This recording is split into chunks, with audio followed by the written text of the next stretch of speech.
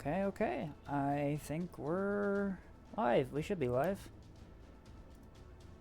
Let's make an announcement real quick.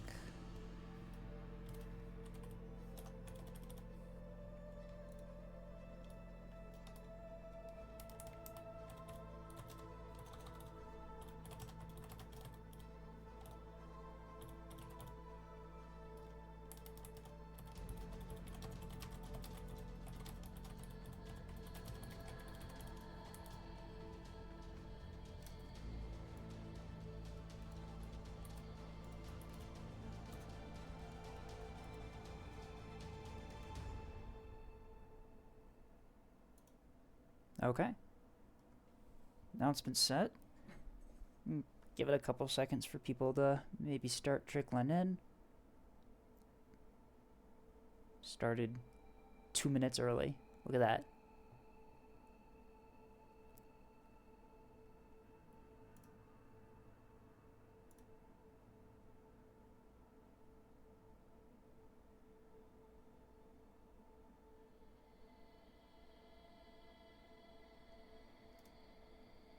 So I think we're gonna start off with just some multiplayer matches. Oh, welcome, Bartlett. Just got home. Yep, perfect timing. Alright, so we're gonna start with just some casual multiplayer matches, then we can go into maybe some fleet review later on. Our Discord is posted in the description of my channel, so you can go there, and when I'm live, you can put things in the Nebulous Submissions channel, fleet files, and I will download them and review them on stream, give you guys some tips and tricks, and just tell you what I think. But yeah, you guys are also welcome to join me in multiplayer if you want to as well. The only thing I ask is that if I'm on the enemy team compared to you, you do not stream snipe. But yeah, you're welcome to join. We can have fun together. Let's see what lobbies are up. Ooh, lots of full lobbies today. I guess it is a Saturday, isn't it? Wow. Like 2 weeks after carriers, and we're still getting... Oh my gosh, wow, we were so back, guys. I trust you guys. I trust you guys not to stream snipe. Just a PSA. We do pillars forever. I mean, it is kind of boring, but I think that's like the only lobby up right now. I mean, I guess we could go to Cali's. Actually, let's do Cali's. Let's do Cali's Disco Thunderdome, because I think we can change map and have some fun maps.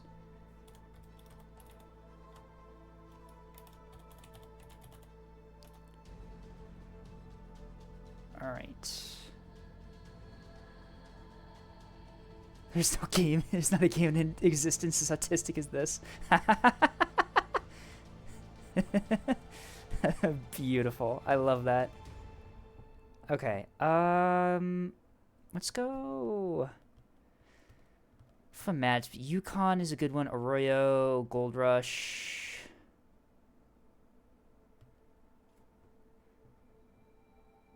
Oh, it's gonna be much longer than an hour, my friend. Well, Mr. Lizard, welcome.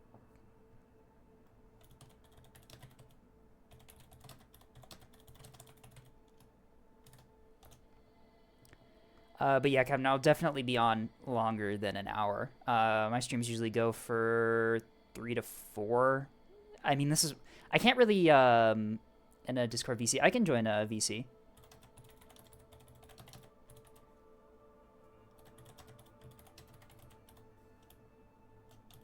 Are you guys in my server, or do you want to join on the actual main Neb server? You're in my server? Okay. Well, you can hop into General 1. Welcome. Hello. Hello. Hi. I'm Shit Lizard. Nice to meet you. Nice to meet you too. So you said it's your like 8th match? Yeah, I'm really new. No, that's fine. Welcome to the game. I'm running basically just Oak, but I've upgraded the point defense armament with some advice. Okay. Yeah. No. I don't think Oak comes with an interruption jammer by default. So that's a pretty good change you No, made no. there. I Yeah. put an No. interruption jammer on it. I put a pair of Sarisses on one of them. Alright, Yeah. so what do you guys need me to play? I have a bunch of different fleets. So we got two frontline. I'm thinking we change the can- map off of Tombstones. Yeah. Tombstones is kind I of a can play weird something map. else, it's just my default fleet. Oh, that's fine. That's fine. We can figure out fleets later. Still need to train with carriers. Ooh. Actually, I think the only time I've played my Anus carrier was in that one video I did. Oh. Maybe I play it. Yeah, sure. So don't mind me, I'm just gonna review some things. You said on your stream that you will be able to review some of the fleets. Yes. So there's a Nebulous submissions channel in my Discord. If you guys you know how to find your fleet save files, right? In your game data? Yes, I do. You do. Okay. So later in the stream, if you guys just want to send me the .fleet files and the submissions, I will just download them all and just kind of take a look at what you got. It's a similar thing. I know Neko does that a lot, if you know them, the other Neb streamer. Alright then.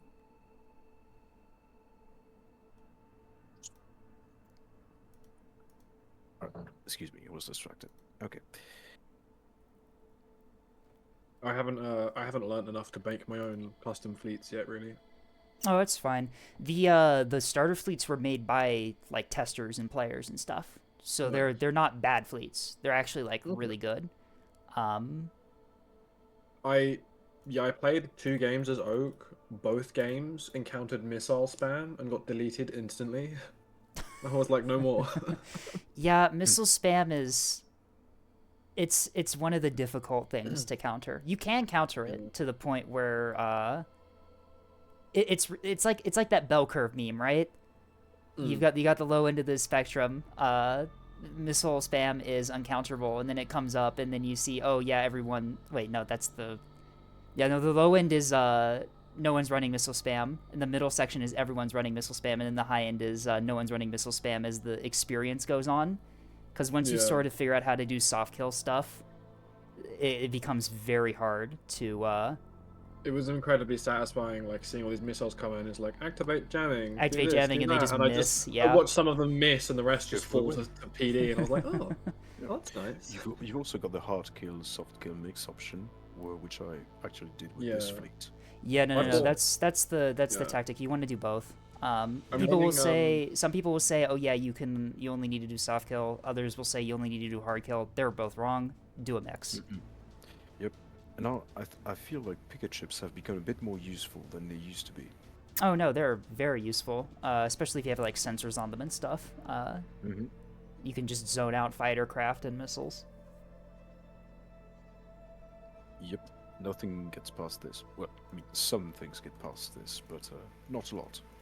Right. Oh, by the way, is like a 120mm proxy fuse any good against fighters? 120 kind of.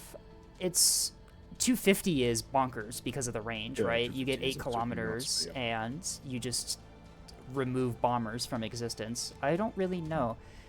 To be fair, I don't really run a whole lot of 120 mil on like super buffed, right? Like most of my 120 mil is just on like gun cappers and stuff. Right. I guess I'll try. I mean, it'll probably work fine. You have good traverse on the turrets and good accuracy, so assuming you can get good firepower out of it, or a good fire rate. I'm assuming you have them as sidearms on the heavy cruiser. Yeah, okay. Yep. You should, yeah, those should be a pretty good, yeah, those should be a pretty good zoning tool against fighters. Alright.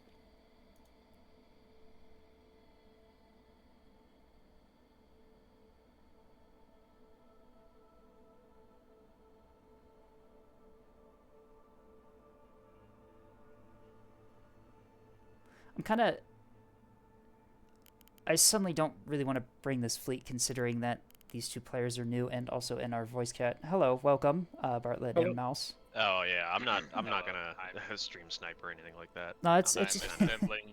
It's I'm fine. assembling a brand new fleet now. I have the stream muted, so I count as a view for you, but I'm not gonna look at it.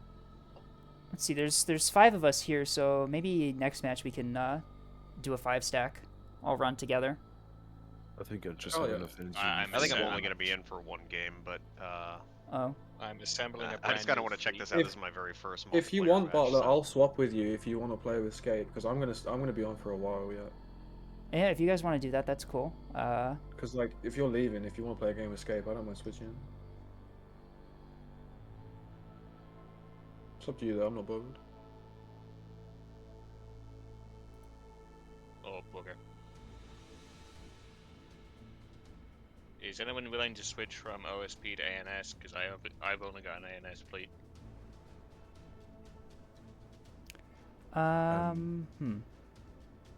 So no, we have RT and Departure are randoms. I'll switch up for you. Yeah. Okay. Thank you. Alright, nice. You Where's switch, the yeah. team switch button? It should be a join join button join at the button. top corner. There you go. Did you load the map? Oh yeah, you need to load the map mod. Sorry, it's underneath the little picture. Yeah, most of the maps people play on a multiplayer are mods, but Oh, somebody's fucking joined. that's fine. Oh we can, no. we can ask. That should be alright. Okay.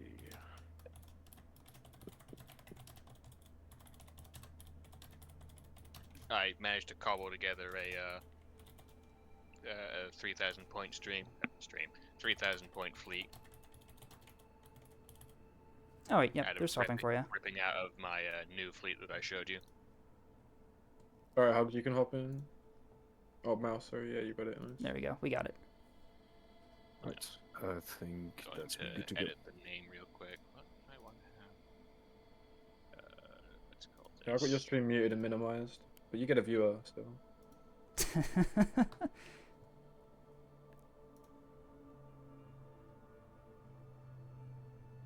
Well, There was another that's... name I wanted for the flat cruiser. Let me just pull up my name sheet here.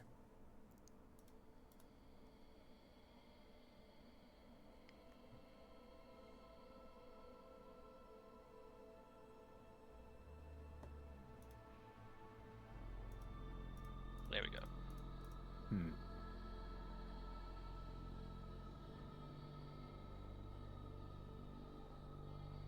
Right, there we go.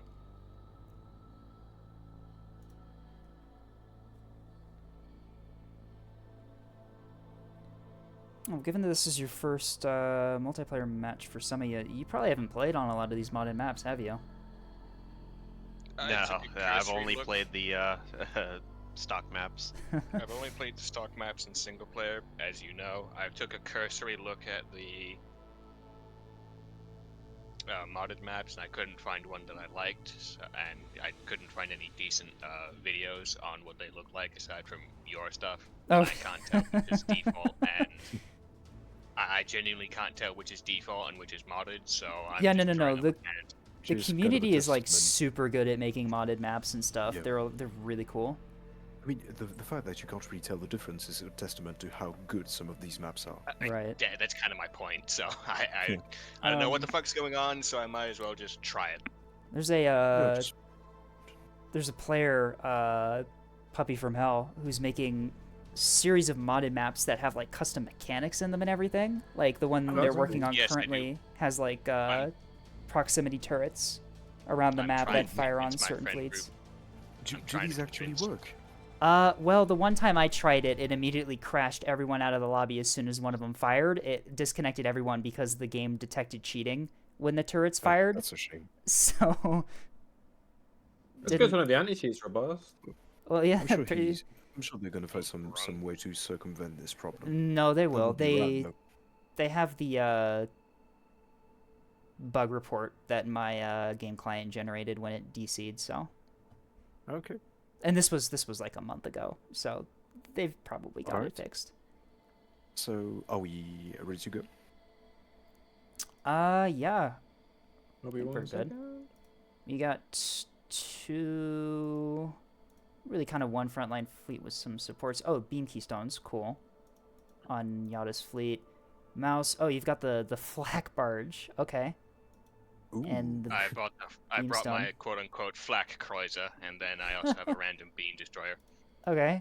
I took your advice and I retrofitted the CR-70 with a missile. I see. Okay. I So would be a little. I'm kind of with Yada on this one. This fleet costing 3,000, maybe a bit much. We can take a look at it later, but you're gonna be Before I immune to forget- bomb strikes at least. I was thinking of parking up next to whomever's got the biggest ship. Mackinac seems to have a heavy cruiser that looks like. Mhm. Mackinac. Well, Mackinac. I'm before- assuming the small escorts that Mackinac has are supporting the cruiser. Most of them, yes, but the last corvette is a spy corvette. Oh, neat. And then I have the The rest is carrier. actually, designed to move information with the cruiser. I can can- sabotage some of them if need be, but yeah. All right. All right. We'll do fine with this comp. It'll be enough. So you said that we were to put the fleets we would like reviewed in Nebulous missions, correct? Yes, the Nebulous missions. All right.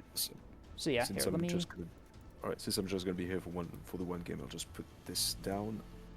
There you go. Okay, anti-air CV. All right. I will take a look at that when we If actually you- do that.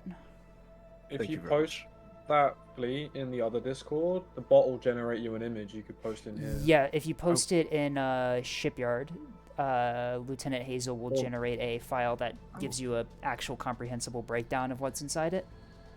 All right, sure. But for here, Oh. because for this channel, because I just wanted the Okay. files, I I'm didn't just- integrate Hazel into that channel. Yeah, is that the good? Yeah, I think it's that's the one I'd like reviewed actually. It's my first attempt at what's like a custom carrier fleet, so I don't really know what I'm doing. Oh, So okay. I could definitely use some advice. No. Yeah, the VOD will definitely save this time. Unlike the first stream, we don't talk about that. I had my settings wrong, so What first stream? That never That's happened. All right. By the way, Mouse, are you ready to go? Oh, sure. yeah, yeah. I was just looking at the missile thing because I I'm forgot how I not set trying them to up. pressure you or anything. Just Yeah, I just- know. I'm just Yeah. looking at. I forgot what my fleet looks like. I don't Okay, I think forgot what either the of our missile- teammates are in the Neb VC. So Lizard, do you Probably want to not. hop down to General too, so we don't?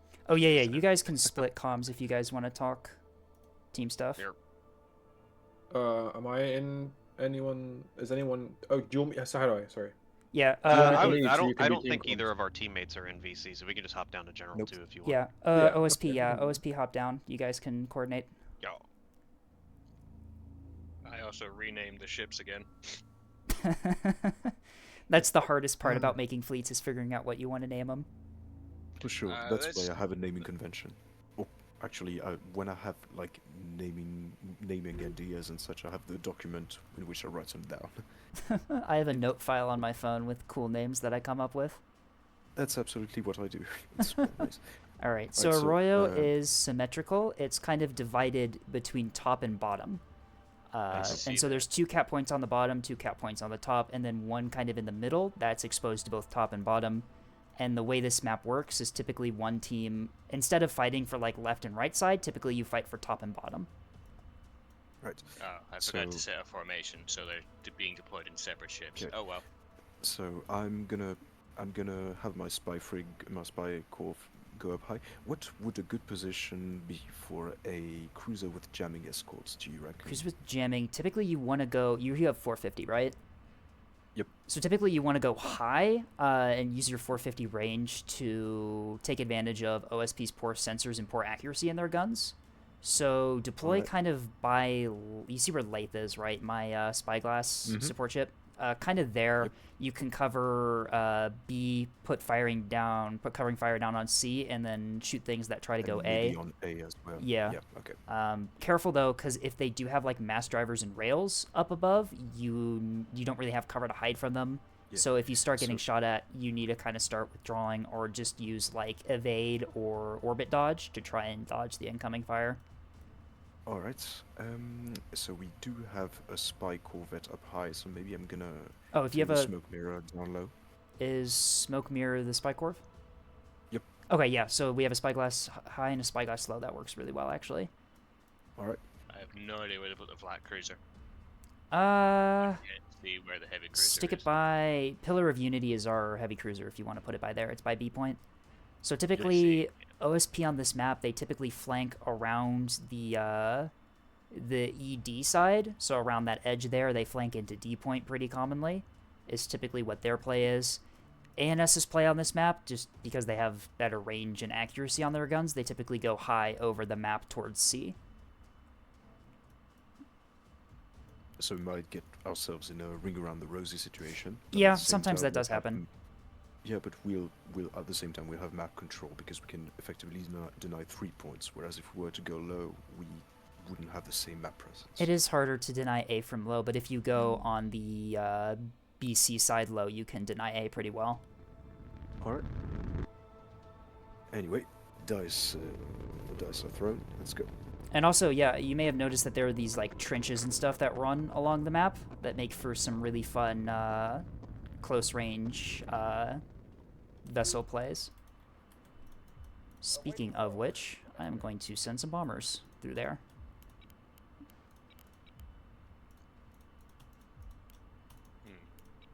Where should I put the beam? Is anyone else running beam destroyers? So beam destroyers. You said chive and orchid. Okay. So typically put them. You see that little like shelf that overhangs by D point? Yeah. Putting them there is pretty good because it kind of keeps them protected from below if a ship comes up below. I like to put beam keystones on here. Let me. Ooh, we have some real big guns. Where? So where A position is, typically I like to put my beam keystones there because I can fire at both A and D from there while also being pretty protected. I see what you mean. Standing by. Yeah. A lot of the game is also kind of just getting familiar with the various maps Moving out. and how teams like to play on them. Awaiting orders, Commander. I think I really like with the Royo, it's that it doesn't make my game lag usually. Oh, but there is still a chance though that I will get disconnected mid-match because sometimes Nebs just makes my PC crash. Oh, spotted. All right, so that's fine. If you're spotted this early into the match, it's because they have an early warning radar, which gives them it's very sensitive, but their accuracy is so poor. So you should be okay in terms of like being able to survive getting shot. I hate haven't that you been can't shot form at yet, without so chips. They may not have assets to do anything about that yet. right. Okay. Contact. Okay. Contact low. How did we? Oh yeah, your Contact spyglass. IE. Okay. So that's Yep. a large. That's a Spyglass. large track Yeah, to I be think it's detected gonna be that big. early. Okay. I have see. something. Could maybe be a carrier. Or carriers. some sort? That is a very popular spot for them for like carriers or Moorlands. Maybe So I'll. I mean, just park my sprinter and keep it spotted. Okay, that's fair. It's definitely large. It's definitely line ship size. Okay. Not spotted anymore, so I think they might be behind this rock in the middle. Could be. Oh, two of them. Interesting. and they secured zone E with it, so it's probably a decently sized ship as it is. Radar receiver is also calling it a large ship Two more too, but it could contacts. be decoyed. Okay, there's a lot of stuff Multiple down low. contacts. Yep, and Multiple this contacts is down low, that why, looks and like- this is why having a spyglass Looks asset like a is so blob. valuable, because now we know that group of 5. That's likely a monitor swarm. So that's something that's something that counters our heavy capitals. We'll try to give them a wide berth. Should for now. I reorder the?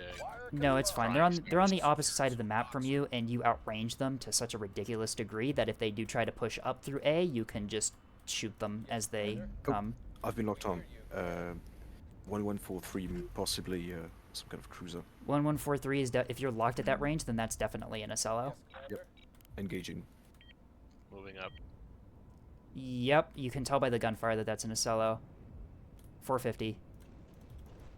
It sounds like it for sure. Jamming.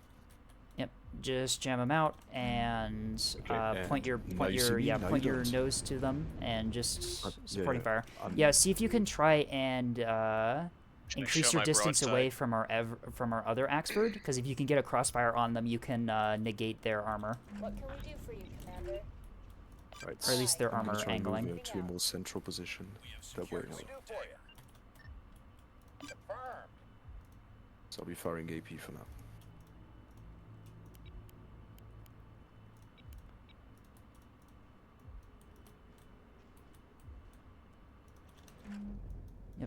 Just yeah. So you guys got him in a crossfire.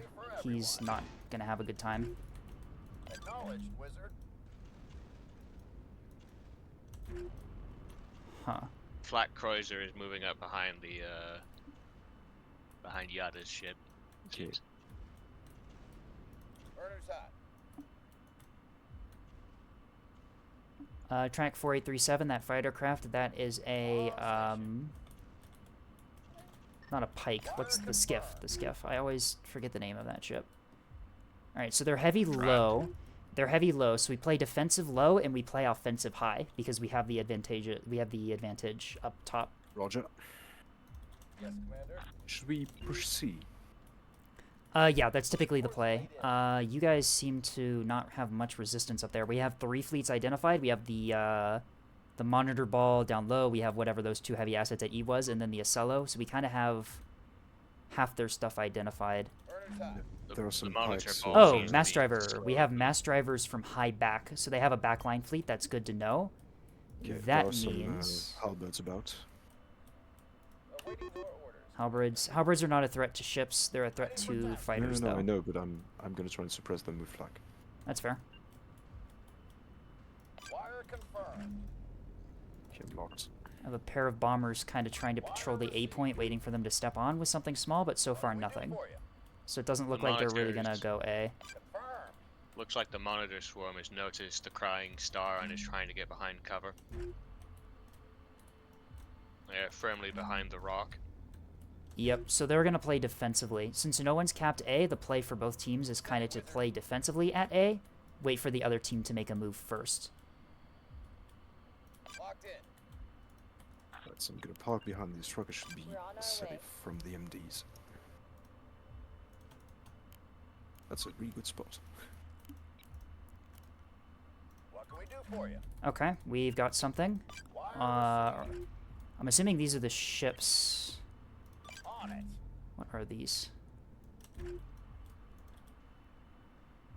We have 2 ships flanking ED side. I detected them briefly. I have no idea what they are. They're locking on the Flak Cruiser. Whoa, what, was that an Acello over here? Did I see that right? Yep, those were Acellos. Confirmed. Wire received. Flight 5. Weapon away. So low Two spot. Ocellos. Those are Acellos. I do not think I can get past that PD, but I can try at least. Yeah, no, they've got too much PD for me to... 1143 is egressing the area. Oh, never mind. Doesn't look too happy. Two landed. What can we do for Okay, you? bombers, quit trying to go into the rock. Get out of there. And I lost a bomber. Thank you. Wire confirmed. Never use the return to base AI on bombers. It will get them killed.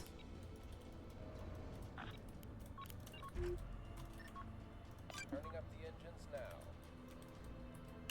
Plenty for everyone. Yep, I got a Torp Strike on each of those Acellos, but it's probably not going to do a whole lot. We have a squadron of 5 fighters moving towards the Acello. Plenty for everyone. Interesting.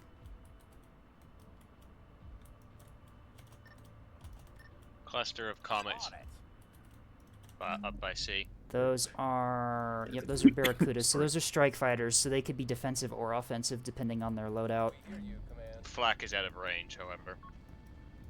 Alright, that's fair. They could just I'm not landing many Yep, shots. the They're just Acello's barely- flanking high over the rock here by Fry. Ah, there we go. they're just barely out of range. Alright, so heavy cruisers, you guys Right. probably want to start flipping around and trying to focus on those tracks coming up from behind you. Yep, I see him. Send it, wizard. Those are going to be your primary target. You've Slowly suppressed getting into range. the The other one. Yep. the other one It's enough, not yeah. going to be a threat for some time.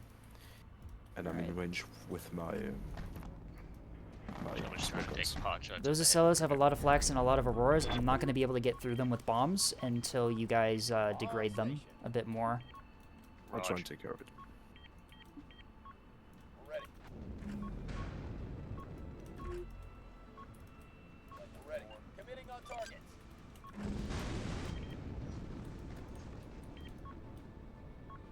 Comets Whole lot of fucking striking. missiles incoming. Yep.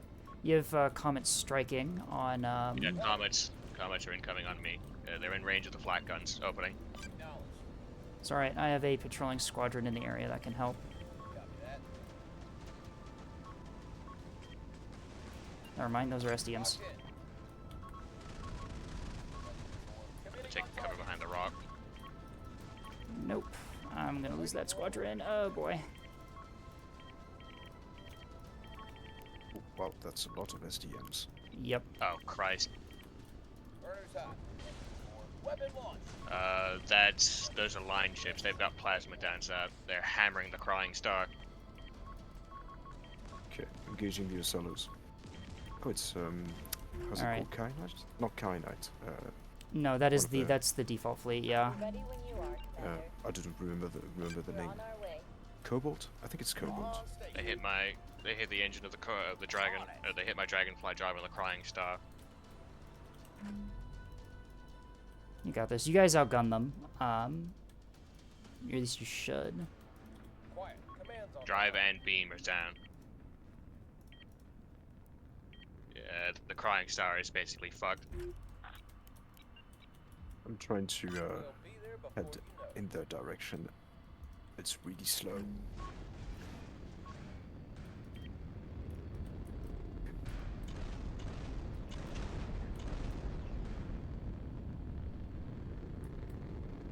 And the reactor's down. Yeah, this thing is toast.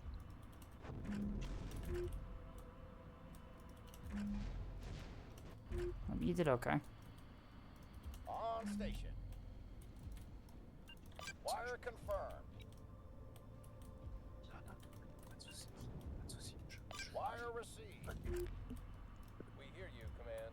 Locked on the flat cruiser again. On station.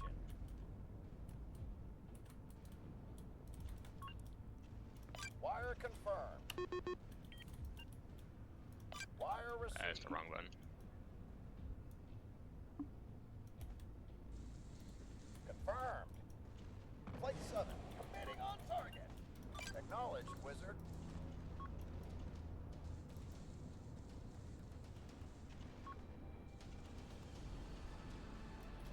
Oh, fuck me. Sorry, Mackinac just hammered your fucking shield. Let me move out of the way. Don't worry, it's fine. What can we do for you?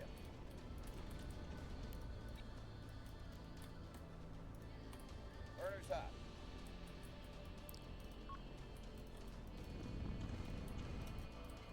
Burner's hot. Yes, Commander. Burner's hot. Directive received. We hear you, Command.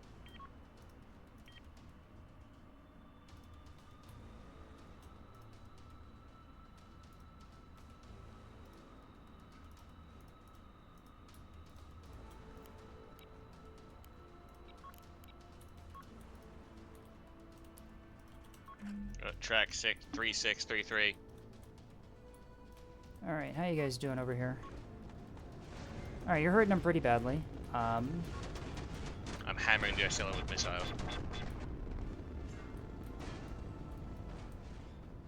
Ready for tasking. Wire Doesn't seem to be confirmed. moving, Fire, Commander. or doesn't seem to be landing, Standing by. but it's distracting them at the very least. Missile reserves are They're low. starting to shoot the flat cruiser.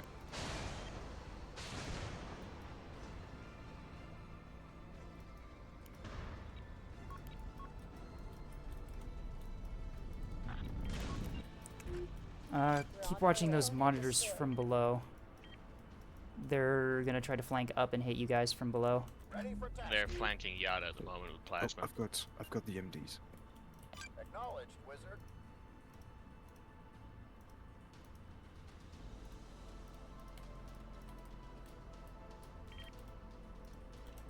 What can we do for you? What can we do for you?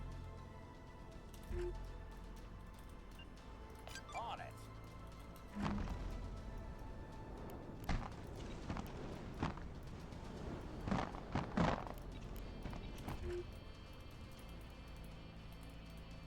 What can we do for you? Damn, they got a lot of good anti-fighter stuff. I'm kind of losing a lot of my squadrons.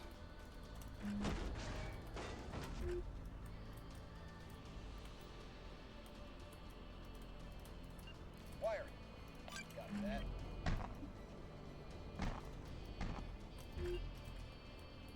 Locked in.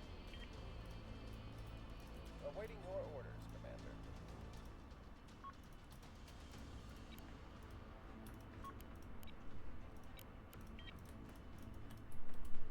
The Monitor Swarm is hammering the other heavy cruiser we have.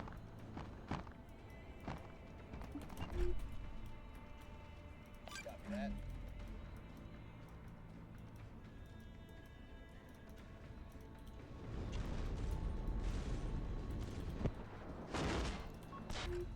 Hmm. Yeah, and they've still got that monitor fleet. Damn. Plenty for everyone. Confirmed. Wire received.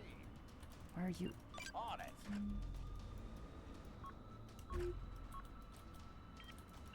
Plenty for everyone. Oh, you're at E with the beam destroyers. Okay. Yeah, they've got mines, but they're going for the chaff. Yeah, you're good. I had no idea you were there What can we do already. for you? Receiving. How do I type in chat? Commander, T. moving out. Plenty for everyone. Wire received. Plenty for everyone. Acknowledged, wizard.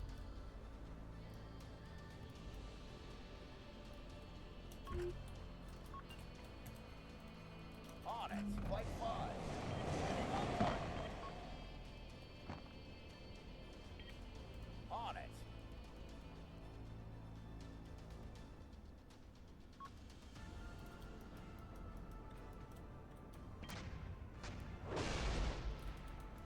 Plenty for everyone. Send it, wizard. Burner's hot. So you're getting A. I do not have anything there to destroy what they've got. What can we do for you, Commander? I'm just barely in range. Understood. We're en route. Railgun is hammering me. Yep. Hmm. Component What are our restored. orders, Commander? What can we do for you? Confirm. Oh, bollocks. They hammered my magazine. I'm out of missiles Wire confirmed. for now. I'm trying to get... Those monitors are doing a really good job at positioning themselves. Oh, bloody hell, they hit my magazine. It's about to cook off.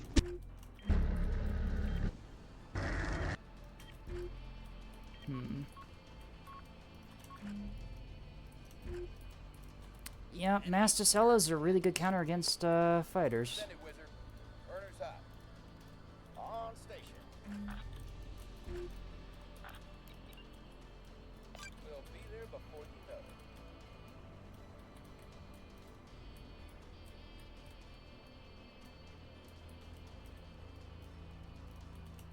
Plenty for everyone. Confirmed.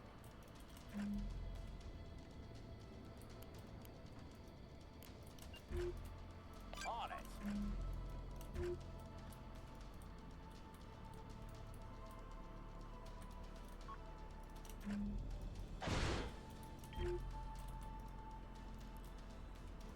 Awaiting your orders, Commander.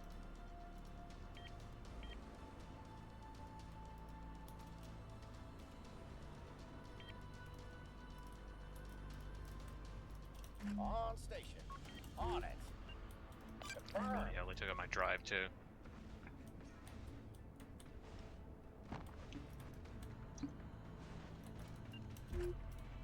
Wire confirmed.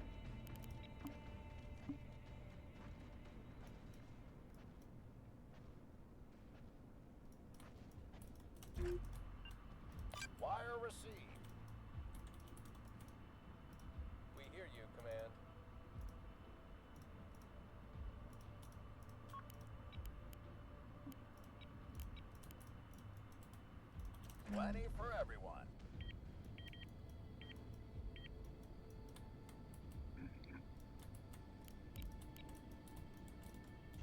Wire received. Hmm. Ready for tasking. On it. Plenty for everyone. The communication has also been destroyed on the flat cruiser. Yeah. Shit, I'm almost out of AP. Man, they really did a good job of pinning us above, didn't they? Quite. The railguns. Do railguns have a bonus against light cruiser? Or is the light cruiser Mass drivers garbage? just do a lot. Light cruisers don't have the armor to withstand the shots. Okay, because like 2 or 3 volleys from the railguns just eviscerated the inside. Didn't help that the first round they landed was also on the magazine. Oh, someone went off. Enemy has buzzers. That was one of the small ships up top. Yeah. Yada was firing. Yada was firing the proximity rounds from his guns, but I was Yep. trying to as well before I got absolutely sliced in half with fucking railguns.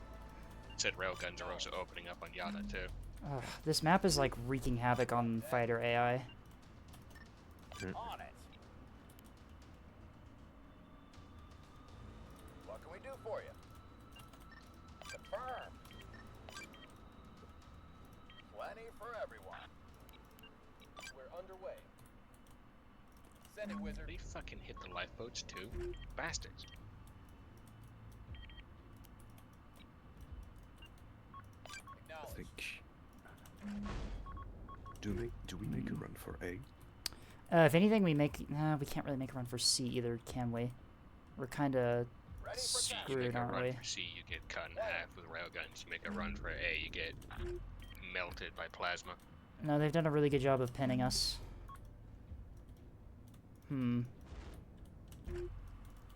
I can't really, and I can't really do anything against those Acellos. Their point defense is too much. What can we do for you? Yada's heavy cruisers seem to have been absolutely hammered as The well. enemy has Ready. engaged. Yeah. Directive received. Awaiting And now the orders, plasma's Commander. opening up again. Understood. We're en route. We have no missiles left, Commander. They're locking onto us, Commander. On station. Yes, Commander. Our drive is offline. Yeah, I don't really have a lot of answers to the stuff they've thrown at us. Well, not get cut in half with railguns would be a good example. What are our orders, Commander? I They're thought locking plasma onto was short us, range though, Commander. what the hell?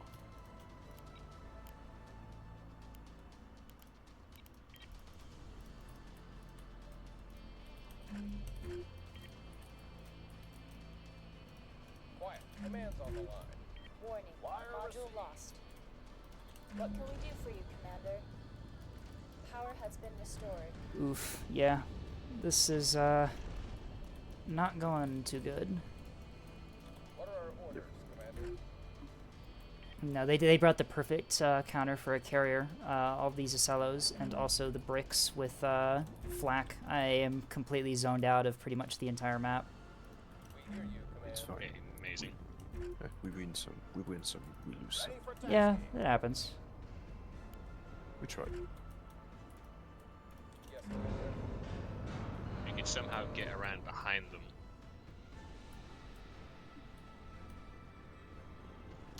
And one of my bomber squadrons that has no fuel left is currently like stuck clipped in a wall. I'd really like See that. those. I'd really like those aircraft back, but the game AI has other plans, evidently. Wire received. Wiring. You'd think they'd have like some sort of tether for the carriers to just Yeah, lambast I'm any assuming this is a crap. custom. I'm assuming this is a custom map issue. I can't command them either because they're out of fuel, so they're locked in a return to base mode. The enemy has engaged. But the return to base mode is carrying them into a wall. So, Copy that. yeah, not ideal. Maybe get them as close as possible. Is that also I tried moving my carrier away from the wall because I thought that they were trying to make a course through the wall to get to my carrier, but no, my carrier is not Copy that. anywhere close to Weapon launch. Locked in. the wall anymore. Acknowledged.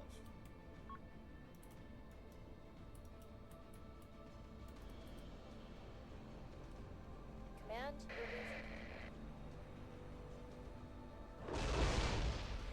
Alright. I see D is denied at least. Acknowledged, wizard.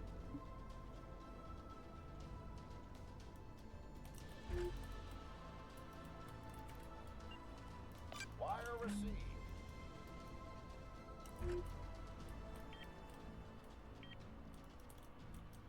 Turner's high. Where are you going? Copy that. Don't. Why are you going that way? Oh my god.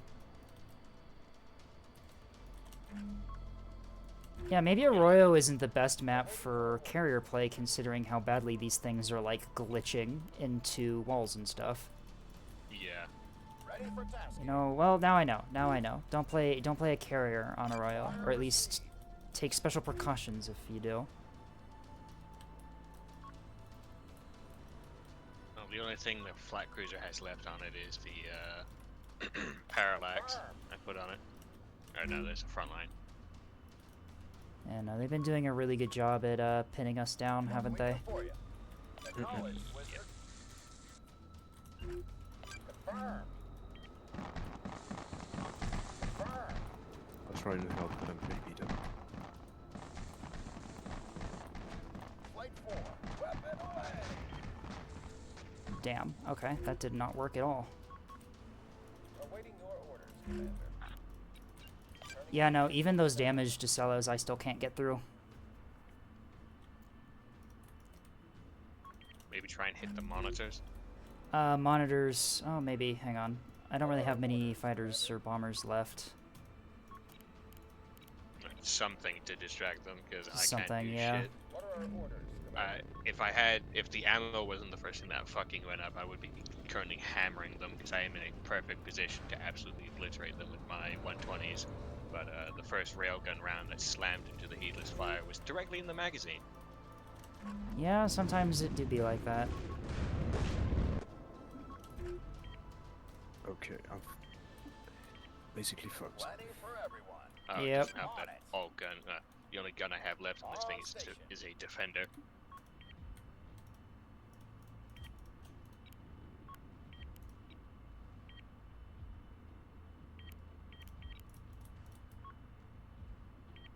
Send it, wizard. Send it, wizard. We're ready. Send it, wizard. What can we do for you? We hear you, Command. Ready for tasking. Acknowledged, wizard. No, if they had line ships, I would be chewing through them, but unfortunately they didn't. Yeah, they were countering us pretty hard. If you guys want, we can Ready for everyone. call this. Or if you guys want to keep going, that's fine too. I don't really mind. I think we should call this. Wire Should call it. Alright, that's fair. on it. The enemy is securing Zone Dagger.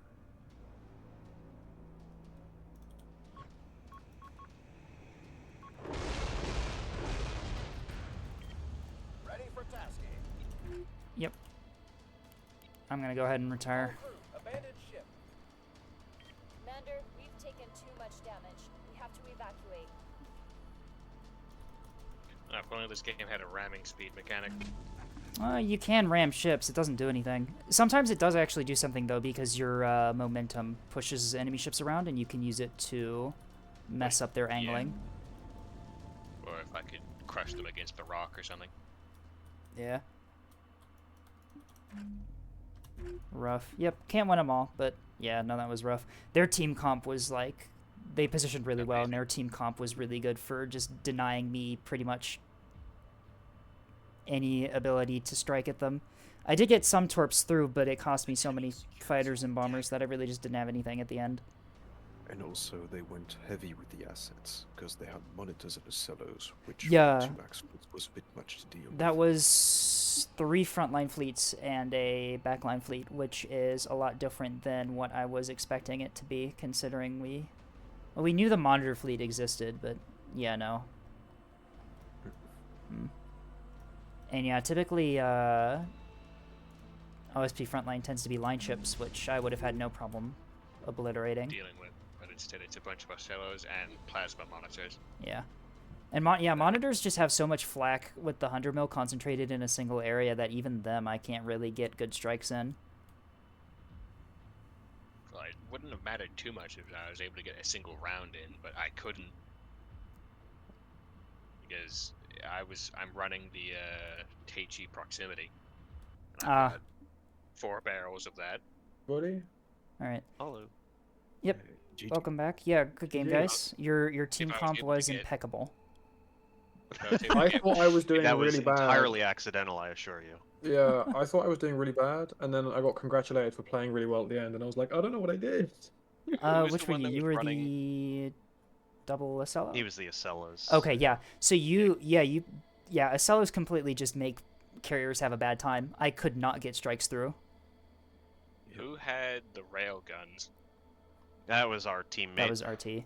But That's what it was. Right. It was a hybrid fleet. It was Acello frontline and then the railgun. Okay, I see. Who used Cellos? Because Jesus. whoever had the railgun nailed my flat cruiser, and the flat cruiser had a perfect shot to just absolutely lay into your monitors with the proximity HE.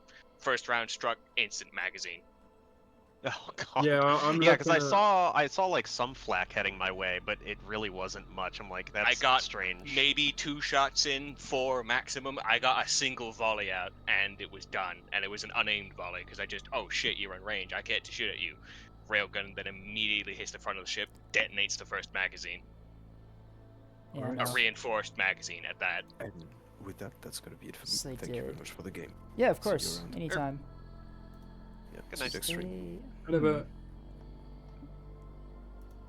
That was, yeah, no, they had some sensor assets mine layer. Okay, so Departure had like a hybrid fleet. I see.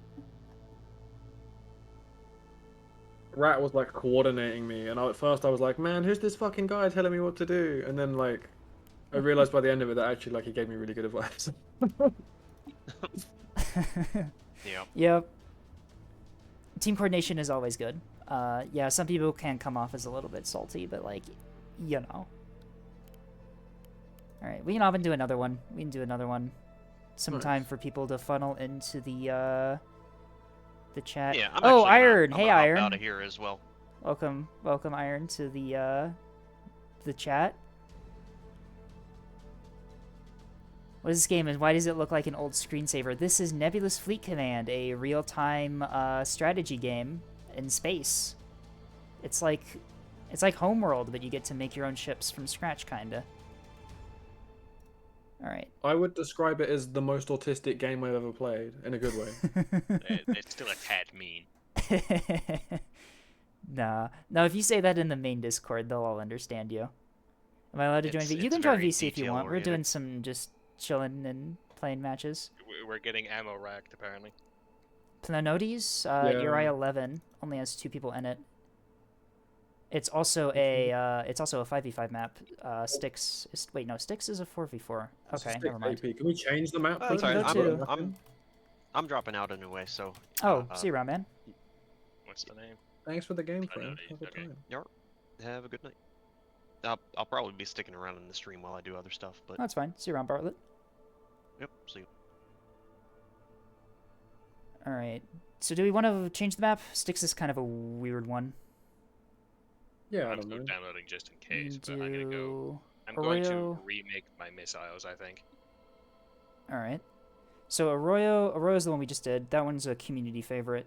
Gold Rush, Yukon, and Honeycomb are also pretty good. I like Yukon a lot.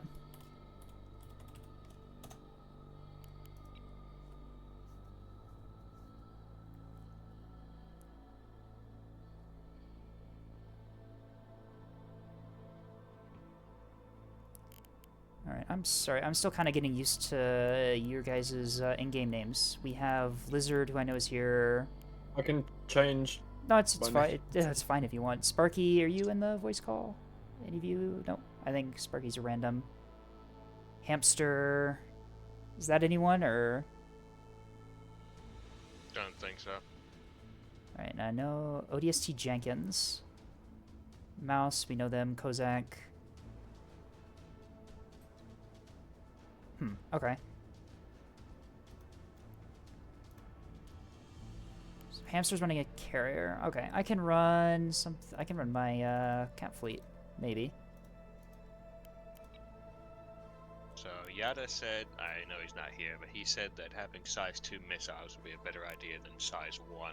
Yeah, which size people like ones. that So. he's doing them. So size ones can be useful. They're normally put on small ships for picking off other small ships, but due to their size, like, you sneeze on them and they just explode. They die Yeah, no, incredibly quickly. I can already do that with the HE proximity rounds I have, so having a bigger ship killer would be a better idea, I think. Yeah. Also, having a dedicated point defense ship is kind of in my opinion. Especially if it's like voxel sized. You can get away with it if it's a sprinter or a frigate, but if you're running a voxel, you should really be building into its offensive ability. Well, it just happens to have a lot of flak. It's got 4 Mark 62s on it, so I don't think that's completely defensive. Okay, so it's not defenseless, yeah. And like I said, I'm running the HE proximity, so I can absolutely shred small ships. And if I put a size 2 missile on it, it'll be able to at least scratch the bigger boys. I just called it a flak voxel because it had flak guns on it, and its priority in the original fleet I designed for it, its priority was to be as close to the battleship as possible. Right. Okay. I see. So it's a heavy asset support ship. Okay, you can make that work. Dedicated PDSLO is based to the yeah, our Sammy had some fun running the 11 Aurora Acello that one match.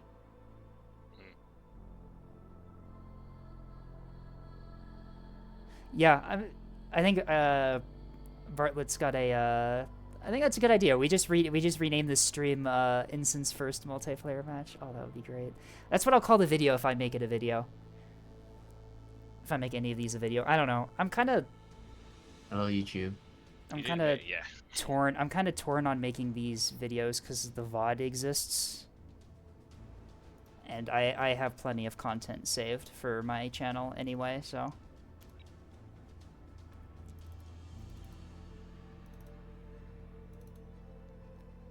Oh, my legs. all right, but Lemon scares me.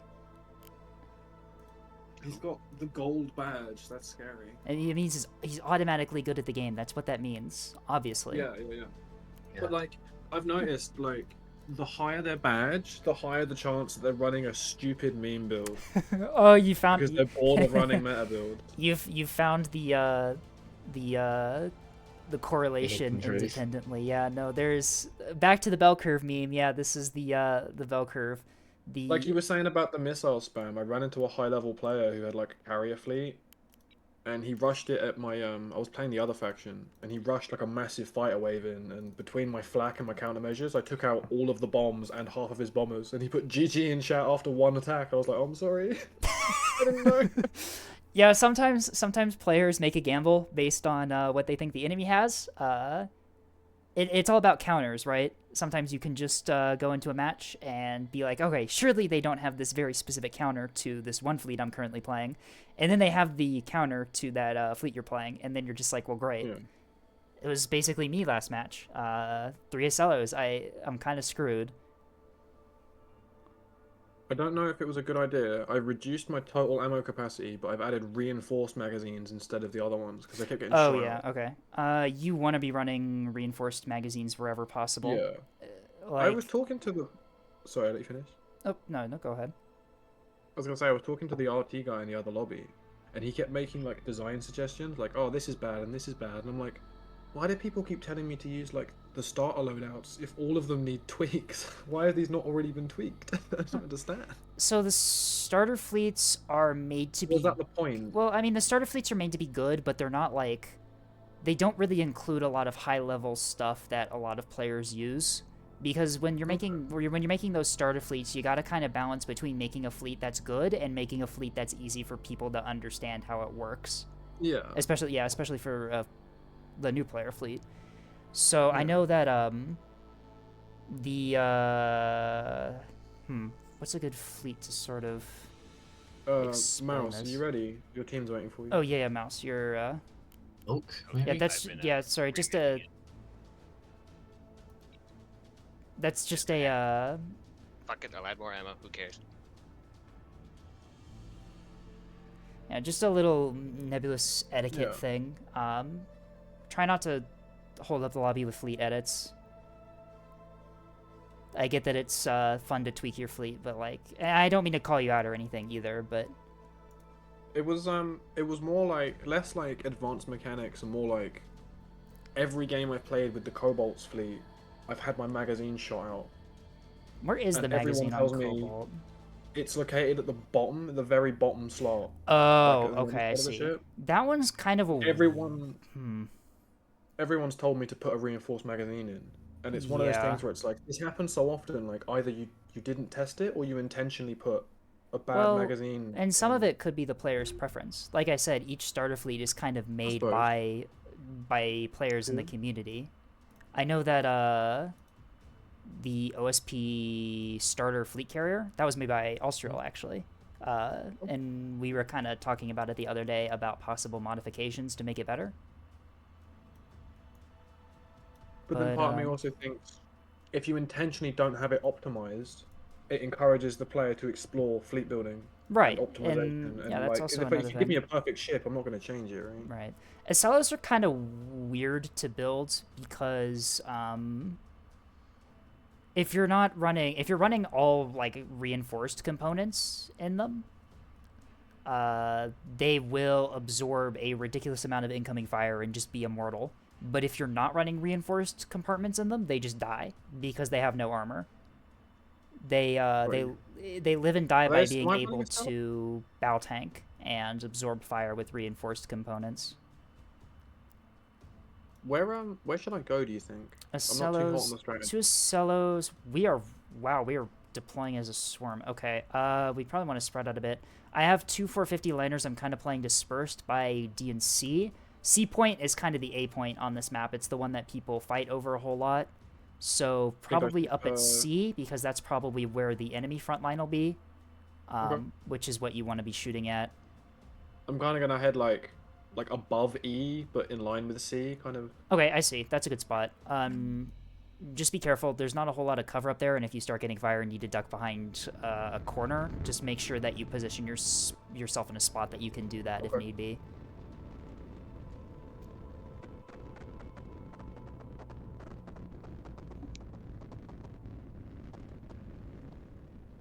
I think people just hate this map because of how the brightness. Like you can't see anything. Oh yeah. One of my Yeah, matches- Unnecessary. I can't see shit. One of my matches on this map, I literally couldn't tell if I was firing at a rock or something behind a rock because it just blended in with the background. I might try and get above C. Big rock up there, maybe. Is that a bit risky? Could be. You're kind of going, I'm assuming, yeah, that big rock above C to the kind of left of it. It's a little bit risky because you're going to have to dart through open space to get there, and if enemies have long-range capabilities like they commonly do on ANS, you're just going to be taking fire the whole way. I don't know where to go. I'm just gonna go like middle of the map. Middle of the map works. If you play middle of the map, just be aware of... Just look at where the sight lines are and make sure you're in a position where if an enemy appears on a sight line and an enemy appears on a different sight line, you can hide from one and still be firing on another. Okay. Change the stream name to Ensign's first MP match. Thanks. Oh, you know, regardless of how these matches go, I'm just glad I got you guys into multiplayer. That whole thing is way beyond the scope of what this channel was ever supposed to do. Oh, yeah, I saw one of your videos and I was like, I want to know more about this. Executing your orders. Yeah, I fell down a rabbit hole of Nebulous content creators, and there was like none who actually talked. So I really appreciated actually Yeah, I hearing mean- things. I mean, And there the is something to be said strategizing. about standard, like no commentary matches, but like, Yeah. I like the commentary ones a lot. I know that Darg, they've gotten back into doing casting, which they basically just narrate matches and stuff. And yeah, are you guys aware of the Coliseum? Darg's Coliseum? Yeah, All right, yeah. Dark tends I've to miss I've things seen a though. little bit of footage, and I know it from watching you, but I've A, obviously never participated in it, and B, never, you know, really went into it either. Well, that's if you wanted to know the Nebulous competitive scene, that's pretty much the default. A lot of community-run like tournaments and stuff there. Oh my god, the dispersed liner fleet. Let's Yeah. go. Look at this creature that I have I may or may not have stolen from Tethys. Oh, those are different. Oh, those are very different. Oh, then the obelisks? Yeah, no. Yeah, I'm used to Do I seeing try the and obelisks. capty here, or is that like a bad idea? Cat fleet? So what, you got 450s on one side. I feel like I could try and squeeze into the bottom of C. Just like a cheeky one and then run away again. What have you got in the container I stack? Is it wouldn't- decoys? Yeah, so fun thing about line ship decoys, they are very useful for missile defense. You know how the active decoy works on ANS, right? Yeah, sort of Yeah, so basically arts out signals. since the container emits the signature of a line ship, it can confuse both ARAD and active missile seekers. What about electrical optical? No, since No, it doesn't. Nothing will it's- confuse that Nothing, except for nothing. a dazzler. Yeah, EO cannot be confused, but it can be jammed by the blackjack. Yeah, Lizard. I wouldn't be moving that close to sea with those ships because if you get caught out, you can't really pull back fast enough. Hear me I out. would- Right. You're right. So why would anyone do it? That would be stupid. They'll never see it coming. I see. Okay, go, my friend. Hear me out. Hear me out. Oh my god, you bloody geniuses. All right, would do that that? That's a is stupid a track 7913. That is a Vox. You know, Scape, I'll read out the chat to you sometimes. This guy says, hey, Scapes. Wait, how's this the is game this going? is Lone Wolf. This is a moderator on the main Neb Discord. Hello, Lone Oh. Wolf. Welcome to my channel. Oh bloody hell! I'm teaching new players the art of Grum. I see your fucking container. Course laid in. I'm pretty sure I'm the only one on the ANS fleet, by the way. Oh, I'm you're still in the technically voice spying. call. Oh, it's fine. It's fine. We can. No, he knows my spy. strategy. No. Stream sniper, stream Let them sniper. have. I'm the only one here. Everyone else is random, so I'm fucked anyway. No, you have the power of Potentially decent players. potentially decent players. Yeah, you have limit on your team. You'll win. On it. That is way out of our range. All right, so they got a Voxhole on D point. Have many voxels. Oh, you have mini Voxholes. I'm eating good today. Course laid in. Are we actually gonna secure C with the Cellos? Yeah, they sent a sprinter up, and it was a bad idea. Yeah, that's He was typically. not expecting. Yeah, that's typically what you do. You send you send a sprinter up to cap the point really quickly, and if it dies, it's not a problem because it's worth like 300 points. I'm reinventing the game. Unconventional strategy. I'll put two Teach capital them- ships on C instead. You'll never see it coming. Teach them the power of flak before it That gets guy's nerfed. dead All as right. fuck. So the power of flak. Listen to Lone Wolf. Flak max. You should flak max immediately.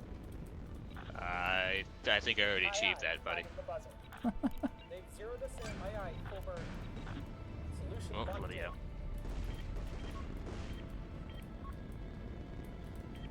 hell! Oh, you weren't kidding about the voxels. Jeez, those are 2 more I was voxels not. on No, D point. there's a full fleet of voxels. I'm not the only one running a voxel here, Ah, We have secured zone which is combat. funny to me. Heading there now, Commander. okay. So it looks like they went heavy D side. They did take what did they send to? Oh, that's an Axford at E point. Okay, hello. Awaiting orders, Commander. What are you doing there, my friend? Oh, I can't click on the thing. There's too many tracks in the area. Ready. Standing by. Standing by. Oh, poo. Oh, bloody hell. Moving to that position. That's Still a trying lot to of figure shit out being what thrown at country me. this was from. Knock him out. Knock him out. Wait, no, I'm Very- being an idiot. I've got a particle beam cannon here. It's a What very am I interesting doing? accent. Course laid in.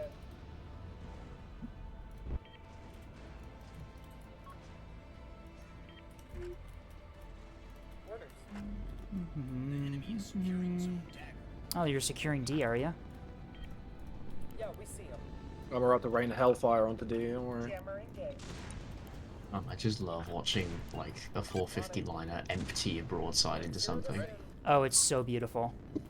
Oh, dude, that sprinter like folded in about 15 seconds. Ready. That's what, 12 guns a volley, Taking fire. firing every Course laid in. 6 seconds. Sometimes I can't get my head around what you're supposed to do with liners because they're not as tanky as their ANS Right. equivalents. Well, they but- they trade what the? Oh, these are voxels on capping the point. Oh my god! I thought these were sprinters. What are you doing here? Opponent destroyed. We'll get it done. See, I'm telling you, the unconventional tactics. Course laid Not in. Alright. Fire inbound. Being a complete fucking noob. The enemy secured zone dagger. They're like, ooh, that's a lot of voxels. Oh my god. Oh dear. They're gonna They're rushing. I think they're trying to rush our carrier. That's I'm out of assuming range, Commander. that's what they're doing as well. That's out of range, Commander. We're getting jammed. Moving. Orders. Why are they? We've got him now. They're like, why are there's vox? They're 2 kilometers from my line ship. Hello? Whoever's He's playing the going- carrier, you might want to move those barracudas. Oh, yeah, barracudas away because they're just gonna get shot up. He's going balls deep with the. That's one way to say it, I suppose. It's a very interesting Fucking it sentence. hit my. Oh, of course, the Ocello is fucking seeing me. Haha, I have you broadside, Voxel. Die! Yeah. If you find a voxel broadside, kill it with high explosive. They die really quickly if you actually hit them with high explosive. You're As, just uh, I'm consuming that whole ripping one thing. apart with HE right now. As, It's in the back, but 2 for sprinting is currently figuring out the hard way, I think. Orders, Commander. God damn, I love the dual purpose guns though. Moving. Like, what am I supposed to, like, do against this? There are, like, 5 light cruisers on top of me. Kill them. Shoot them, maybe.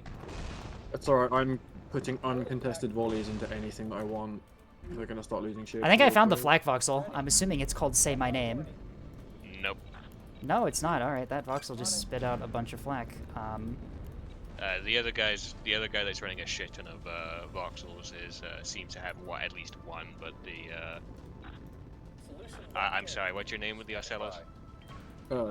Lizard? They're gonna Oh yeah, Lizard, you found my Ocello and have been broadsiding the shit out of it for the past 5 minutes. I think It it's is. fucked. It I'm is not gonna. completely fucked. I'm not gonna You'd lie have to to you. confirm that to me, but I tried to fire a So few many missiles. bullets. There's so many voxels! Oh my god. it's alright. It's alright. Alright, I got one. Got one. We're reading you. They're horrendously out of position. We'll win. They are. We can kill them easily. Set to traffic. This is Somebody like maybe a rush this is like a and grab 450 D. line ship's dream, by the way, is just killing voxels. It actually is. It's going so well.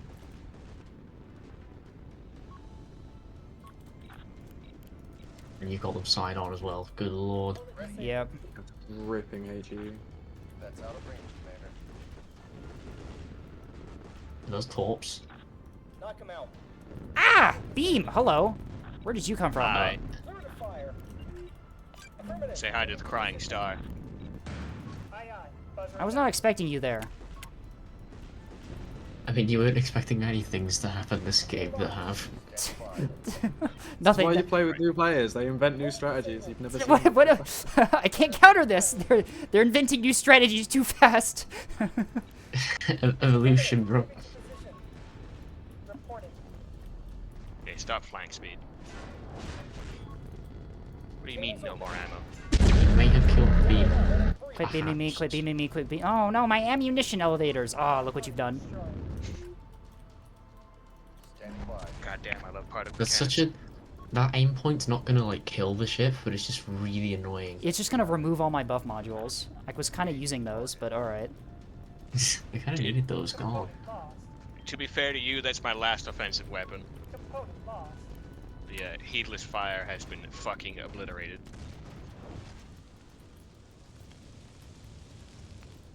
It's a lot of fires.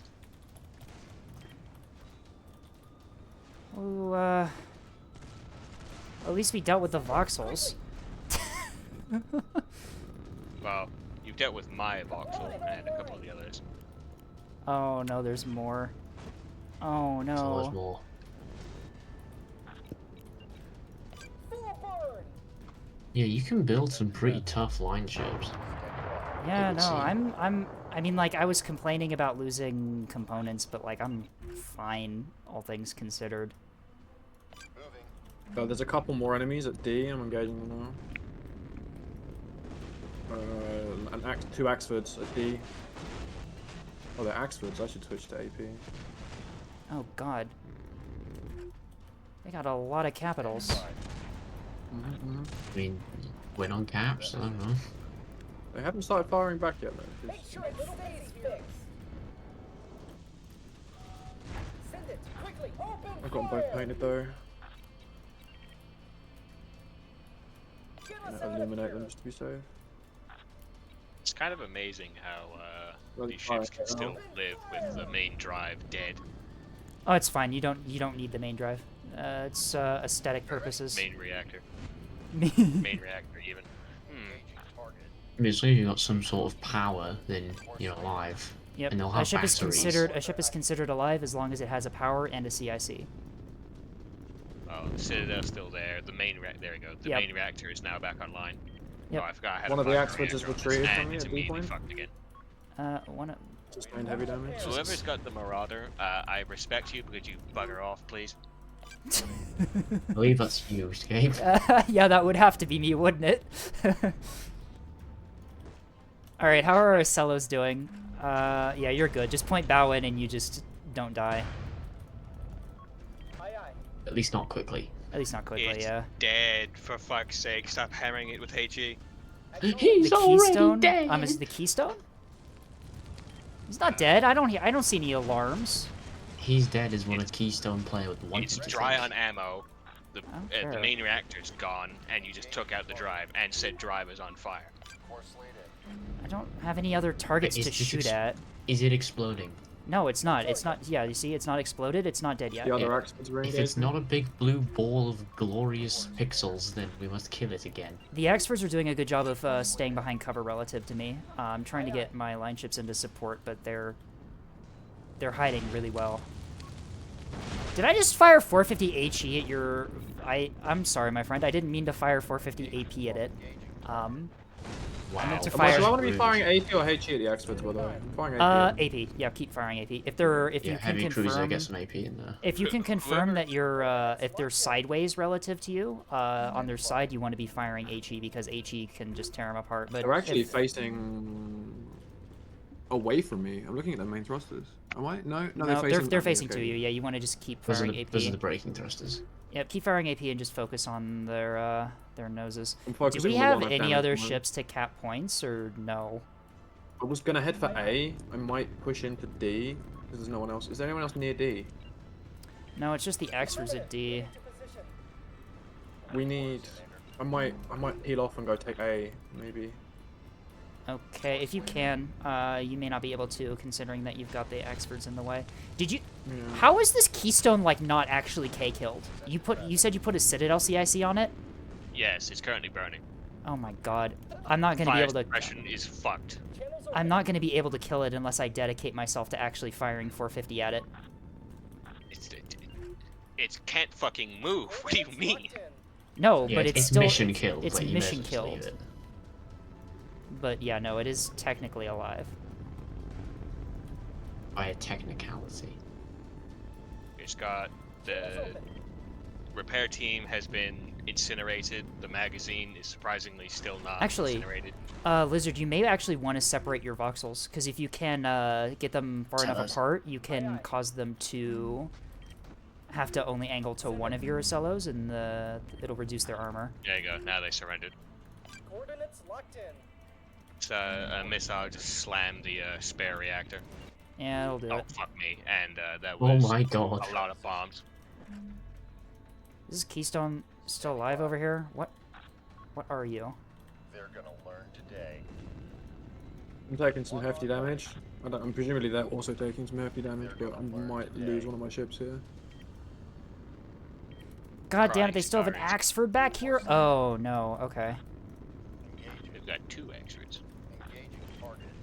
It's just all capitals. I was the only one that didn't seem to bring a fucking capital ship. Standing by. Watch out, fucking HE. Oh god, his fucking magazine's out. Oh, it's not good. Under attack. Ocellos, are you good? No, one of them's lost They've ammo. been feasting on the crying star for quite a while. Yeah, one of them's The had his ammo magazine's about taken to go out. off. Where? It's Oh. not good. Mr. Bomber, sir, that ship is dead. You don't have to shoot him. We'll get it done. He's already dead. But, like, Keep in mind, actually, he no, is just already hit dead. mine on top of them, Aye, aye. Buzzer is active. which is funny. There is apparently one other beam stone. Oh, come on. Engaging target. Locking them up now. Swarm online. Dumb. Engaging target. Okay, I've got some backup And coming it in. seems to be running battle short as well because it's just Yeah, not that's stopping. unfortunate. I seem to maybe not be living anymore. And those are missiles. It's fine, I have AMMs. They'll deal with it. You have a lot of AMMs. Yeah, welcome to the OSP playstyle. You either bring a lot of AMMs or you die. Get us moving. To missiles, specifically. You die to missiles. Knock him out. Oh, that's a lot of missiles going at the Atom Lock. Receiving. And the majority of them missed. Yeah, we see him. We have secured Zone Dagger. Yeah, we've got internal damage. Well, you took here. out all the On it. voxels.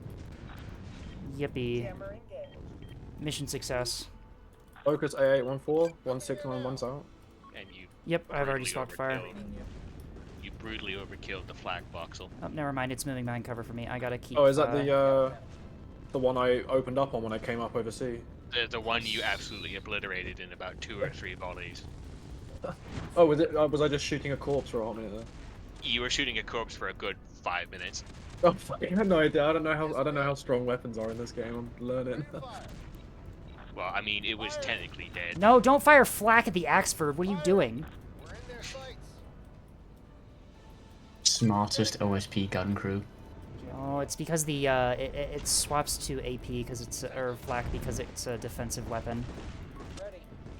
They're shooting at us. Yeah. What, the 120s? Yeah.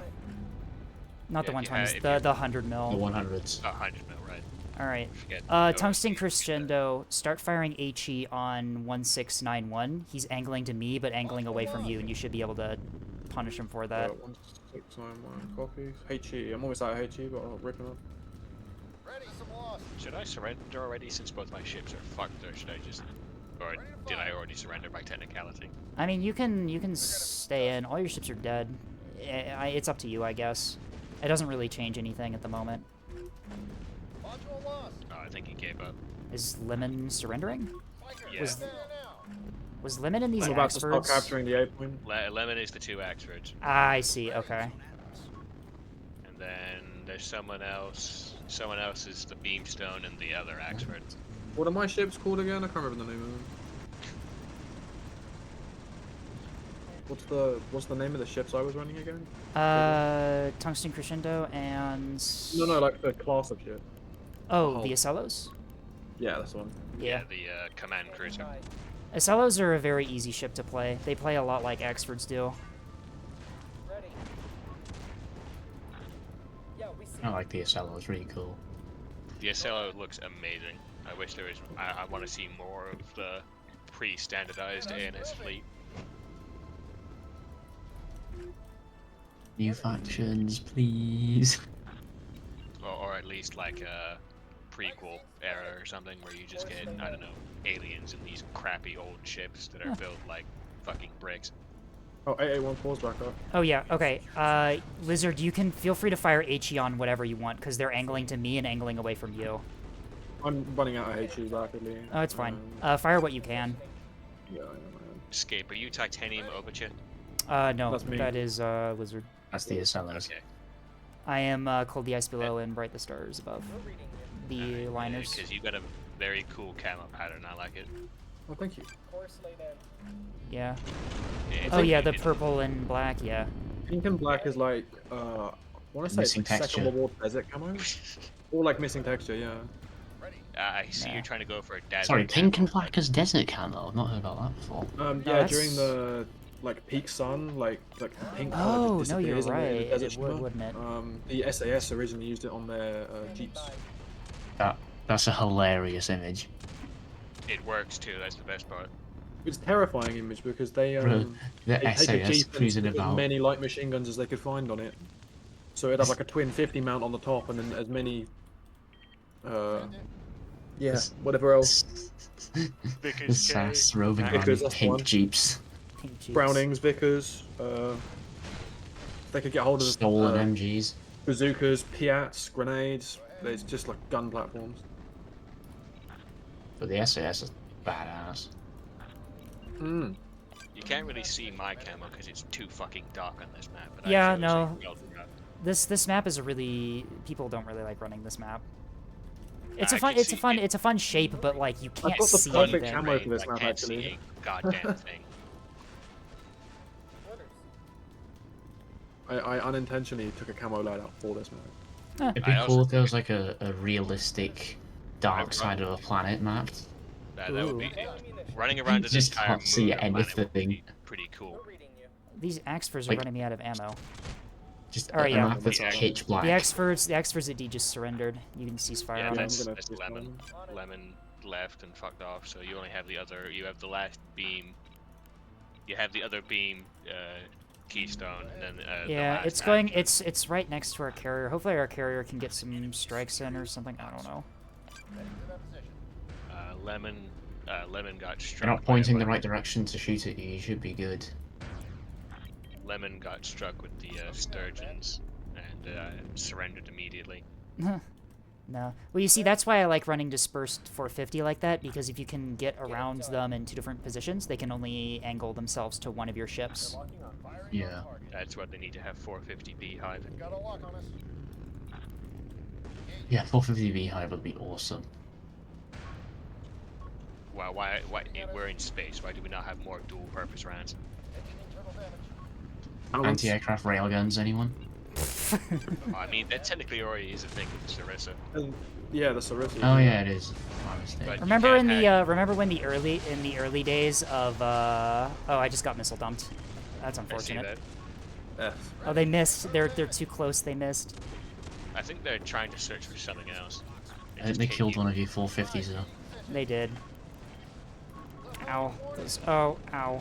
Ow. Okay, ow. No, ow. I don't know. I don't know why they aren't aiming for the ferryman right in front of them though. Because the ferryman doesn't have any guns on it. It's not a It's not a threat. threat. It does have flak though. It just shot at something. Yeah, not enough to stop those missile hits. Yeah, I'm gonna lose that I'm line coming ship flying on. speed to assist, but I'm way out. I'm gonna lose that line ship on D point or B point. It's oh, it actually just got eviscerated by those I respect that they're going down swinging. They won't surrender. Yeah. I respect that. Well, they're the last one. We have plenty of firepower to break them if we need to. We have 2 Acellos in healthy condition and also a line ship that's completely capable. I've got an still. Acello with 47 rounds of AP. Oh my god, are you out of ammo already? He don't have it on my fucking on my. I need to learn about ammo time to prioritization. kill on different Trigger ships. Well, just trigger like discipline. understanding when a ship is dead, really. Right. There is Yeah, something there's a- you can do if you turn there's a up few the signs. if you turn up the volume in game to max, like the sound effect stuff. Enemy ships alarm when they die. There's a little alarm sound effect. Bro, turn the music off. Standing by. I have the music at low because the music does get grating after a while. Modules back up. I like the music. I turn my sound effects down to up to maximum so I can hear the alarms. And also, if they die, they emit a little smoke particle effect around them. Yeah, there's a few ways of telling. It's like, it's a bit like an oil slick if a ship goes down. It's pretty cool. If you look at where the dead enemy ships are, you can see the smoke cloud around them. Oh, okay. And you'll Do start they only getting do that once they're like considered dead, or is that like That happens when they die.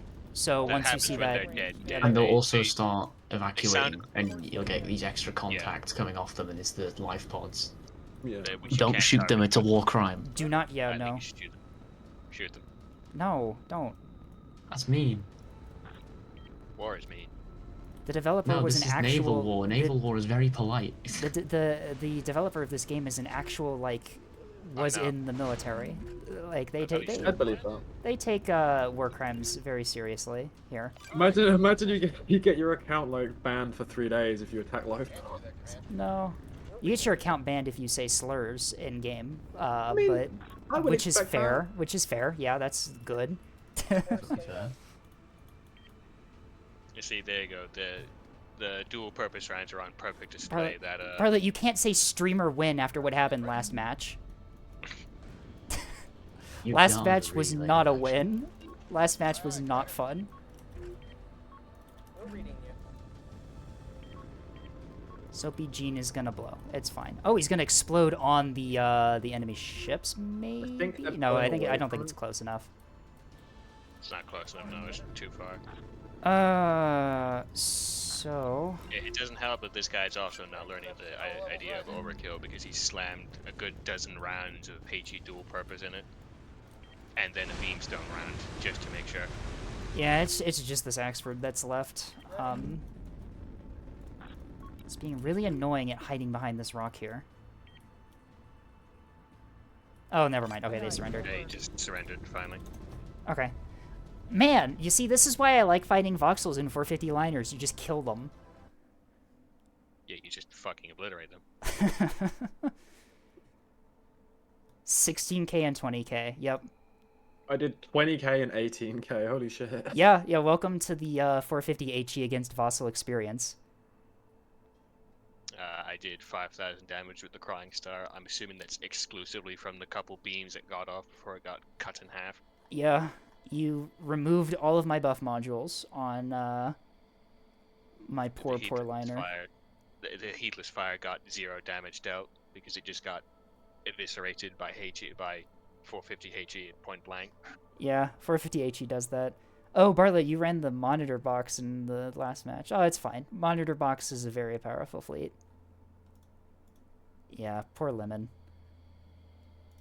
It was unfortunate because that rushed flank on our backline was a great idea, but because I took the high ground at sea, I was just broadsiding into them the entire round, like that whole flank. It's not frowned upon to bring monitors like that. I mean, like, this one, sorry, H.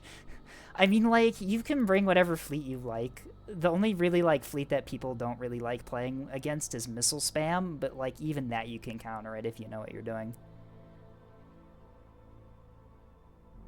Alright. Got a question for y'all. Do we want to do fleet reviews now, or do we want to do another match before we do that? It's up to you. I don't mind. Either way, really. Let's do You're fleet in the reviews. Let's most do undecided chat in the history of chats. Let's do I fleet don't review know, now. come Let's on. do fleet review now. Go ahead and post your the fleets you want to review in the I think it's the fleet roll. review. Is it the Nebulous review? Nebulous submissions channel. Go ahead and post them. I'll download them all and then I'll take a look at them. I would, but all of my fleets are just modified starter fleets. I don't think there's much point. Oh, it's fine. You can submit one if you want to. It's fine. A lot of fine. a lot of fleets people run tend to look like starter fleets. Cobalt is Cobalt interesting. edits. Okay. Oh no, my oak edits. Sorry, that's the one I suppose. Cobalt edits is barely touched.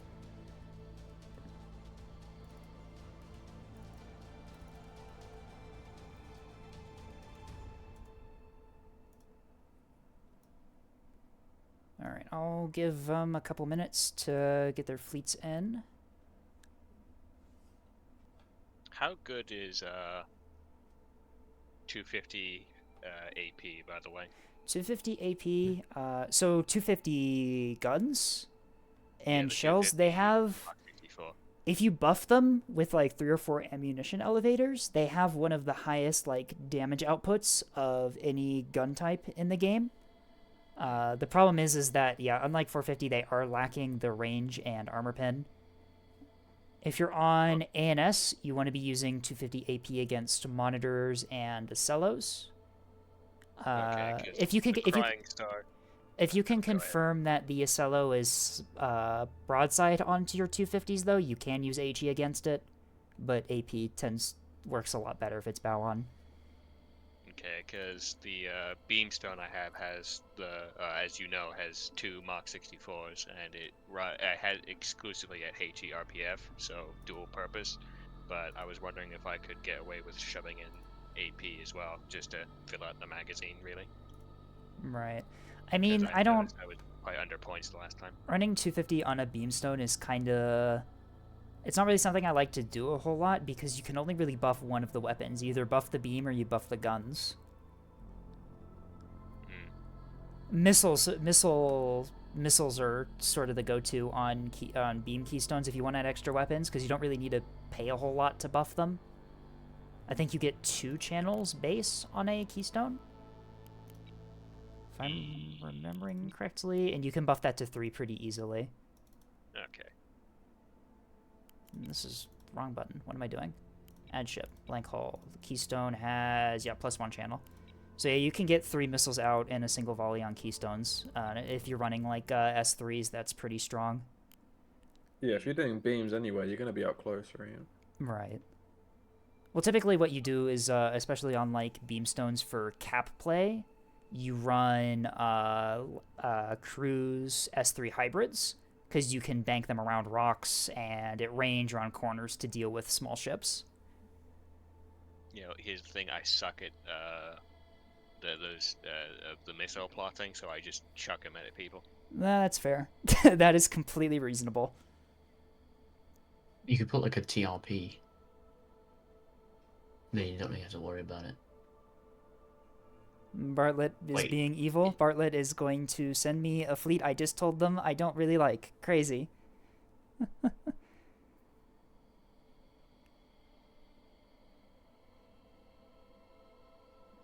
So typically, so for my beamstones, I typically just run them with just the beam as their weapon. Because how I run them is cap denial assets.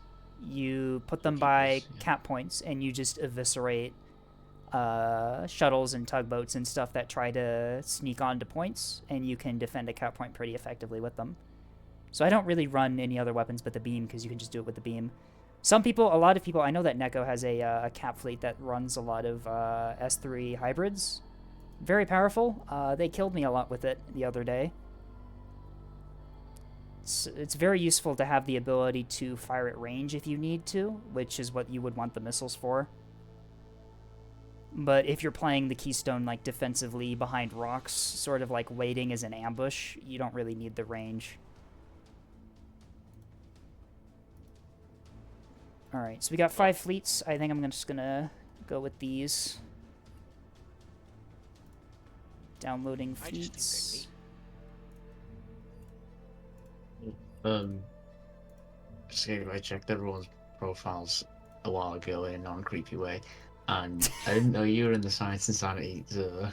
Oh yeah, I watch them occasionally. I'm a big sci-fi nerd, so I like them talking Yeah. about Bro, I love it. And you should join the voice calls that happen sometimes. oh They're god. very fun. It's no, it's not. It's actually good though. All right. Like we'll just rant about stuff for ages. All right. Sounds like my type of voice call. Yeah, it's so brilliant. All right. And there's, So we've got 5 fleets. If you wanna, yeah, well, we can do a fleet review later on as well if more people join up and want to send in their fleets. But for now, we've got 5. So let's see what we got. Ignore that. That's top secret tech. Don't worry about that amethyst rework. Sorry, Austral, for leaking that. All right, anti-air CV plus FF. Okay, so this is Mackinaw's fleet. All right, we got a carrier and an escort. That looks suspiciously like my carrier fleet, actually.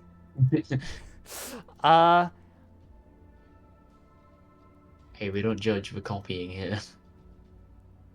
Okay, no, I posted my fleets for people to use, like, use them, play with my fleets. They're on my Steam Workshop, you can find them, they're linked in various places.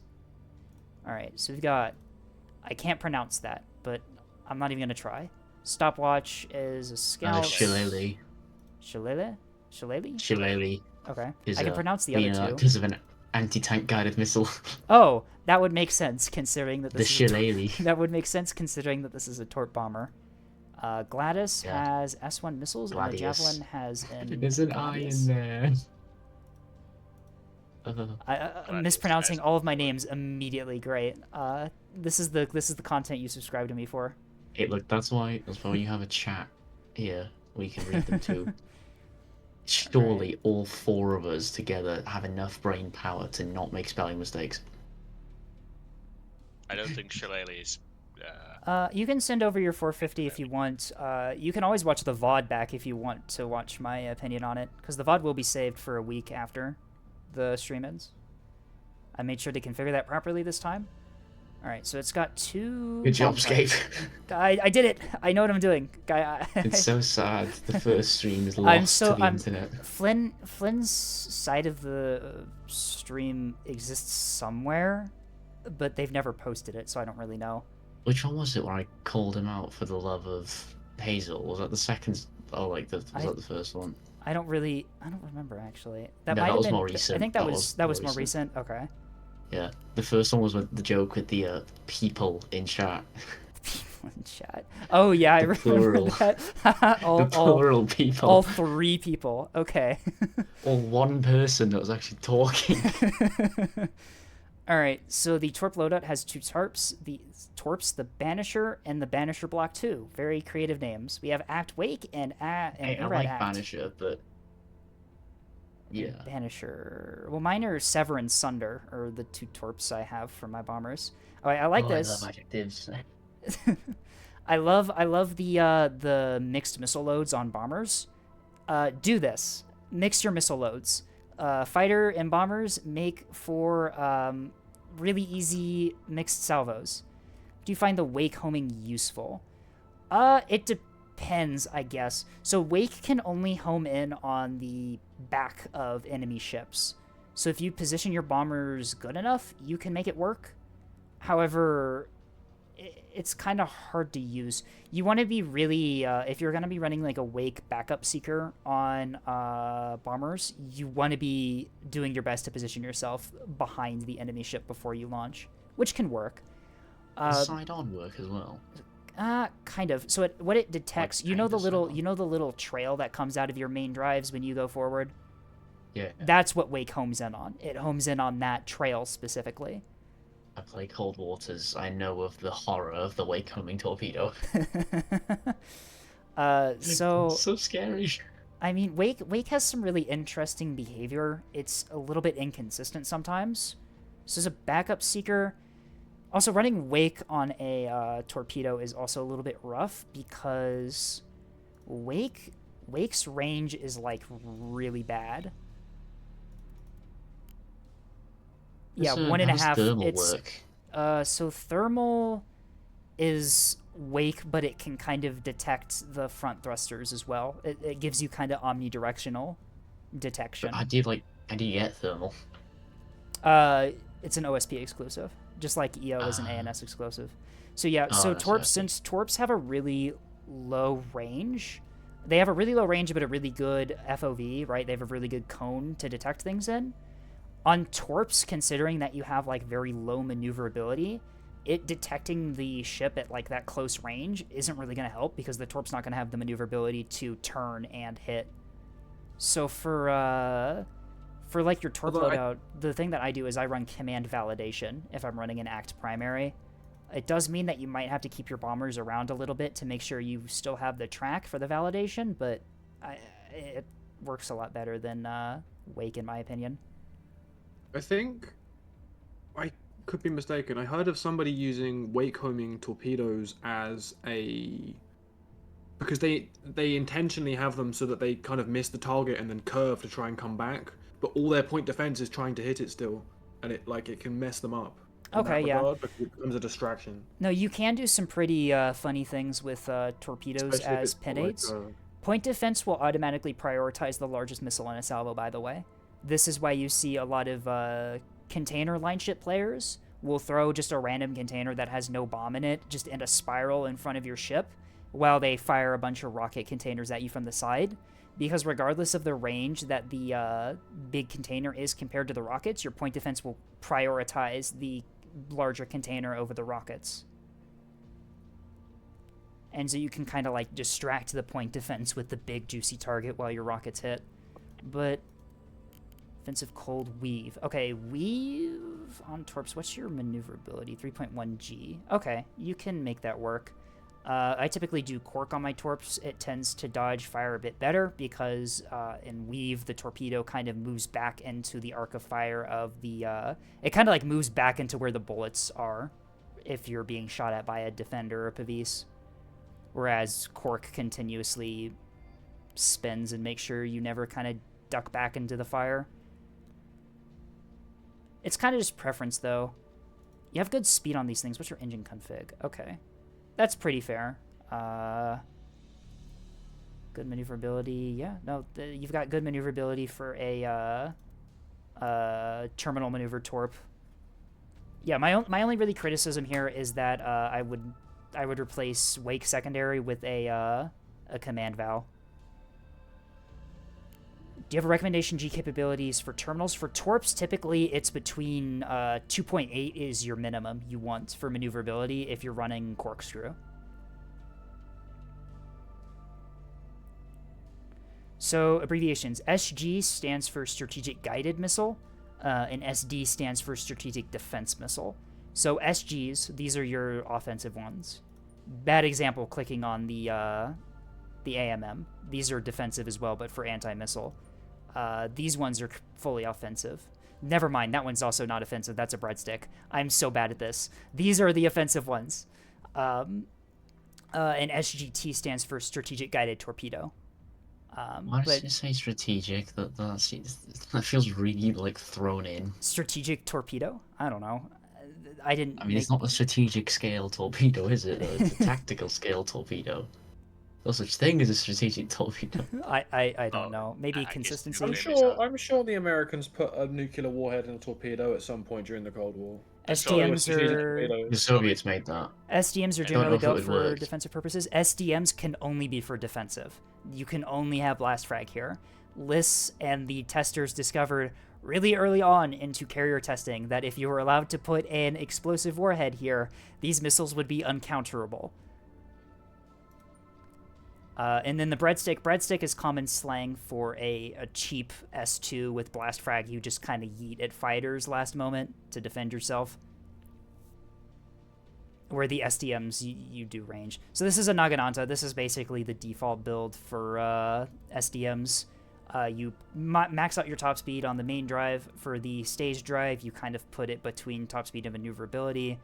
Act with steerable, Wake as a secondary seeker, defensive craft, and there you go. You've got pretty much the most optimal SDM loadout ever. It's literally just this.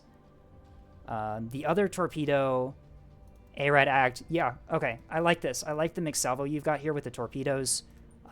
Varying them up like this makes enemies' ability to soft kill them harder, because if they try to jam the Act one to cancel out this Act Seeker, it will attract the ARAD Seeker. They turn off their radar. The Act backup on this, as well as this one, can still seek. If you had like a command validation here and they deployed comms jamming, that wouldn't affect the ARAD driven one.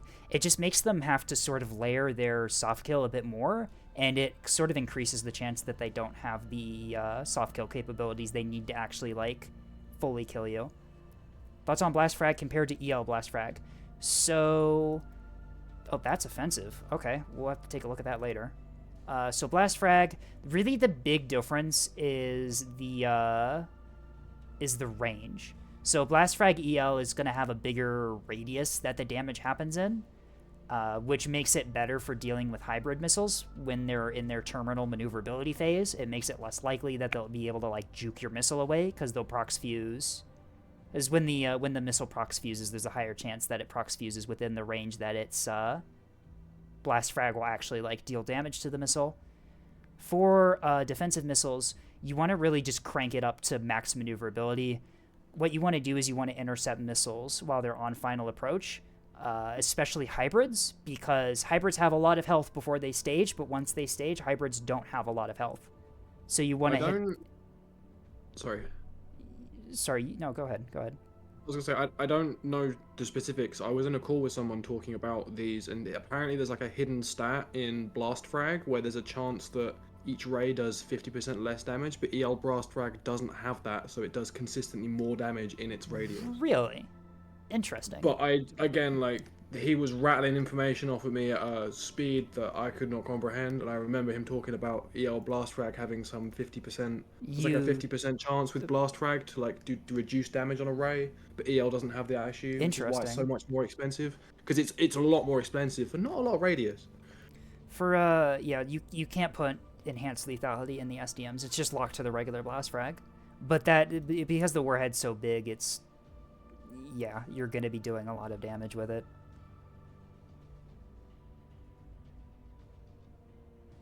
EL has more armor pen. EL looks like it does have more armor pen when I was looking at the stats. It does. Slightly. Yeah, slightly more. About 9 centimeters. That's pretty... Or 0.09 centimeters. That's pretty significant, actually. But yeah, no, my typical defensive missile, I do EL and make the warhead as small as possible and then put a command seeker in it. And this is my typical defensive missile for point defense. It works. I found it works really well at sniping down hybrids and stuff with the large radius of the Blast Frag.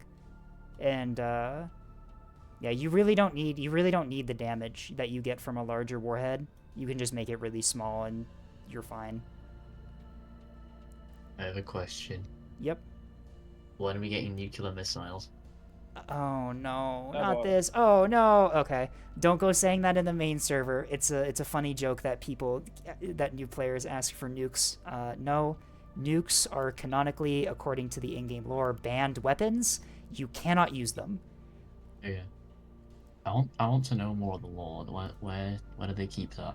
I'm not sure actually, because the lore document got like retconned or something a year ago. Awesome. Amazing. There's old maps. There's old maps of the universe, right? Like Stellaris style maps, but I don't know if those are still canon. You said there's like a Navy guy that actually made this game. Yeah, I'd imagine Liz. there's a lot of honor between naval captains, and I'd imagine they wouldn't want nukes fired at them, so they're probably, even if given the option, they wouldn't run them, right? I think it also because it absolutely obliterate, depending on the tonnage and the type you use, it literally atomize any kind of armor you'd make. So it basically make all kinds of all kinds of the big armored ships effectively pointless, especially with the way that this game fights. The way the ANS fights, nuclear missiles would instantly invalidate all the bigger any ship with the tonnage above the escort carriers, especially if you could slap nuclear missiles on the Tansos. Or in Nebulous lore, there is a faction called Stable, which is effectively the Space United Nations that will remove your government's right to exist if you start doing war crimes. Canonically, they've done that several times. They simply just annex. Nice. They simply just annex you if you do war crime stuff, which is why nukes don't exist in the game. All right. I always found the ranges that people engage at in Nebulous are a little weird. Yeah, that's mostly just a Like, gameplay thing. Yeah, it's a It's gameplay always thing, been but a pet it just peeve kind of of mine. hurts my head that it's 10 kilometers out, and that's like long range. Yeah. 10 kilometers out in space And is that's not even a drop. nothing. Yeah, no, it's definitely a If you just- gameplay thing. It's to make the game not like the other realistic quote unquote space games that are out there, but Just add a 0 to everything in your head, and it will feel big. there you go. Yeah, I think if they changed nothing and just added a 0 to all the ranges, it'd make a hell of a lot more sense. Yeah, but then 'cause it would you don't also really make like the gameplay. Solomon like 10 kilometers long. Yeah.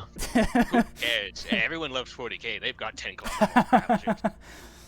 We are not I like turning how we are the, not turning Nebulous into 40k. We are not doing this. I like how the smallest human frigate is like a kilometer.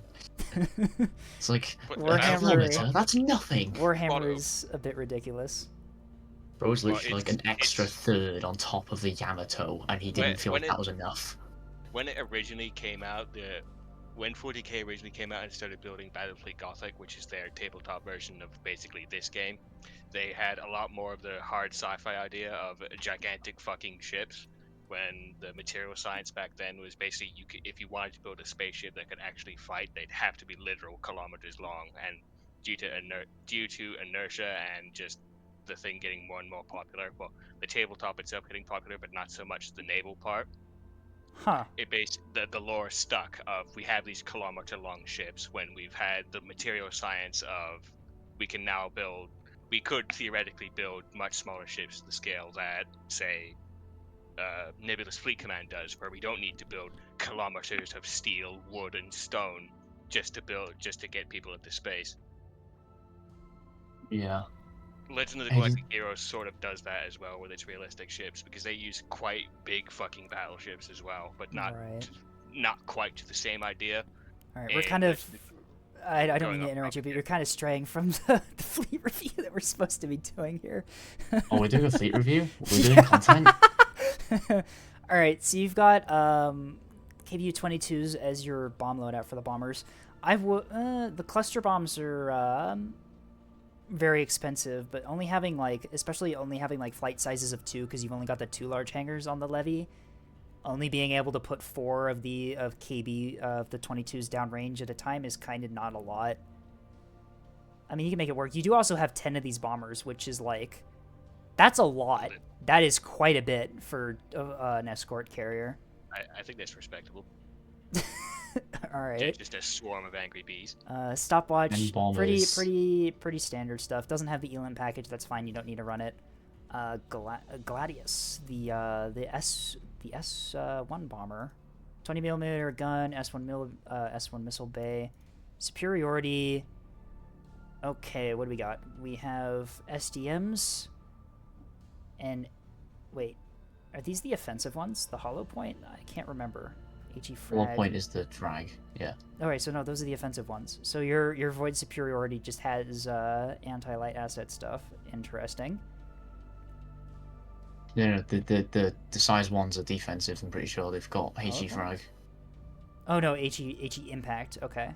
Sorry, I kind of butchered your other. Sorry, my bad. All right, so yeah, HE impact. Oh, hollow. Okay, so hollow point. These are the defensive ones, and the block 2s are the offensive. Okay. So yeah, that is sorry, your naming scheme confuses me with the being the same. Command guided. frag. I guess it was also not command guided, was it? I'm ruining your entire fleet. I'm so sorry. You should probably reload the fleet at this point. No, it was only the missile I changed. It's fine. All right, so yeah, that works. Having 4 AMMs is pretty good, especially if you're doing like combat air patrol defending against missiles and stuff. And also at close range, yeah, these things will absolutely just tear up incoming fighter craft, especially if you have like 4 of them protecting a airship. That's 16 AMMs. Guns only. Oh, you're running jammers and the fuel tanks. Okay, that's fair. Yeah, the only thing you got to worry about... Oh, no, it does have the fuel tanks. My bad. They both Yep. have. Oh, wow. Yeah, it's just guns only, no missiles. Fair. Okay. Just a rapid response. I need to shoot Be down an enemy quite ship literal. sort of thing. Okay, that's fair. Oh, and then this one's called the rapid response. Oh, wow. That is a Yeah. lot of missiles. I see. Okay, so this is your rapid response. I need to obliterate something with like 20 bajillion S1s. Okay, that's fair. These are the offensive ones. Act Seeker on them. I'd be careful with Act. It's very easy to just drop a chaff and just be immune to the entire thing. Command does get kind of expensive, especially when you're running a bunch of them, though, so I guess this is fair. 47-second arming speed, yeah, this is just there, I'm assuming, if there's like a shuttle that gets behind you just to vaporize them. It looks like an oh crap button. An oh crap button. Yeah, no, I have oh crap buttons on my carrier too, but they're carrying S2s instead. Javelins. Alright, so these are your coil gun ones, missile bay, S2, escort, fuel tanks, SDMs. Oh, these are your SDM 100s, SDM 200s. Okay, so this is basically identical to the way I run my defensive SDM craft. Bomb finisher. Okay, yep, so you got the oh, you got jamming pods on them. Okay, I see. I would put the smaller bombs on the bomb finisher one, because typically if you're using bombs on fighter craft, the enemy is usually already like crippled or disabled. You don't really need jamming to decrease their point defense accuracy or whatever, because they're probably already in a state where they can't really fight back. It's fair though. You can, I mean, it's not the worst thing to put. I would definitely put the KBU-15s instead though. Guns only. Yep, it's guns only. And anti-bomber. Oh, you've got one with the breadsticks on it. Okay, I see. For just like deleting sturgeons. That's where you have those. That's fair. It's got sand shot too. Yep, coil gun, sand shot. Yep, this is definitely a anti-bomber loadout. Alright, that's fair. The Pantos are so cool. They are. Do they actually get stealth? No. Because, like, they look stealthy, and that one guy in that one video claimed that the ANS fighter and bomber is stealth. Well, they're we stealthy can in the sense check that they can that. very easily sneak. Do we have a...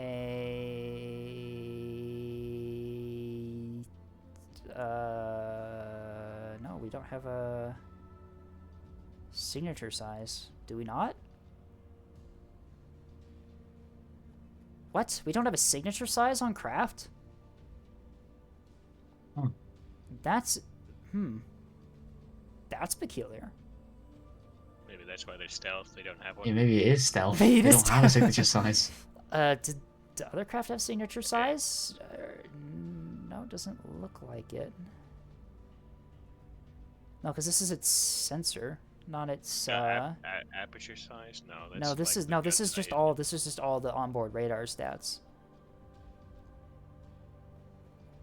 It's weird. That's peculiar. Yeah. I would assume that there would be a. Maybe they are stealth. We Signature can't size. disprove it. Or maybe they can't be stealth. Am I blind? Is there not a? Okay, sure. All right. No signature I'm gonna size. check All right. my own, 'cause no way in hell it is actually completely small like that. Huh. I really, because you got signature size on literally everything. That's like a core gameplay mechanic. I don't know if that's like an oversight or if it's just not there. Huh. All right. So in terms of like aircraft, my only, the only thing I would do is maybe reduce the amount of bombers you have. Maybe I would also potentially split them up into... Actually, you're not running any S2s really on this fleet anyway, so I guess this kind of works. This is quite a few bombers, though. Missiles... Yeah, the missiles, we already kind of went over those. Let's actually look at the carrier itself here. Looks pretty normal. Oh, you've got 62s on it. This carrier has hands. Look at that. I see. Interesting concept. All right. This way, it can hunt down and kill anything the bombs don't get. The world's most expensive cap asset right here. Regular drive, regular reactor. Yeah, all that stuff looks pretty normal. Frontline. Is she trying to like compete with Flak for putting the RPF in? Like that's There's RPF, there's HE. I'm assuming they put it there to like deal with small craft that get around, but you have the oh shit button. Like you can just use this instead, I guess. I don't know. The 62s, yeah, the Mark 62s are dual purpose. They automatically swap to, if they're not already tasked to fire on something, they swap to HE RPF to fire at incoming fighters and is missiles. the RPF any good against fighters? Because I heard people complaining about it.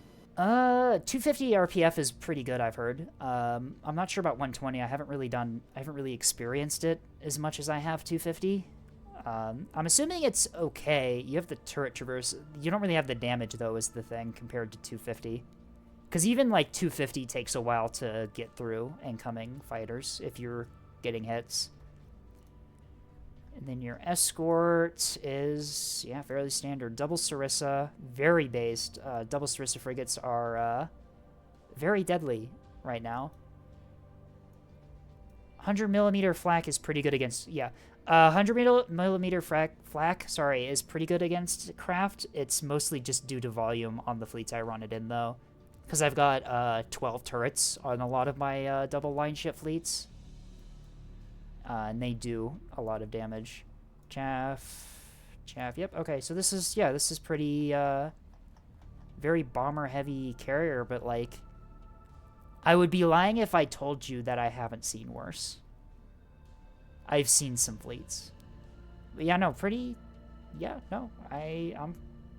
this is a pretty fun fleet. I do like, in terms of the drive, I do like running radar drives, radar drives on my carriers. You just get that extra acceleration to get behind cover if you get caught out. But yeah, all right. So that was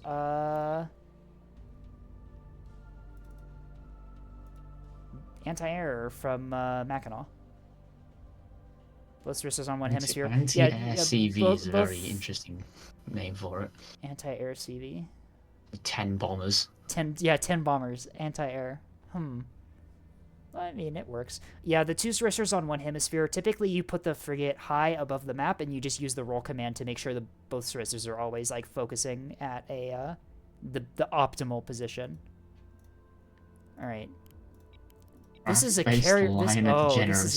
This is a carrier and an Axford. Who sent this one in?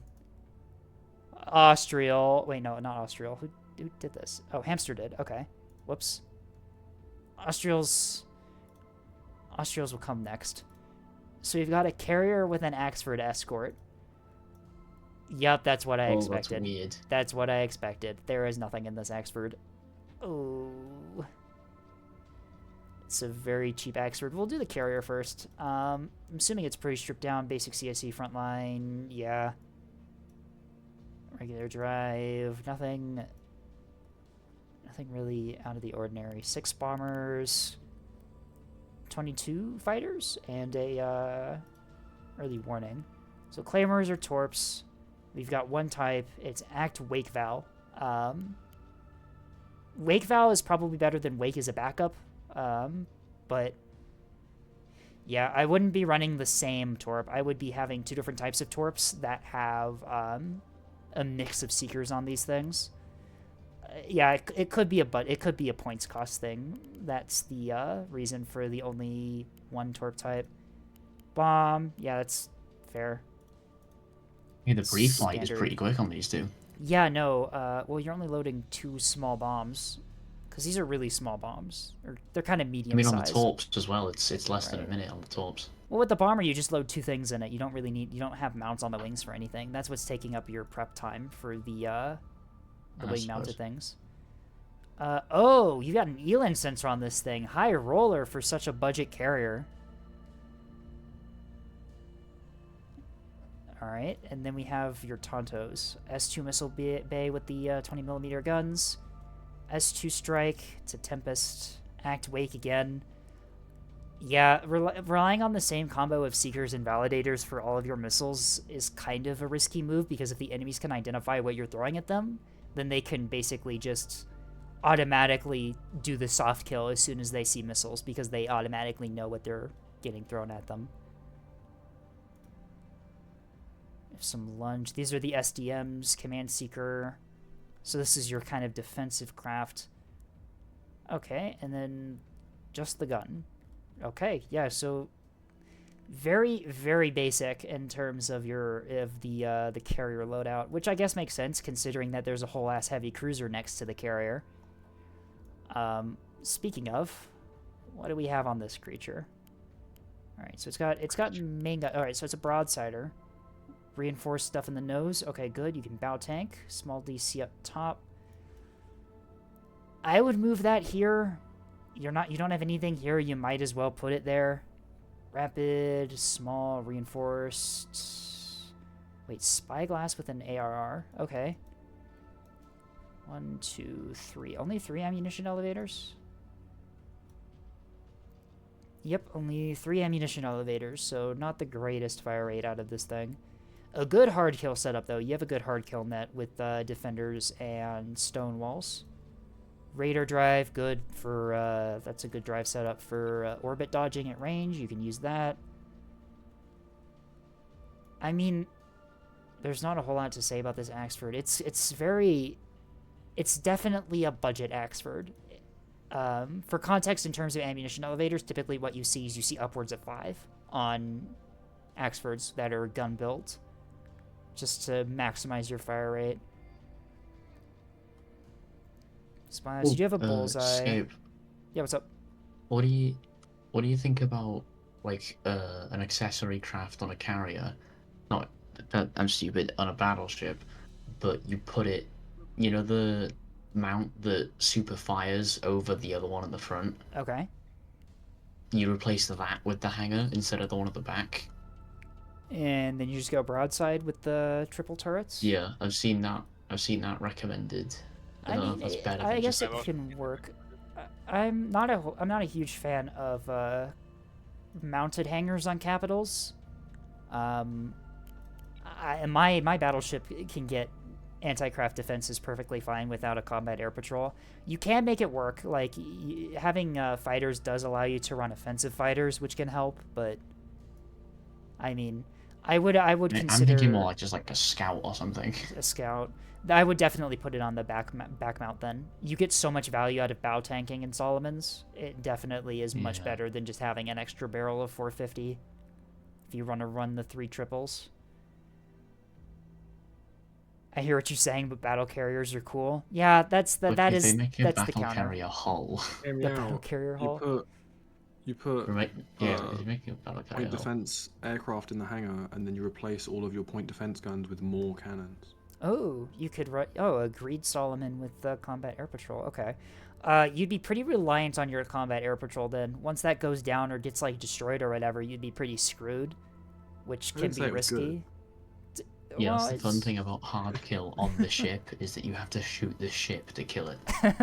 Well, Exactly. But then the point defense mounts can only take what is it, 250s or 100 mils? So you can. Well, load them your for point the flight defense, you your need. point defense turrets, they're also protected by your armor on your ship.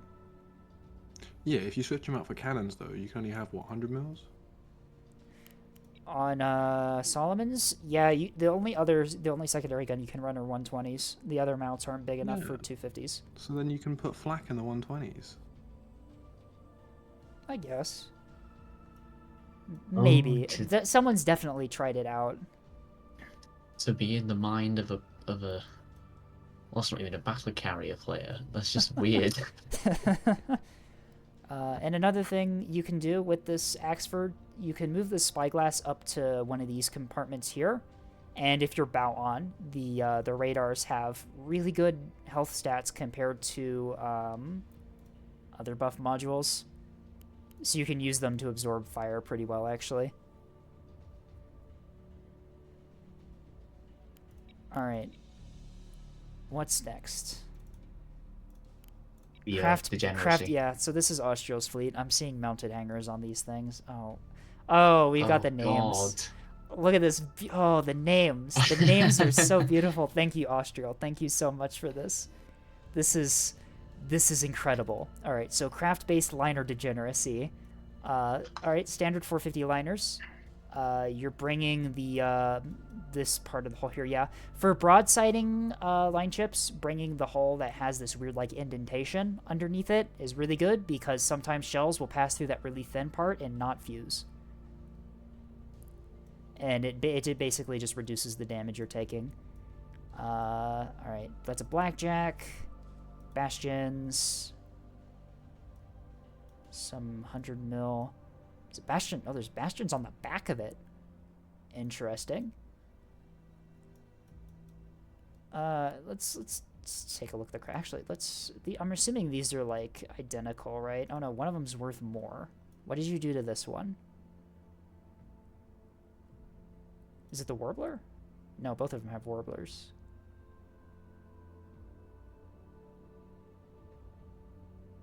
Less points spent on weapons on the first. The second one's got more E-War. This one's got more like hard kill defenses in terms of the point. Yeah, wait, what's your second E-War? What's happening here? There's a lyrebird on the top. Oh, it's a right. lyrebird and then it's a warbler. Okay, I get it. That's what happened. Rapid cycles, ammunition elevators, bridge master. Is there a bridge master on this one as well? Yep, okay. So pretty similar in terms of their buff modules. VLS with... I scrolled past it, ignore that. Chaff and a arming missile. Yeah, that's pretty standard stuff. I wonder, it could be the craft too. This one looks like it only carries... Nope, that one has a couple skiffs in it. What does this one have? Same craft loadout. Yeah, so it's... something's going on. Could be damage control too. Complex, storage, reinforced, and 2 smalls. Okay, that's fair. I typically replace my small ones with rapids. I feel like they're more useful on a line ship just to have the teams, and you have the restores with these. But smalls work as well. My only concern is that smalls get killed really easily, especially on broadside line ships. There's no place to absorb the incoming fire, and they just directly take damage.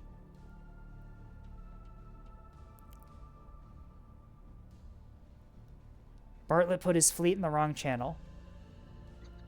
Point and laugh.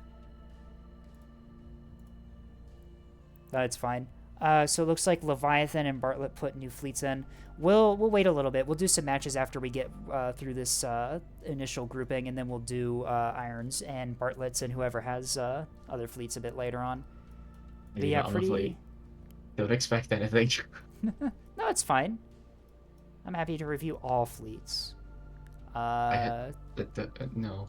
7700 drive. Yep, for the maneuverability and linear thrust. Very good drive for line ships. Boost reactor. That's the bulk internal hangar. I see. Okay, yeah, so pretty standard 450 line ships with carrier backpack. This fleet feels like proof of the infinite utility of line ships. Like, I know, you can do. You really can. Also, by the way, this is a pro tip. If you have like 10 points on a line ship fleet and you don't have any things mounted on these back mounts and you're doing broadsiding, put like container bank launchers on some of them, because these things are worth 5 points and have 200 health, and if you take damage to some of your turrets, the damage sometimes gets divided evenly between the 2 mounts. And so you can basically use container stack launchers as damage sponges for your main guns. But yeah, no, pretty standard fleet. We also have the LRT tug here. Double track correlator, pretty standard for a LRT. Blackjack, you're over on power. How badly? How badly? I'm assuming that's because you have a blackjack and also a, yeah, that's where the power is going. And also Pavisas, those are, yep. Yeah, and another tip people do is they run the, if they're running a reinforced drive on tugs, they put it here. This compartment, or this module slot on tugboats is like, it basically like magnetically attracts incoming damage for whatever reason and just dies immediately. So if you put something that has a bunch of health here, you can tank pretty effectively. Aux steering, reinforced mag, small DC, and then the CIC IPR. And also, yeah, another thing you can do, this compartment, if you're front on in a tug, This compartment here is at a very good spot to basically just not get hit due to how damaged rays happen when they strike the front of a ship. This compartment up here rarely takes damage. VLS with chaff capping and 12. I'm assuming those are AMMs. All right, so yeah, pretty standard double 450 line ship fleet. Let's take a look at the spacecraft. Stardust, our 20mm nose gun, Barracudas. The Guy is what you've called the loadout. Oh, it's this. So there was a discussion on the Nebulous discussion channel in the main Discord about what the most optimal build for a Barracuda is, and apparently it's this. I don't know if that's true. I don't really believe it is, but you run 20mm nose gun, 35mm flechette, some fuel tanks, jamming pods, and 2 AMMs on the top. And apparently this is the most optimal build for a Barracuda. I don't know who decided this. It just kind of is. If I was in a position where I had enough influence to determine what the best meta build was, I would 100% lie. Yeah. Because I wouldn't want to run into the best meta build every... Oh, that's so... That's just me. All right, that's based. That's based. That's some Sun Tzu level Just thinking. saying. Oh, Why would you Warfare give away is- your best secrets? If you're that good at the game, surely you're not going to just be like, yeah, everyone, here's how you play the game. Enjoy it. Oh, Sun No. Tzu Warfare is- 2025. Oh, Warfare is based off deception. All Warfare is based. Yeah, All right, simply so he's just got- tell the enemy, hey guys, this works really well. You should do this all the time. All right, And so then they lose. So he's got the trademarked best Barracuda build, working 2024 free download. No sues, please. Do not sue us if it doesn't work. And then he's got Galaxy has the 35mm nose gun and advanced radar. By the way, yeah, these halberds, or I think they're called halberds. Alberts. Very useful craft because this advanced radar you can put in here can lock targets at 8 kilometers. Oh. Yeah, you can basically the offset Corvette with the bullseye is no more. It's over. You can just use these, and you can lock targets. You can basically just fly one of these outside the cone of jamming if you're being jammed, lock a target, and you've got a target lock, because then they'll have to jam this thing instead. You can also put a back gun on it too, which looks really funny. Wait, it has a ferryman masquerade? I didn't know that module existed. That's funny. And then this is the wake sensor. Oh, yeah, This I've is seen people use that. This is the wake sensor that OSP has. It's an exclusive OSP thing. It detects the wake of ships. It's the Winard. The Winard, yeah. I don't know if I've actually ever seen anyone use that. This internal radar is just so powerful because it can lock. It's also omnidirectional too, so you've basically got a an offset radar. Yeah, I love the halberd. It's just like really, really unreasonably ugly, but it's so good. It's at so many useful, yeah. things. I like pikes instead is typically what my support ships do, especially for my fleet carrier, because being able to just see what the enemy point defense is at like 8 kilometers is kind of funny. Yep, and these are the AMMs you have. Okay, that's fair. Very, very good loadout. This is your other loadout. Oh, the other one has the wake sensor. Okay. And I'm assuming flechette. Yep, alright. So we've already kind of went over the wake seeker, what it does. It's like the Elent sensor, but it detects wake instead. So the ship's burning away from you, and also if it's a Axford or Solomon, it can detect them front on if they're firing their maneuvering thrusters. Or not their maneuvering thrusters, their reverse thrusters. So yeah, pretty standard craft. Very standard Barracuda. But yeah. Aggressively average Barracuda. Aggressively average. You've got good soft kill. I'm assuming you run these together or not. Never mind. They have like split soft kill is why I thought they did. But yeah, you've got the blackjack on this one, Warbler, Lyrebird, some chaff. You can pretty effectively omni soft kill with this fleet if you're fast enough on the jamming draw, I guess.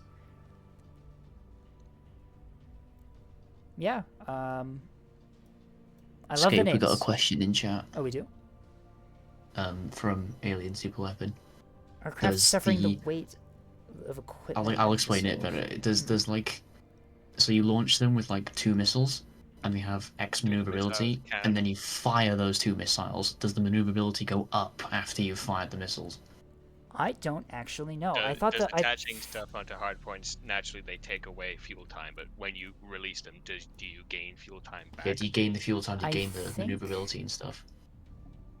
I don't I know don't think actually. so. I don't recall that being a feature at all.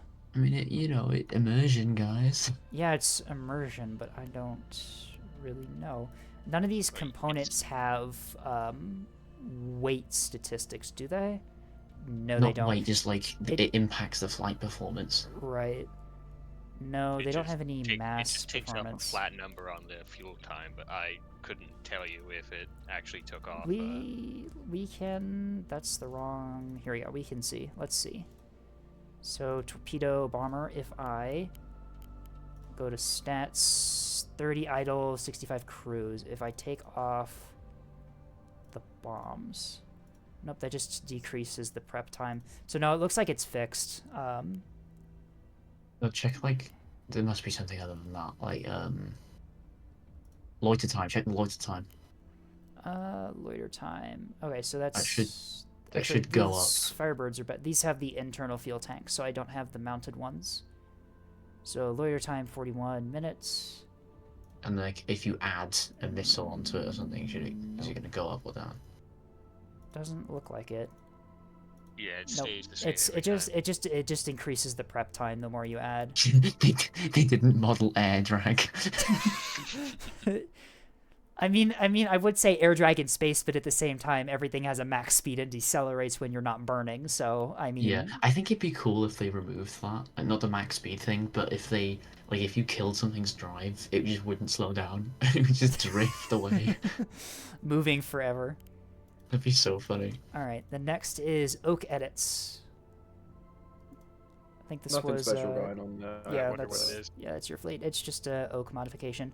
So Oak normally has the back turret, right? Mhm. Okay. Yeah. So you're running active decoys instead. Okay, yeah, that's fair. This is typically this is my double Axford fleet. How I typically run it. I remove the gun in the back and just invest into better hard kill and soft kill. And they're identical. No, they're not. I don't have any hard kill missiles, but I've got upgraded point they're defense not. guns. Yeah, you don't Should we really go for the need first so ANS's hard kill turrets are good enough that you don't really need to rely on AMMs. Especially on capitals. Unlike small corvettes and stuff where you don't have the mount space for good integrated networks of point defense turrets, you typically do run AMMs. Line ships, you can run hard kill on them, but typically line ships, since they're already like built to minimize survivability in order to maximize damage output, you typically just run extra guns. But yeah, pretty standard stone walls, The first one's defenders, got and then upgraded, this one point has sarissas. You're over on power on this thing by 25. Oh Well, no! I was told that like It's fine. Yeah, This so- won't affect you. Sarissas don't use power if they're not shooting, and admittedly No, they they're don't. pretty much always shooting. But So what's know, gonna happen is if everything on the ship is working, your small workshop is no longer gonna be applying the buff. tragic. That's what's gonna happen. So you're fine. It doesn't matter. Unplug the fridge. But Basically, also, it's while got a- yeah, while a you're being missile shot by thing. missiles. Scryer, Yeah. that's it. It's no, it doesn't. This won't affect your performance. Scryer, yeah, you have the spyglass on this thing. What do you have on the other one? Parallax. Does Oak have parallax spy? Is that by default? I don't think so. I thought it was There we go. parallax. I might have switched one of them out. No, it's spyglass parallax.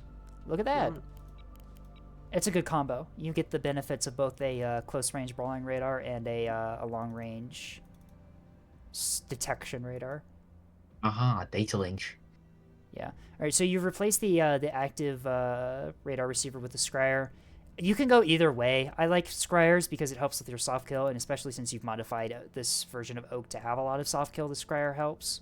The ARR is what people like to run with spyglass, just because it makes them able to detect ships so easily within their range. But yeah, yeah, pretty standard oak. Did you mess with the internals much? Too small as a large reinforced. Yeah, internals look pretty normal. Yeah, no, this is fair. I do think that maybe oak should have had a bit more soft kill with it, but soft kill's not really an easy thing, and the devs kind of wanted an easy I haven't fleet had any missile issues since I made the tweaks, though. It's been nice. Yeah, no, you run good missile defense, and then the enemy never runs missiles. It always happens. But yeah, no, pretty standard oak refit. I like it. I vibe with this. It's pretty much exactly what I did with my oak modification, just to upgrade a lot of the defenses and remove the back turrets. Yeah. And then we have this. This is Mouse's wow. fleet. Yeah. Another one of your single-player fleets, I'm assuming? Yes, I made this right after I made the new fleet that you showed in the last one. Okay, I see. Oh god, that's so nice. These were made to.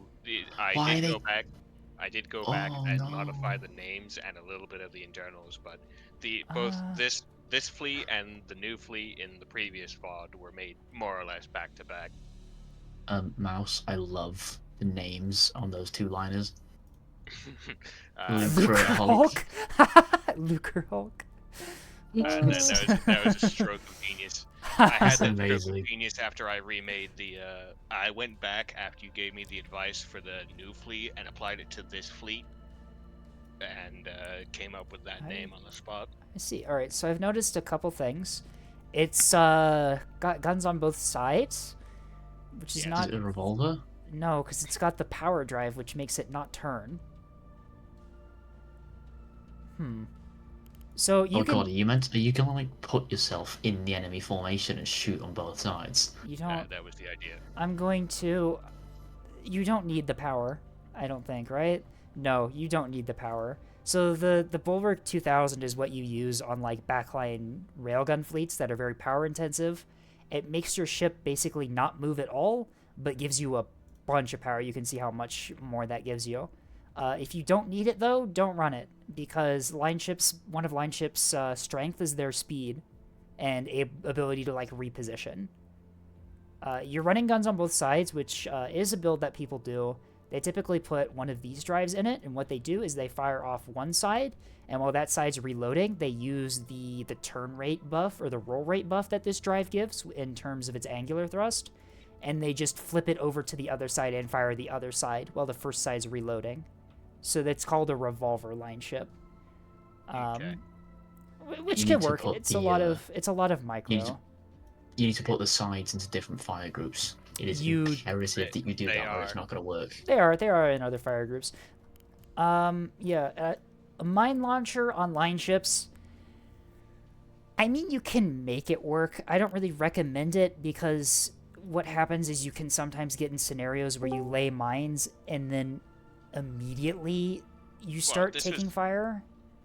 What I do in single player is that I build my own fleet, and then I built a fleet for the AI to do. So this was intended for the AI to play first, and then me second. So okay. I want to see what the AI did with the mines first. So you gave the AI the bad fleet. I see. Sorry, that's. Not intentionally, because I expected I expected it to be a mid-off, so I didn't think it'd be that terrible. All right. Only one ammunition elevator. Am I seeing that right? Small reactor booster. Pro tip: these module slots are big enough to fit a full-size micro reactor, so you really don't need the booster in them. Yeah, this was before I realized that having excess power wasn't actually a benefit. I thought having excess power. I thought I read somewhere having excess power gives you more maneuver thrust. No. In some mods, turns out that's not right. In I think it's in Falcata, the custom faction that Killer Banana made. I think that might be a mechanic. The drives are really weird in that mod. It's not a mechanic. It's not a mechanic. I know that one of them buffs your like signature size the slower you move, or like buffs your power output. There's two. There's one that boosts power based on how fast you move, and one that base signature based on how fast you move. I see. Okay, so kinda a mechanic. It's strange, really. I'm assuming these are pretty identical. One of them has 5 less points. Is that an ammo thing? Might be. I directly copy and paste them, so it's probably a different hull. So something was probably taken out without me Engineering. seeing. One of them has less engineering. Is it because I messed with the drive? I messed with the drive. That's what did it. I think you did, yes. Yeah, I messed with the drive. Let's revert this to what it was before. Couple other things I noticed. Your damage control is a single large locker. Yeah. Most of the internal compartments on line ships end up being damage control lockers on a lot of them, simply because you're going to be taking fire a lot, and the ship is big. Teams do not move around all that fast in there. You want as many teams as you can get on these line ships to make sure that you don't like die to fires or whatever. Also, reinforced mag, Citadel. I wouldn't put your CIC in this big slot here, even if it is a Citadel. It has a larger hitbox, so it takes more damage. I would put one in one of these. These can also hold Citadel CICs if you want to put them there as well, and they have a much smaller hitbox. These large ones, you really want to be using a lot of OSP's unique compartments. Jury-rigged reactor fits in only those large ones, gives you some power. Explodes really easily, though, so you got to be careful with it. Citadel magazines also fit in those large ones and are very hard to kill. And also, in terms of damage control, you have the damage control complex, which gives you a bunch of damage control buffs simply by existing. And you also have the storage, which holds 4 restores. And that's what you want to be using these big compartments for, is like OSP's exclusive big compartment modules. But other than that, yeah, I think that's kind of all I have to say with these liners. The Acellos, let's see what we got. Large analysis, control central, small workshop. Okay, so Acellos, I like to run reinforced components up here. Typically in Acellos, you want a bow tank, you want to use your angled armor to deflect incoming fire as best as possible. And having a bunch of like reinforced stuff here in the nose basically just acts as a damage sponge. I would not be putting stuff like large DC lockers up there because they are very easy to kill. They don't have a lot of health. And when they die, you lose your restores you had in them. If you're running large DC lockers, I'd put them somewhere in here. Intel Center, Citadel, Reinforced Mag. 2 Reinforced Mags. Oh, so you're double magging Acellos. That's something I do. And an aux steering. Once again, only 1 large DC locker in this thing. I would be running a lot more than that. Your defenses, you got blackjacks on both sides. Wow, okay. High roller, I see. I would have definitely moved that up there and given yourself a better arc with them. Scryer, mountain gyros, ammunition, reinforced thruster nozzles. For the Raider, I'm assuming. Yeah, you can do that if you're running a Raider. It makes your thrusters die. It also kills all your damage control teams, by the way. If you're flanking and your teams are repairing the engines, they die in the engines because they take damage. So they get burned out in Yep. the engine. If you have a high flank speed probability stat on your ship and don't have a lot of damage control teams to repair them, or damage control teams are especially valuable on that ship, be very careful about flanking because you will just kill all your damage control teams in your engines. I normally don't flank as it is. Alright, that's fair. What's in here? VLS2 has ARAD only S2s. Oh, there are 300 of these in this fleet.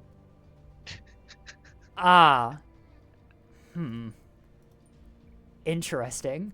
It's Italian SSJ or Italian BSSJ? Panther. Huh? Do they have Someone else SSJ speaks. or BSSJ? They have BSSG. Or BSSJ. Huh. So the boosted self-screening jammer projects a cone forward to jam out enemy point defense, and the self-screening jammer is a bubble that jams out enemy AMMs. That's the We've got a difference question between in them. chat. Oh, we have? Italian Panther asks if we're gonna put this on YouTube. I don't know. I didn't post the last one on YouTube. I doubt I'm gonna put like VOD stuff on YouTube because the VOD does save for a week afterwards. So if you want to go back and rewatch it, it is there for you guys for a bit at least. I want to see if I can configure it to last You longer could than a week. have an archive channel you just upload full VODs to. Oh, I was gonna could. say, Actually, you that sounds like a you good do idea. not I have should that make already. an archive. Just put VODs in. Just a separate channel. Little note with this missile. You could use more range. You have no terminal maneuvers. That's suicide on an S2. But consider that it moves really fast. It's only 350. Yeah, that's like torpedo speed if you do speed on torps. I don't know how to make missiles. This was the first time I made missiles on this. I After can talk the, over missiles with you at some later date if you'd like. I do It's a lot with ARAD missiles. as the only Yeah. seeker. Yeah. Ooh. I would definitely put a backup seeker on this thing if you're running ARAD, because they can just turn off their radars and then you can't see anything. And also, yeah, no terminals is kind of rough. ARAD as well. You got the radar absorbent coating on a torpedo is kind of useless because you're going to be firing these at close range anyway when they're pretty much guaranteed to be detected. I mean, radar in general, absorbent code in general just doesn't offer enough of a buff. No, Even it's like not. double stacking it S3H, it's not worth it. I mean, you can run hardened skin in a torp that does make it really difficult to kill, but honestly, I would also just be running a second seeker here. Yeah. Basic progression of penades for missiles is 2 seekers, or a seeker val, whatever. Then terminals. Actually, no, not before terminals. You want shipside jamming supporting them. Then terminals, then a penade. Like, penade should be the last thing you buy in order to try and get missiles to the target. Right. Pinades you should be using if you can't really guarantee that you'll have any support from, like, maneuverability or ship-based support. But, yeah, these Acellos are identical by the looks of it. They are. Parallax radar, that's good. A super buffed large DC locker. Backup comms equipment on an Acello is not really needed considering that you already have a bunch built into the hull. And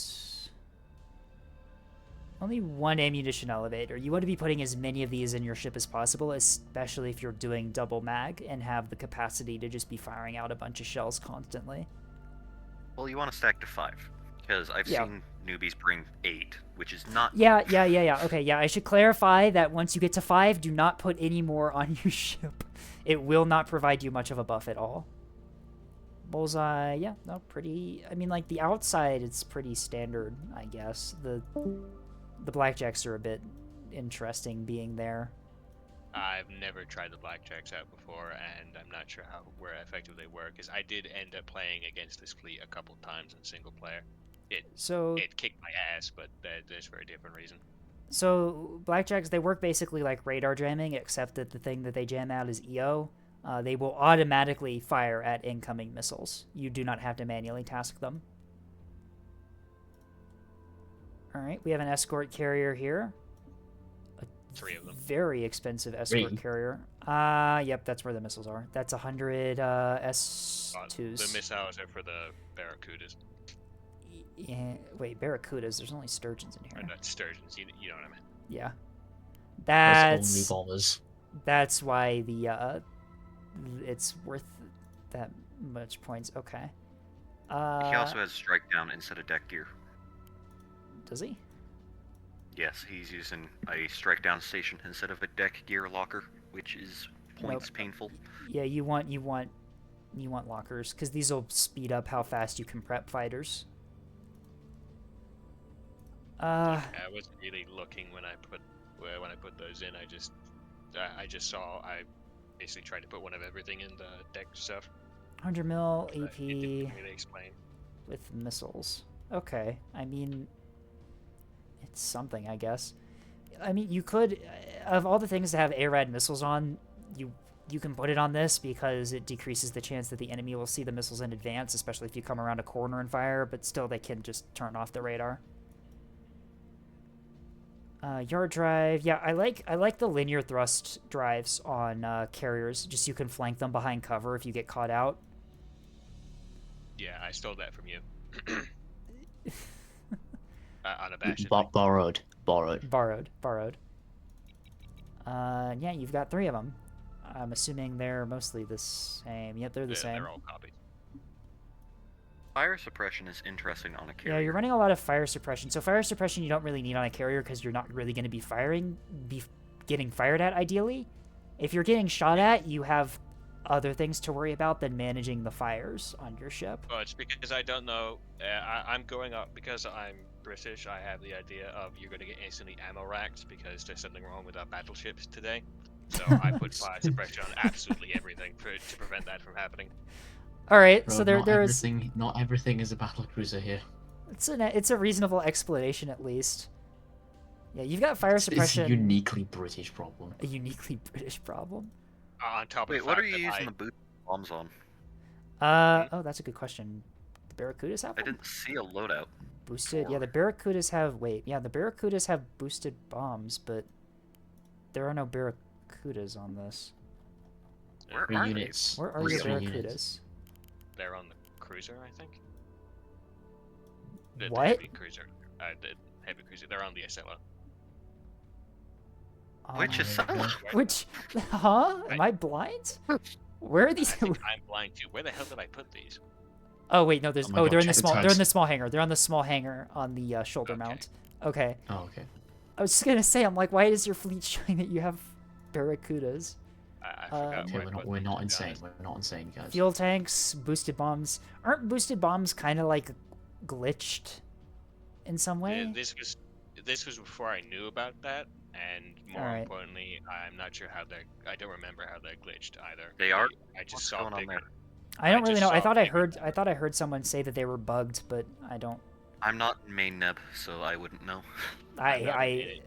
I heard just like saw it someone in say. comments. I heard like someone saying it in passing or whatever, and then nothing else. But yeah, the difference is that the boosted bombs have a little bit of a. They have a small little rocket motor on them that gives them like an initial kick once they launch, whereas the Yeah, I regular thought that bombs was are just decent completely for- dumb fired.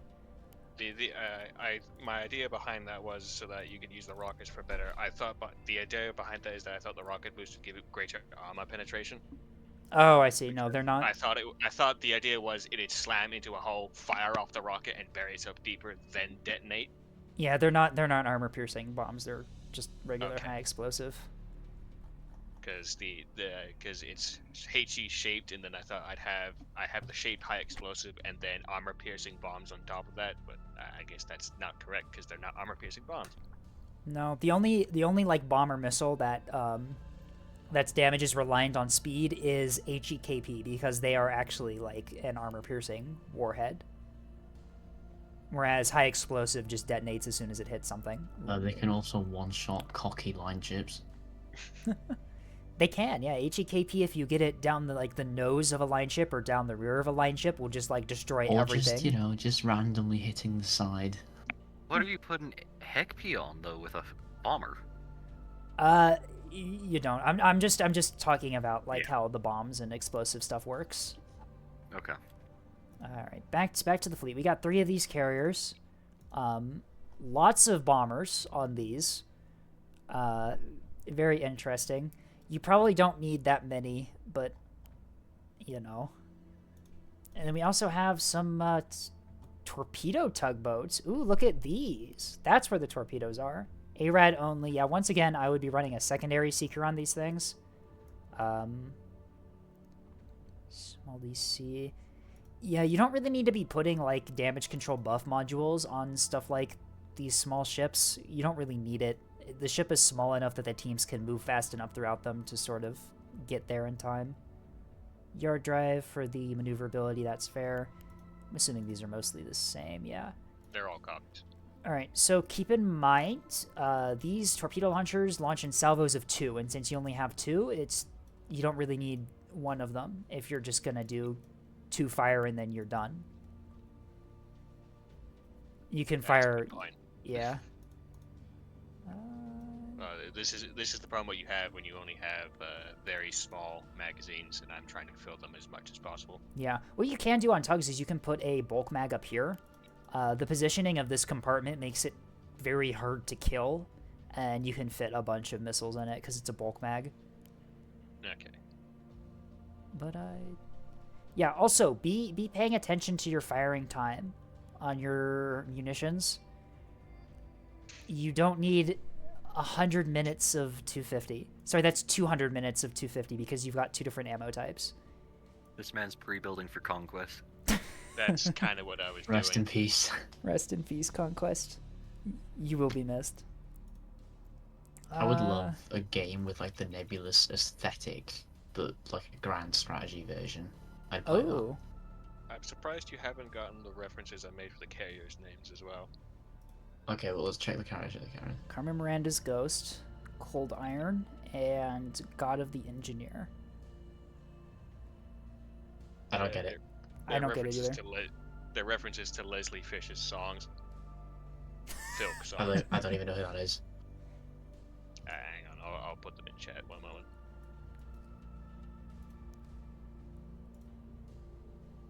Now, I need to come up with something creative I can name mine other than just random Welsh words. I mean, it works. No one knows what they are. But yeah, It's no. like I'm speaking You said this was magic. your first OSP fleet, right? This was the fleet I made back to back with the new fleet. All right. Yeah, it's not the for yeah testing 90 it. minutes of 100 mil as well as yeah. You never know how much flack you're gonna need. You didn't see the amount of flak I had on the previous on the Solomon battleship. Wait, he doesn't even have flak on this. It's just AP, HE, and Grape. Okay, that's why there's so many bullets. He can HE snipe the bombers. New strategy? No, 100 mil Grape is actually like really powerful against bombers. Especially if you have a lot of it. So I've seen in that one insane Yeah. video you had where you were just bombing those monitors from around the corner. They kept killing your bombers with grape shot. No. I was stuck on B point the entire match, repeatedly bombing those poor monitors. It's so funny. You're playing Ring Around the Rosies with them. I'm impressed I actually lived and did as much as I did, considering that's the first time I brought that carrier fleet into combat. I really like the difference between the fleet carrier play and the levy play. Because the fleet carrier, you have like a billion squadrons everywhere, but with the levy, you're very particular with what Yeah, you're you have to doing. be very careful about where you send your squadrons. You start losing them, it adds up quick, whereas in a fleet carrier, you can lose an entire squadron of Barracudas, and you're just like, yeah, that's just a normal Tuesday. Send in the next fleet. This is OSP. the next squadron. Alright, if you check in the Nebulous memes, I put in the songs that I'm referencing. Listen to those, you get the reference. Ah, yep. Those are the names. There they are. Alright. Hooray. Well, I think that's all the reviews that we had for now. Wait, hang on. I threw one in a little bit ago. Yeah, there. I know Leviathan. Who else put them in? Leviathan, Bartlett, and Engineering. Yeah, you guys all got fleets. We can do this a little bit later. Let's do a couple matches real quick, and then we can go back and review the rest of them a bit later on.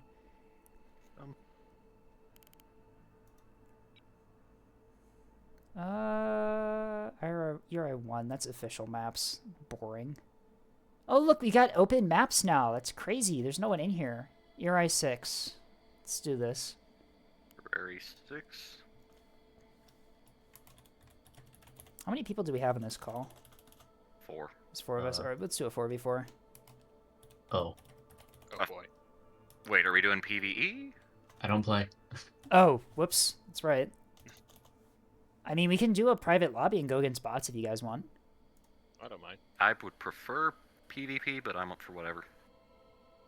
Where is it? It depends. Are I you need to, okay? You're okay spectating a multiplayer match? It'll lag. No. We're in Pixis, Well, it won't right? lag a lot, but like I can do it. I did it before. It's fine. You I might mean- lag, I'm not sure if we will. We're on Pixis? I thought you said Area 4. Did I? Alright. Yeah. Pixis it is, I guess. You can spectate if you want, since it's not client-side servers. If you spectate and run into lag issues, it's not a problem. Right.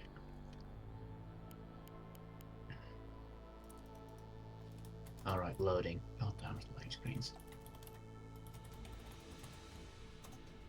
Why am I complaining? The loading screens are so cool.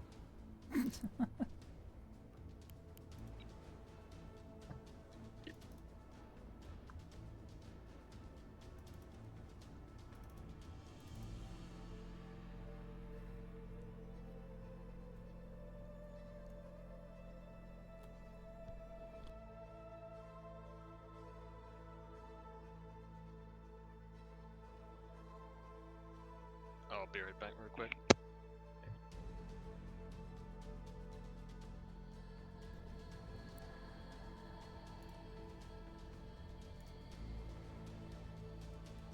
Oh, good night, Bartlett. See you around. It's not Butler, it's Alien 211.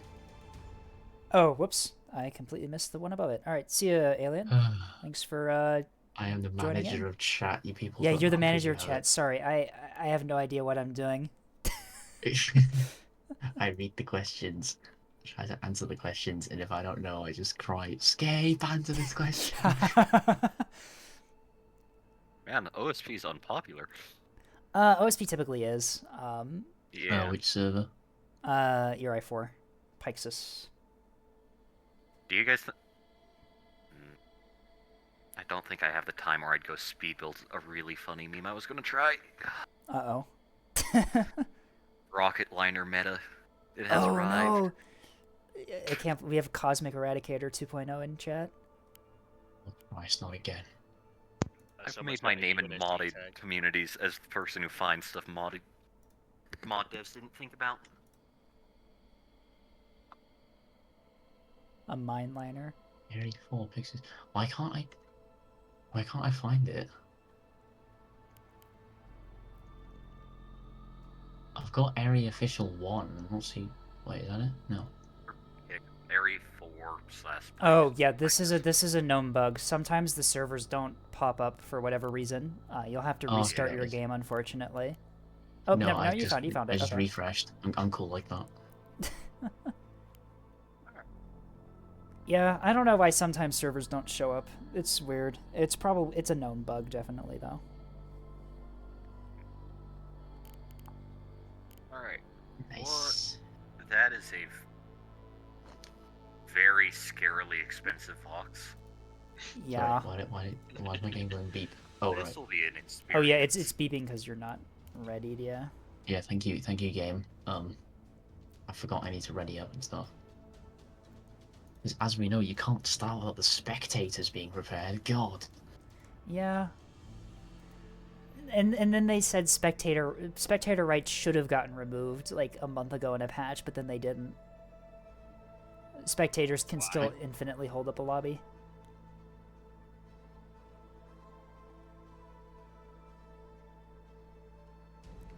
There we go. Alright. Alrighty. We didn't even talk about the fleet comp, but you know what? It'll work. We'll be fine. We'll be fine. We've got a decent amount of front line. I'm just concerned about this voxel. The flak box? Yeah. Our beautiful creature. I will spectate, and I will not spoil. Because I understand. You can say funny things about the match. I will be saying funny things. I did that when I was versing against Escape, and managed to get a cheeky beam, and then immediately cut in half. I wasn't even looking at where the beam was coming from. I just assumed that there was nothing there. Yeah, because I was hidden, and then it just got slammed with 400 armor piercing for 10 straight minutes. With left side towards B. Gwendolyn. Left side towards B. Going around that rock towards B and Axford's is kind of dangerous because it takes you out of combat for quite a while.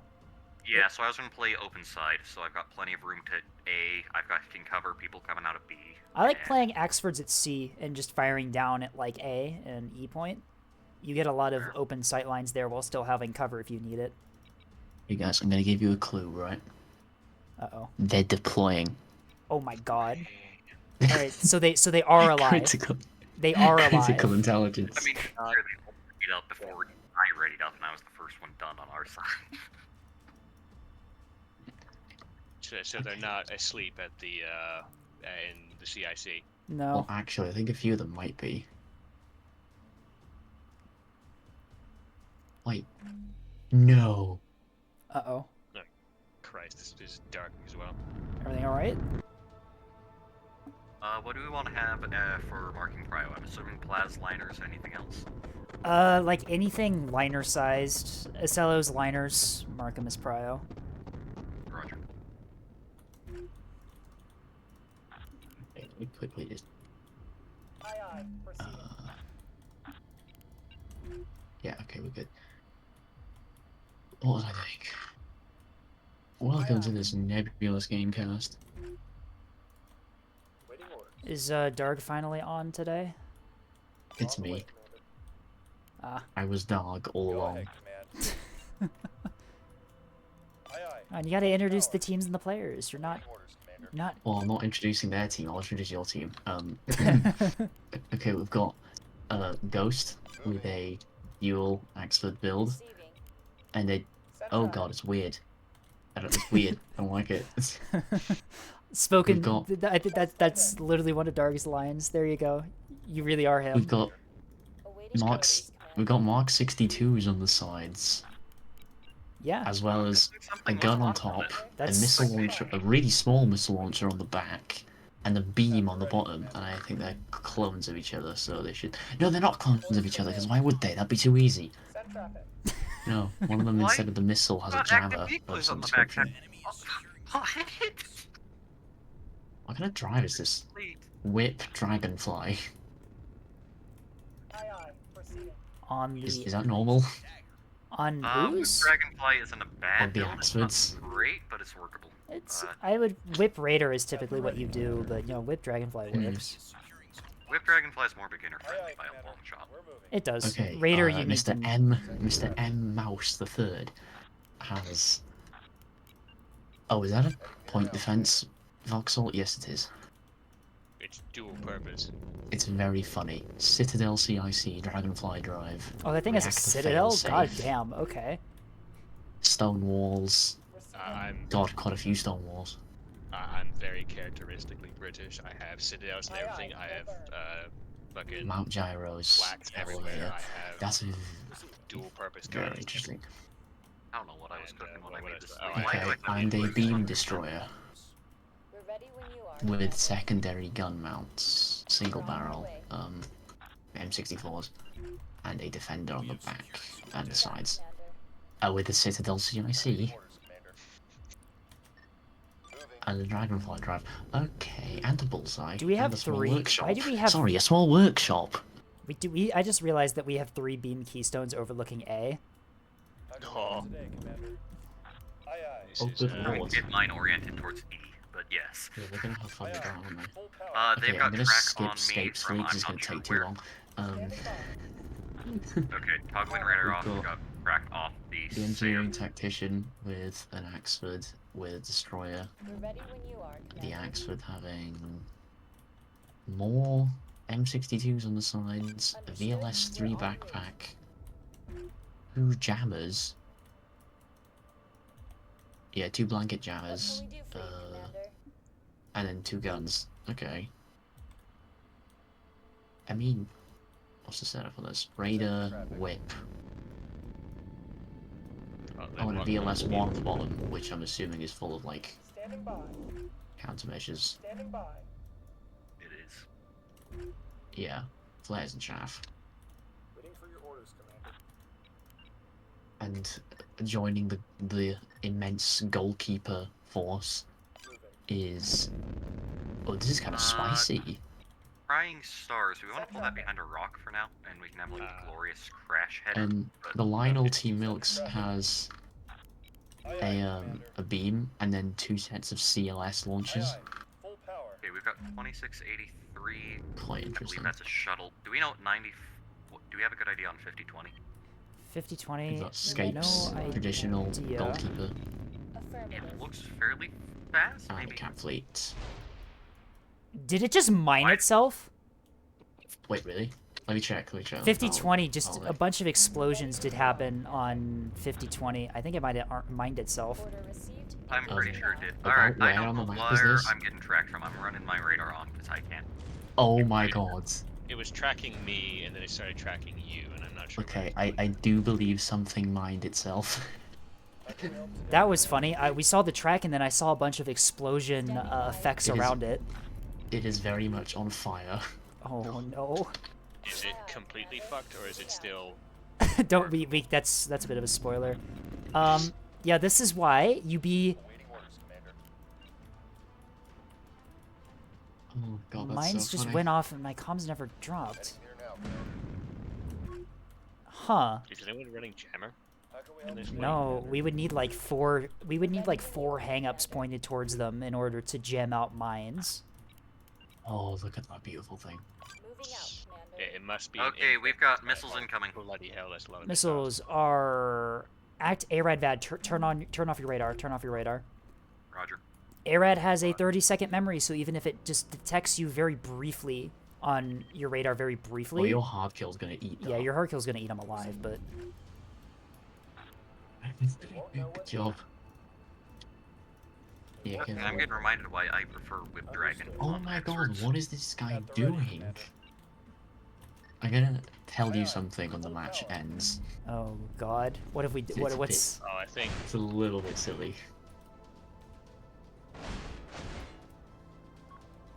We're ready whenever you are. Peek out That's to the targets. A side. Quite funny. What the hell are those? Oh, it's Target chat. E. Okay. Man, I should have just gone for A. What the fuck was I doing playing passive? Yeah, Engaging. I think you might still be able to make it. But I don't know. I don't want to risk it now because all my assets are At the pretty ready, Commander. invested. Understood. Engaging.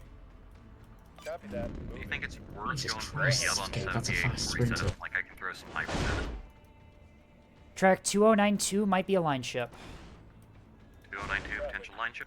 Signaling prio. We had a bunch of missiles come from there, which makes me think that's what it is. My RPF is, I'm trying to get a look at it based on how my RPF splatters against the hull.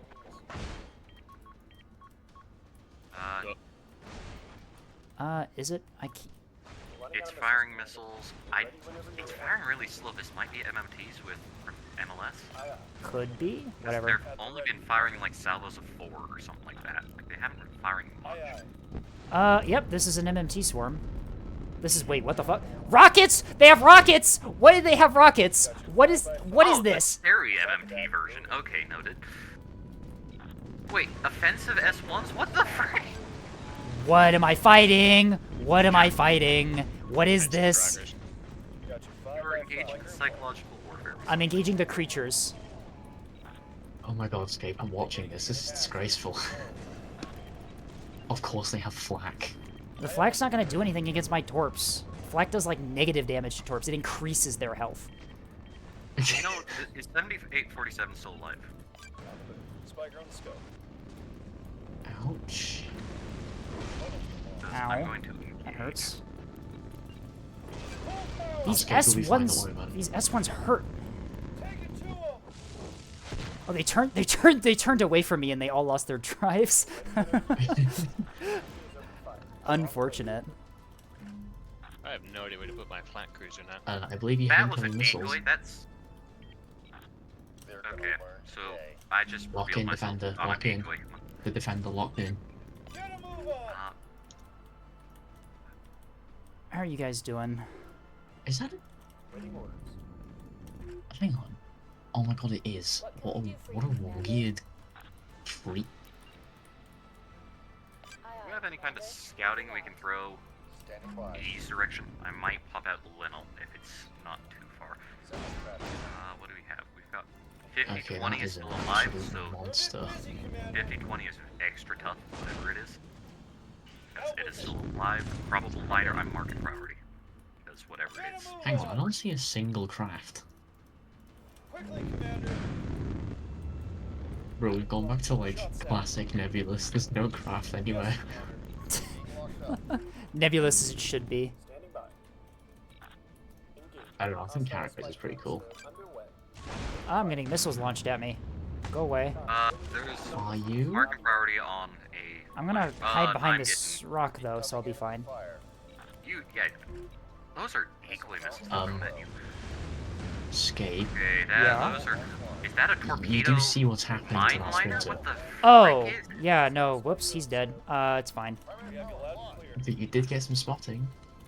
On the way. Well, we now know it's down there. We have 2, We have two 250 line ships and a monitor at E point. It's fine. I don't mind. I think I just watched you snipe that Tug's reactor with one shell.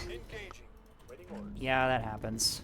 That's hilarious. Like, you hit it with one shell and it just turned off.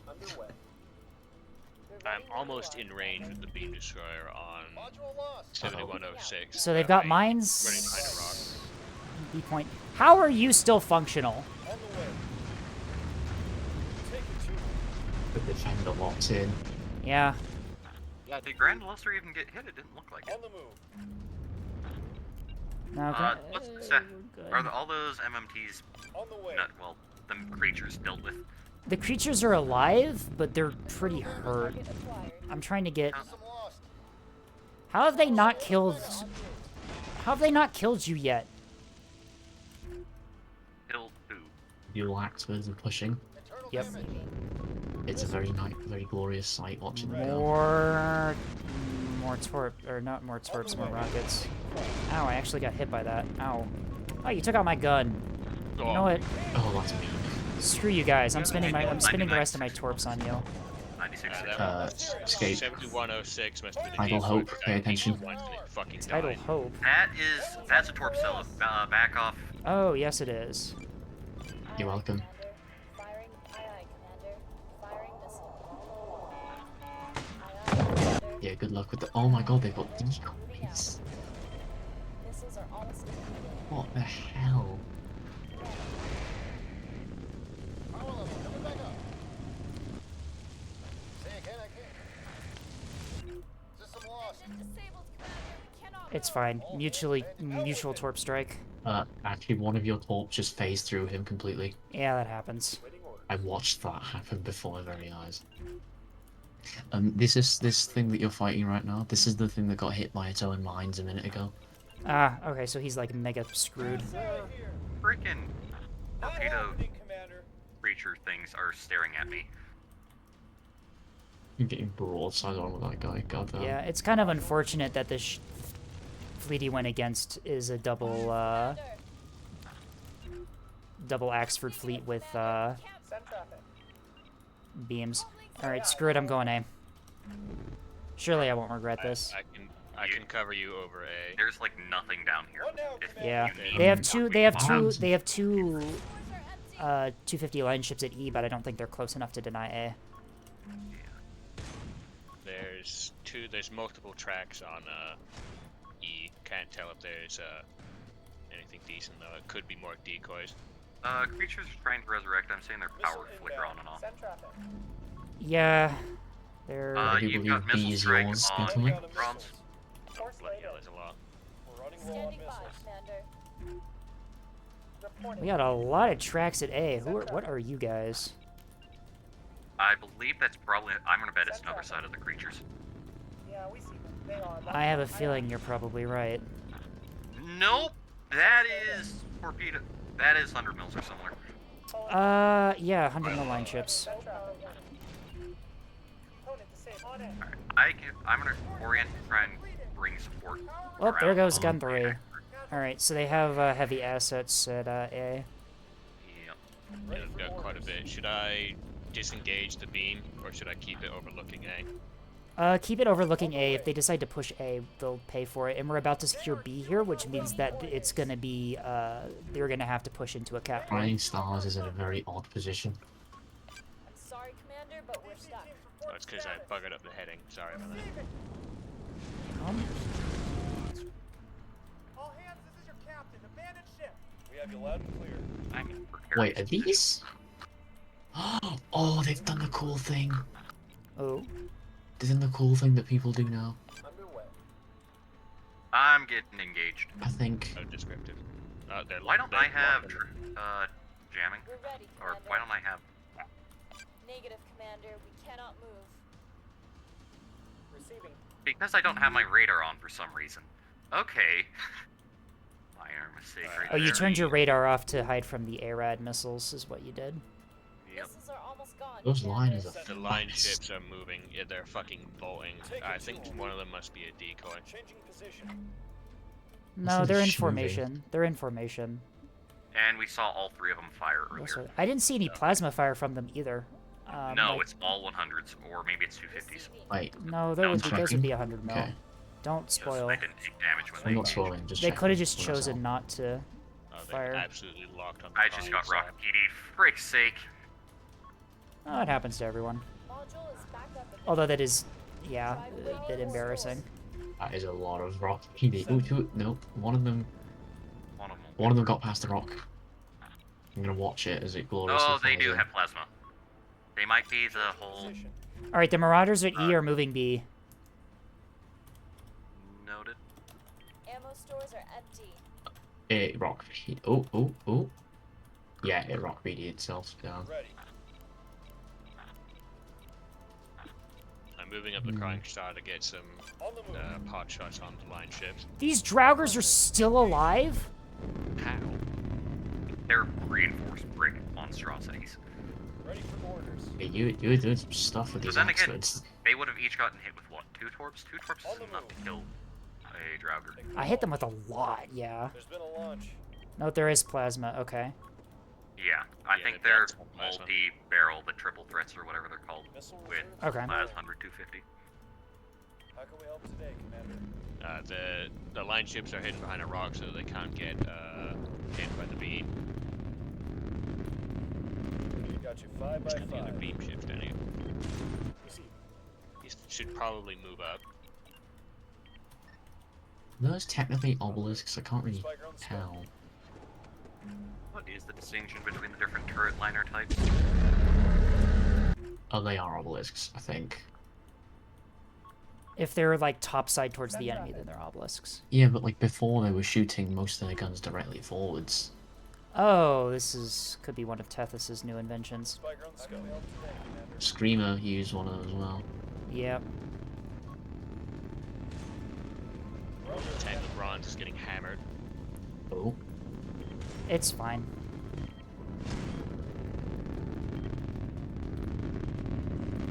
How can we help today, Commander? Aye, Commander. We're moving. It's better to use Oh. 120 HE or AP versus the liner. I don't believe in LMI. It depends, I guess. 120 you want to use AP as Engineering's my having preference. issues with the drive. We're not generating Commander power. Yeah, interesting time up there. Damn. Okay, Okay. that's a weird fleet. We're ready whenever you are. That's a very weird fleet. The OSP team comp is definitely one of the comps of all time. Yeah, I think we've been noticing that with some of these fleet. We have.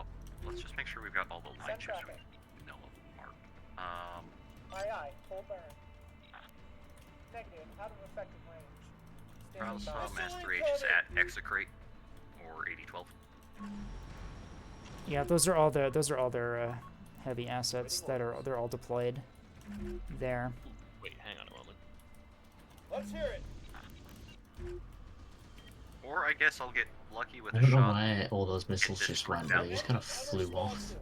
Yeah, I've They're got Active jamming Flash you. Command. They swap targets, but I've got Active Command. Like they shouldn't do that. They probably have Ooh. warblers on them to jam out your command val. Well, no, they're all hidden. They just swap targets, which is odd. How many missiles do you have left in that, Oxford?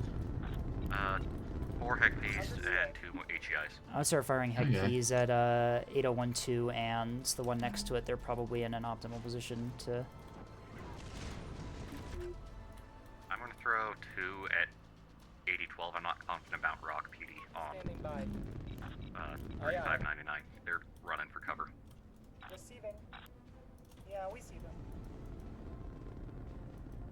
I'm getting target locked. Let's get my blankets back up, please, guys. Finding the buzzer. Our missile stores are running out. We have you loud and clear. Standing by. There we go. Back online. Set Reactors traffic. back online.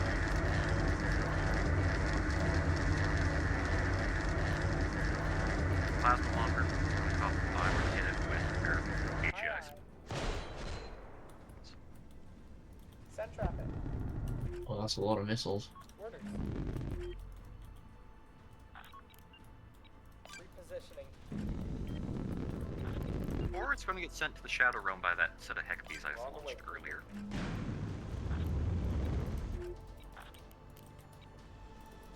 That was an absolute. That's so fun to watch, though.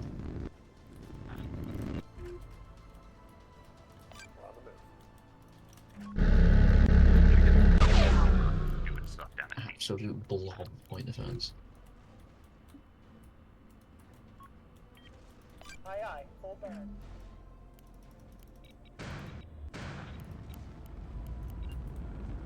You might be able to move Crying Stars onto A. It's kind of right by it. I'm going for A cap with Funnel. Oh, the other one's mega dead. Alright, I'm moving up. We're reading you. Ooh, nice. Okay, no, that's overkill. Why'd you do that? Jesus Christ, hold all weapons. It was completely uncalled for. Your auto got screwed up. Yeah, no. Having 2 frontline fleets engage you is... Waiting orders. Your antenna's down, your antenna's down. Standing by. Aye, aye. We're on the way.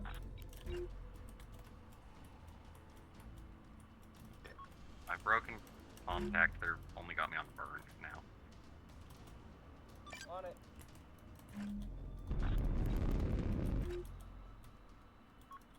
Ready for orders.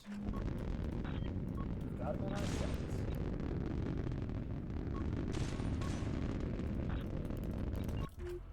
Interesting piranha strike.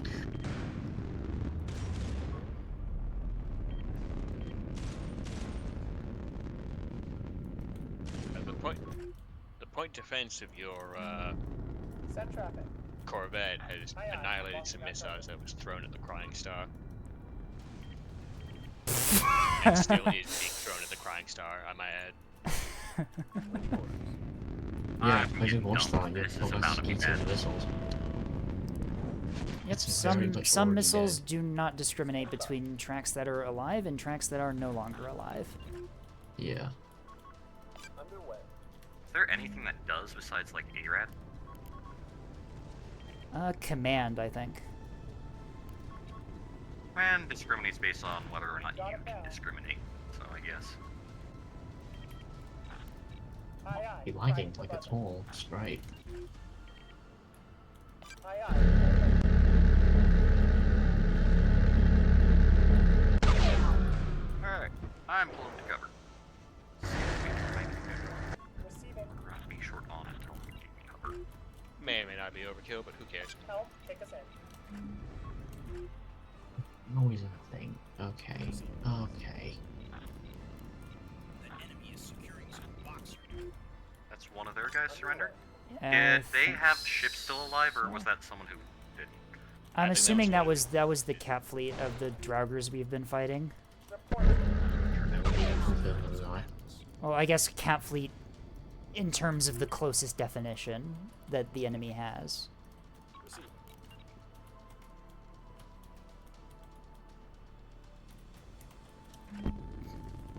Yep, all the tugs are dead.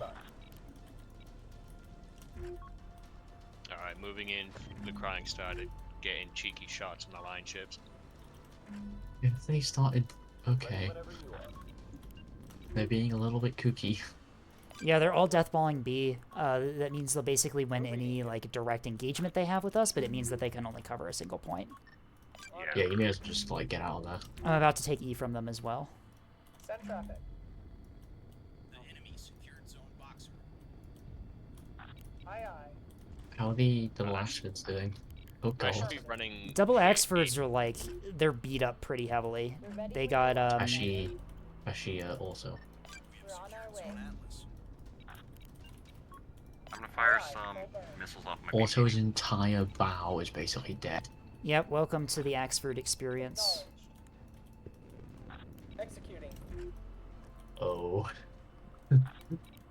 Warning. Please let him not get rock 80 for once. Incoming missile from where? Oh, bloody hell, what was that? Or I can just Oh, use that's- them to nuke. That was the my dead ship that was acting as point defense for you guys. Sorry. Yeah, that's a reactor. I bunch think of- point defense a bit too Parageo hard. heck these down, that's unfortunate. Well, a bunch of extra missiles into it will do that. We're on the move. Alright, I'm throwing. Can going back to throwing the hybrids up. Don't beam the decoy container. Unless they've got track on you, which they don't. I think that track 7817 just got friendly fire mined. Right.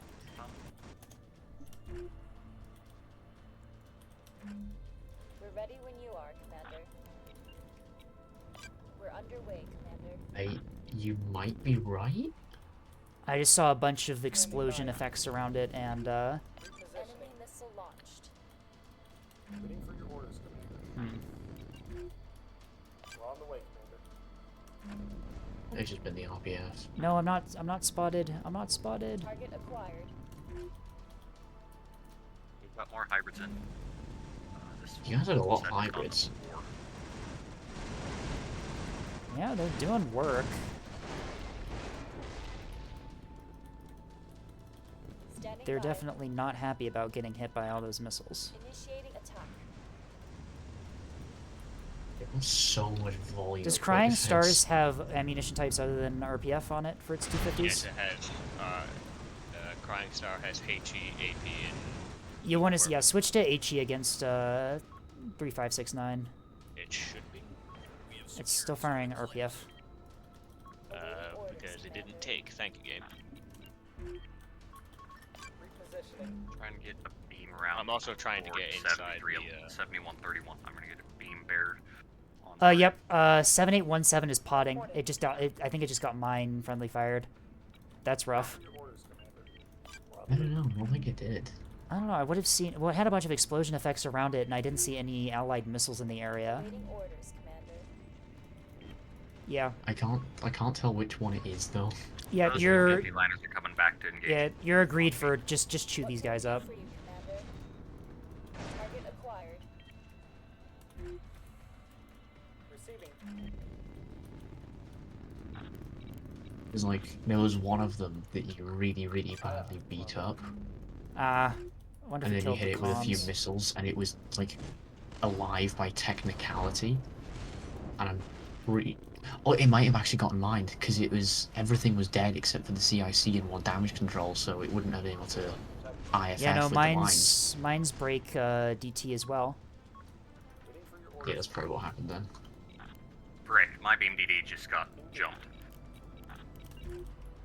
It's alright. Beam DD down. We're ready whenever you Yeah, probably.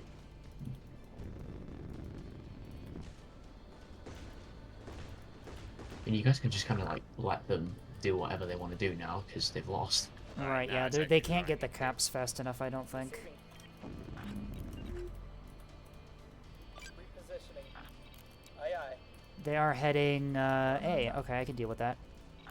That is outside of our range.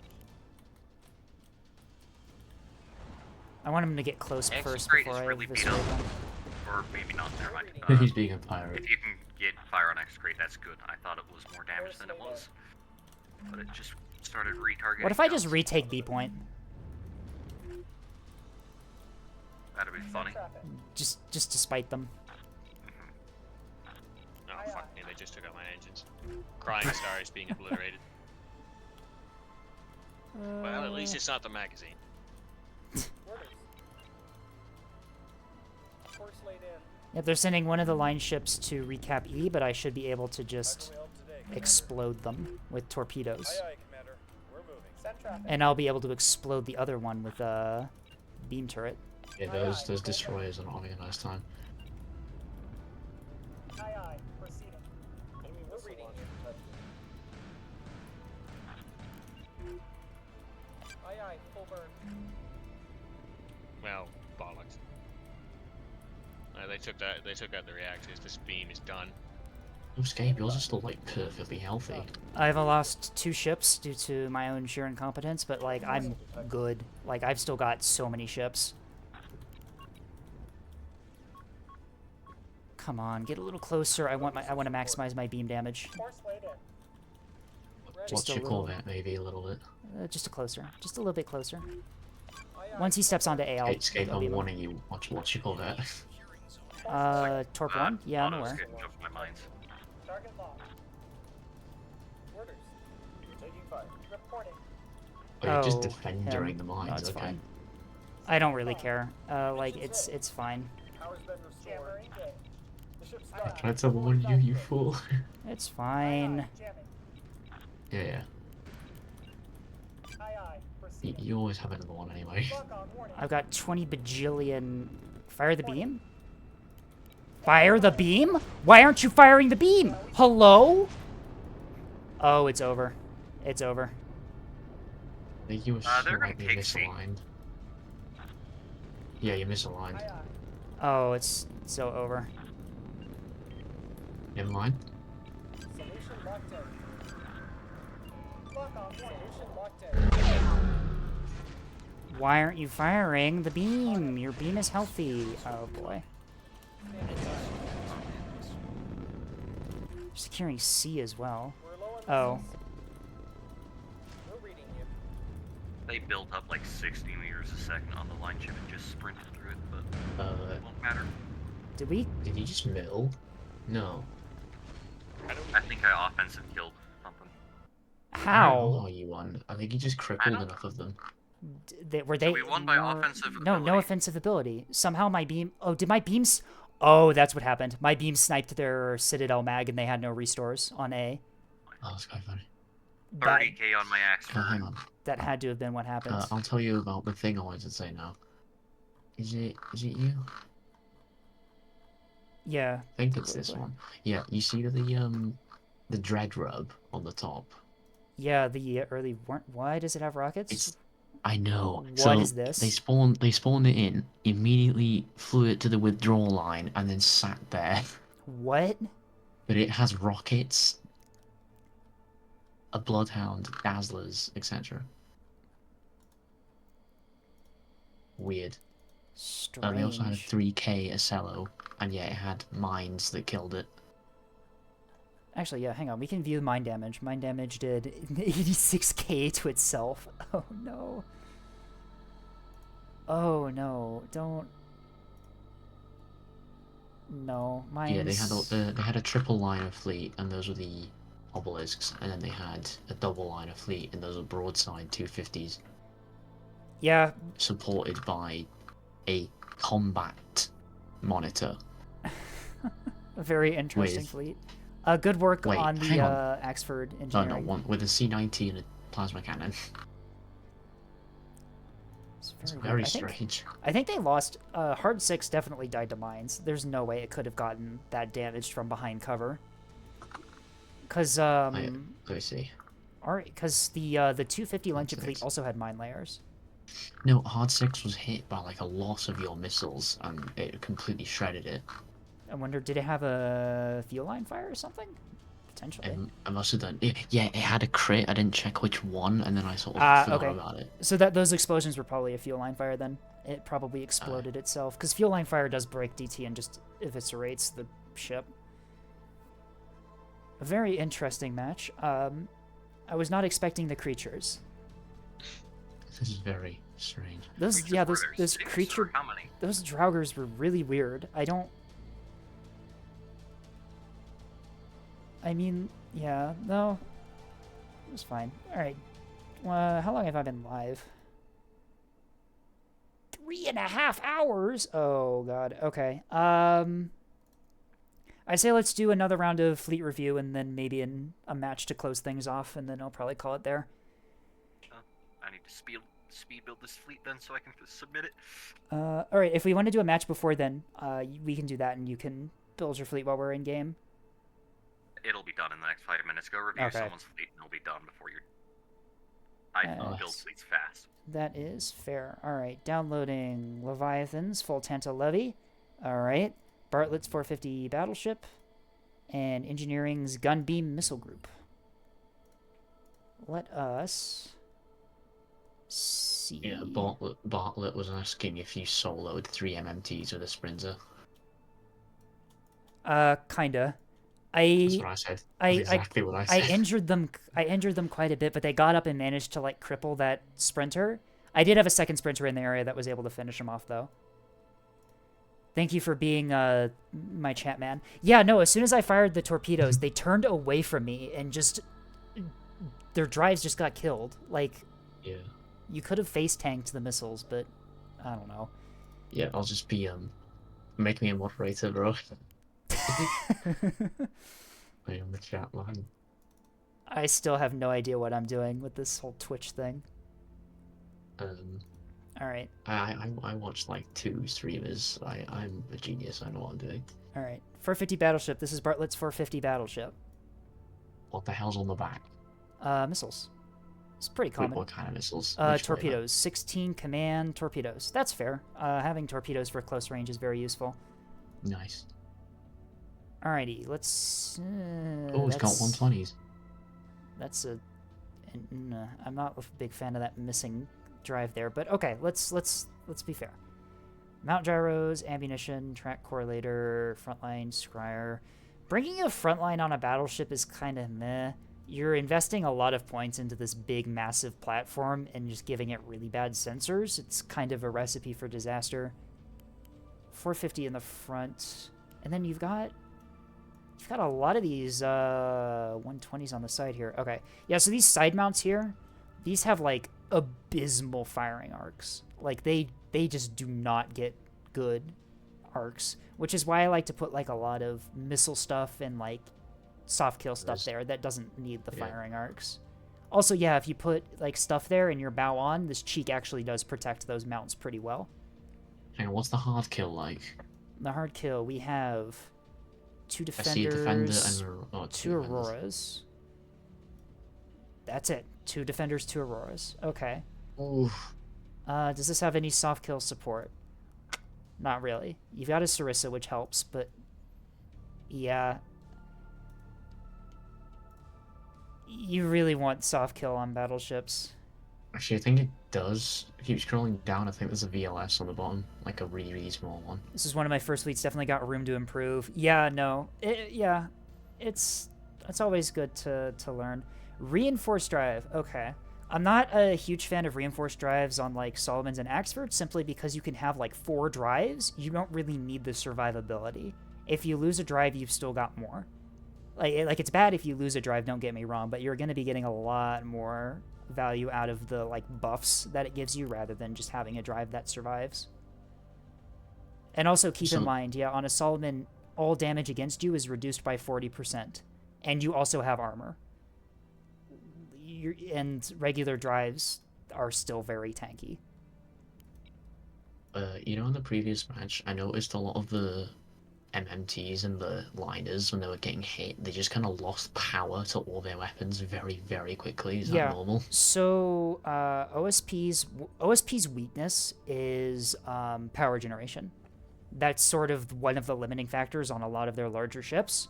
You can compensate this by mounting boosted reactors and jury-rigged reactors, which is probably what was there. The boosted reactor just goes in the regular reactor slot.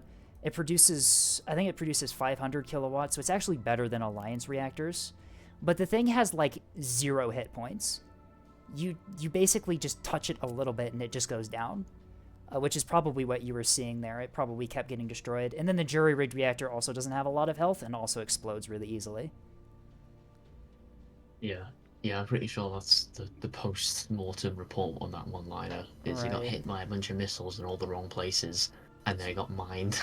So Bartlett, the benefit of more drives. So they add buffs to your hull, and they're additive. So if you combine a Whiplash with a Dragonfly, you get the maneuverability. That's already a Dragonfly. Whoops, Whiplash. Here we go. So you get the buffs of the Dragonfly and also the buffs of the Whiplash. So you want to be mix and matching your drives to optimize your maneuverability performance. Whereas reinforced drives, they don't give you any like buffs to speed. Yeah, so yeah, you can combine them, they cancel out. Typically, Whiplash Raider basically gives you really good speed and really good acceleration, but reduces your maneuverability. Whiplash Dragonfly gives you pretty decent speed, and increases your sort of ability to maneuver, but your acceleration isn't all that good because it's not getting buffed by the Raider. So yeah, it's all about mixing and matching the buffs to figure out what you want. Raiders are really good. Like, you look at a Raider, you see all these like downsides to it. Like, it's worth it. It's fine. This buff alone here is all you need to convince yourself to run a raider. Having linear thrust as a buff is so powerful. You basically just stop moving in one direction and start moving in the other direction, and incredibly quickly. You can use it to duck behind rocks pretty easily too, because you've got that boost to your acceleration. Bullseye, yeah, we've already... If someone can throw me a ping when my fleets get looked at, that would be appreciated. I'm gonna go. It was nice being on stream. Alright, yeah. See you around. Thank you very much. See you. You're out. Yeah, engineering. I'll ping engineering when Yeah. the other fleet's being reviewed. Alright, so yeah, You know, it's lacking Ape and Chatman. a drive here is kind of because drives are only like 20 points. You can do that. You can swing that. You also want to be building into speed on a battleship rather than maneuverability. I know it's tempting to bring a Dragonfly because you're like a slow hulking thing. You want to be getting your bow turning. But honestly, just the ability to reposition and cross distances in a battleship is so useful. That's one of battleship's main weaknesses is the fact that they can only be in one spot at once. And so having the speed to reposition is a very useful thing to have. But yeah, pretty standard. So your DC, 3 large and 2 rapids with it looks like a damage control central and a workshop. Where's the central? I know it's in here. There it is. Okay. Where do you have your larges? In the front. Okay. So, on a Solomon, there are 4 compartments here in the core area here. These compartments are incredibly hard to damage. And so that's typically where I put my large DC lockers. Because large DC lockers, yeah, they give you really good stats. They give you 2 restores, a bunch of repair teams. Very useful. Their only downside is they die incredibly quickly. They're very easy to kill. And so you want to be putting large DC lockers in the most protected part of your ship, rather than on like the extremities here. If you're putting DC lockers on the extremities, you want to be putting reinforced DC lockers there because they have a lot of health and can absorb fire, or small DC lockers, or sorry, rapid DC lockers. Because rapid DC lockers, since they don't have any restores, if they get destroyed, it doesn't matter because your team is still alive in the ship running around repairing things. So yeah, the damage control central and small workshop combo, I really like that. That's something I do on my Solomon as well. Gives you really good buffs to your DC teams. Only recently learned the benefit of reinforced modules. Yeah, that's fair. Reinforced modules are like, it's a mechanic that the game doesn't really explain all that well, like how good they really are.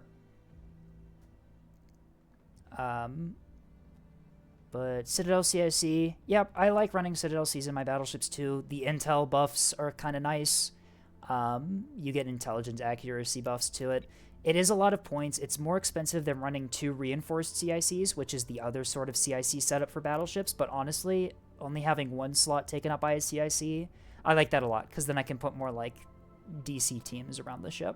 I'm more than willing to pay the 75 for a Citadel just so I can get more DC. Take off the Intel Center. Yeah, Intelligence Center, that's 90 points. You don't really need it. Your role as a battleship is to survive. You want to be building into... If you're building a battleship, you want to first be building into its ability to survive, so basically maxing out all your DC, stuffing as much DC in the ship as you possibly can. Then you want to build into your offensives because you have a lot of offensive mounts, and then kind of like build into your drives and get speed out of them as best you can. But yeah, so all right, these are fair firing times. Typically my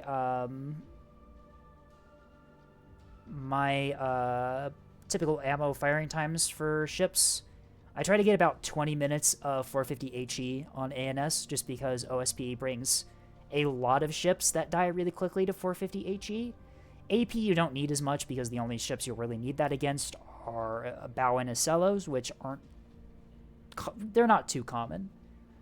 2 to 3 minutes of point defense firing time is typically what I go for. 4 minutes is fine, especially with carriers being in the game now. Having the extra firing time for your point defense is probably very useful. In terms of your actual PD here, it's definitely lacking. These cheek mounts here where you have your defenders, these are super useful mounts for stuff like bastions. So large point defense turrets like bastions. They give you so much coverage and basically just deny rocket strikes against you. You just tear rocket strikes apart. Back here, these mounts are also really good because they're not being blocked by the drives. They can fire behind you pretty much in all arcs, since they're pretty much just extended on a pylon. These make really good. Auroras being here are really good. Defenders here, if you don't have the points or power generation, are also really good. Keep in mind, though, OSP's primary missiles they're going to be sending at you is going to be a lot of... It's going to be a lot of S2s, which Flak deals with, a lot of rockets, which Flak also deals with, and also containers and torpedoes. And the Aurora is very accurate. It has good range. It burns through S2s and rockets, but as soon as it's faced with a missile that has armor on it, like a container missile or a torpedo, it's basically going to do no damage against them, which is why you want defenders, because the defenders actually have the damage output and the stopping power to tear apart those armored missiles. But apart from that, it's pretty fair. These sidearms, I see these sometimes. If you're going to be running sidearms on a battleship, you really want to be building into a lot of soft kill as well. You have, I'm assuming that's chaff, flares, and SDMs. Oh, okay. I do have some AMMs on the FF for that, although they aren't really set up ideally. AMMs for torpedoes and containers.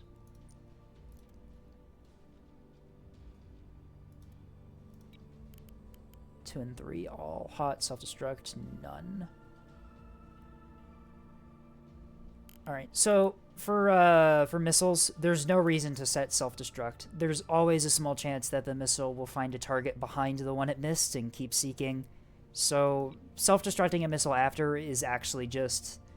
There shouldn't even be a button here, realistically, in terms of, like, game balance. It doesn't add any points, and it does actually buff the effectiveness of your missiles occasionally, especially AMMs, which do have a chance to miss the missiles they're firing at and also can detect the missile behind them, especially if there's like massed salvo sent against you. They should suffer for their failure to hit. All right. All right, torpedoes. Cold gas bottle. You don't really need cold gas bottle in torpedoes since they don't really have a boost phase. Boost phase is hybrids. So you don't really need the extra maneuverability. Command, I would put a backup seeker here, something probably like ARAD is a good backup seeker for command because one of the ways you deal with command is just jamming the ship that fired them.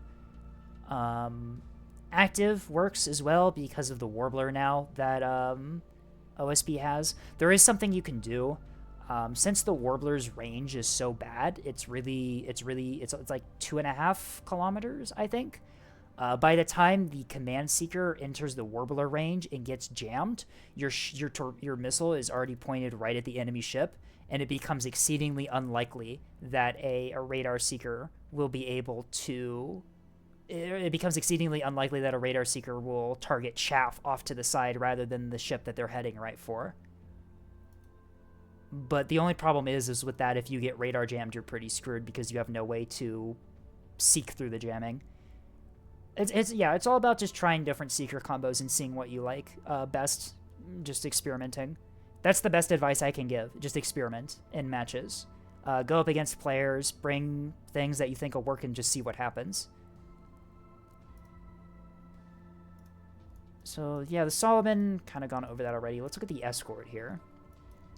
We've got regular drive, reactor, basic CIC, large DC, bulk mag, and a rapid DC. All right. I would replace this with a reinforced and also the CIC with a reinforced. I would prefer reinforced DC lockers over large DC lockers on ship like this, especially since you don't really have the protection given by, like...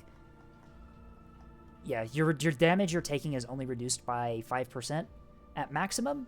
And so having reinforced stuff in small ships is very useful because it makes small ships surprisingly hard to kill, especially to like lighter guns that they would typically go against if their job is to fight other light craft. But Sarissa's nice. 500 sand shot, yeah, that's fair. at least, yeah, if this is one of your first fleets, at least you didn't fall into the trap of bringing like 10,000 sandshot and spending like 200 points on just 15 millimeter. People do that a lot because they don't read the firing time. Pay attention to your firing time, guys, please. Yeah, that's 18 minutes, 500. Huh? Maybe take this down maybe to 200 or something.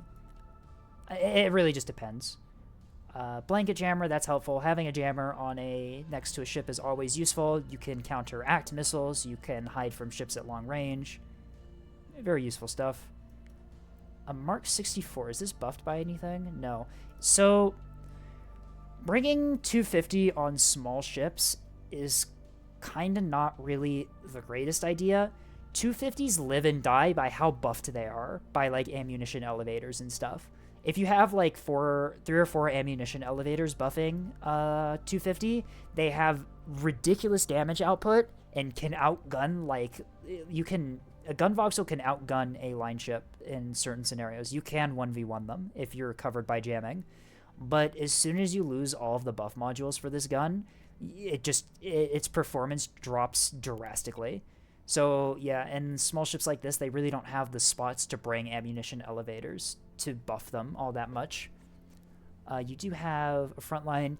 Yeah, having 2 front lines on a fleet like this, that's a large investment in a single ship, or a single formation even, it's not a good idea. You should always be bringing parallaxes on your Solomon at the minimum, and spyglasses if you're doing the track correlated spyglass thing. Escorts, you can run frontline if you want to, especially if the escort is like really power intensive. Having a spyglass though next to I never did much with radars beyond the default, never understood them. Okay, do you understand them now? Do you want me to go through a quick tutorial about how the radars work?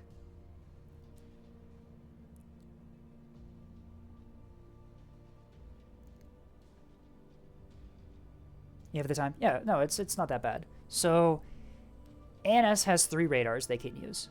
The radar panels are on the ship. The internal radar, whatever internal radars are mounted in your ship, is what these external radar panels use. You do not need to modify anything other than this radar module here to affect your sensor performance. So the front line is your default one. It's very short range, but it's very cheap to run in terms of power and cost, and also fairly accurate at close range. And that's a general trend you'll see. The shorter range a radar is, the more accurate its generated tracks tend to be. So the front line is fairly accurate at close range. Its only drawbacks are its burn through chance is not the greatest, at least compared to the parallax. So it doesn't multiply the power of the radar all that much compared to the parallax. Its range is also pretty abysmal, especially if you're bringing 450s. The spyglass is kind of the opposite of the front line. It trades its accuracy for its long-range detection ability. So the spyglass is super sensitive, and it has a very long range, meaning that it's able to detect things at very long distances very easily. Its downside, however, is that its accuracy is completely abysmal and cannot burn through when it's being jammed. So if you're being jammed, you cannot burn through and find burn through pings. You're just completely at the mercy of whoever's jamming you. It's also very expensive to run in terms of power. This thing is a very power-hungry thing, and often it's a sacrifice to play, right? That range comes at, the cost. But it's very useful, especially on, escort vessels for providing long-range sensor covers for allies. But if you putting it on a frontline ship sometimes works. If you put 4 track correlators on a ship with a spyglass, it can make the spyglass's generated tracks accurate enough to fire at them pretty accurately at range, which is one of the tactics that especially Axfords and Solomons use because they have the buff module slots to both buff the radar and guns. And then the last radar ANS has is the parallax. The parallax is your Gucci frontline. It has better range than the frontline by 1.5 kilometers. Its accuracy is pretty much the same as the front lines, right? So you're not reducing your accuracy by much. You can burn through. Instead of an 8 burn through power multiplication, you get a 12 times multiplication on this thing, which means this thing is very hard to jam out. And also, it can lock. How it does that, if you have, I think it's 2 panels in the same direction, 2 functioning panels in the same direction as where the enemy is that you're attempting to lock, it can lock at that 9.5 kilometer range. It's finicky though, which is why I would recommend still bringing a bullseye or 2, but very useful. So the parallax is, the parallax is very expensive, but very powerful. And that's kind of the difference between them. So these 3 are your radars. These things actually are the things that detect ships, and all of the other stuff in here is stuff that buffs your radar's performance in various ways. Yeah, the best one is the strobe correlator. Strobe correlator. Yeah, strobe correlator is not really all that useful. Jamming lob accuracy is not really a useful statistic, because if you're firing on a burn through, if you're firing on the strobe generated by incoming radar jamming, you've already lost. It's already over for you. Burn through if you can and lock. But yeah, so that's the difference between Alliance's radars. OSP only has 2 radars. They have the Bridge Master, which is their version of the if you stack 5 SCs, does that give you an infinitely accurate bearing? Only when you're being jammed, I guess. Like, the jamming lob only pops up when you're receiving jamming, so it's very situational, and there are so many other better ways to deal with being jammed that it's just kind of a useless thing to have. It's funny, though, and you know it is funny. It is funny. But yeah, OSP only has 2 radars. They have the Bridge Master and the Huntress. The Bridge Master is their version of the front line. It takes up like no power at all. Has like a 6 kilometer range, I think. It's very short ranged.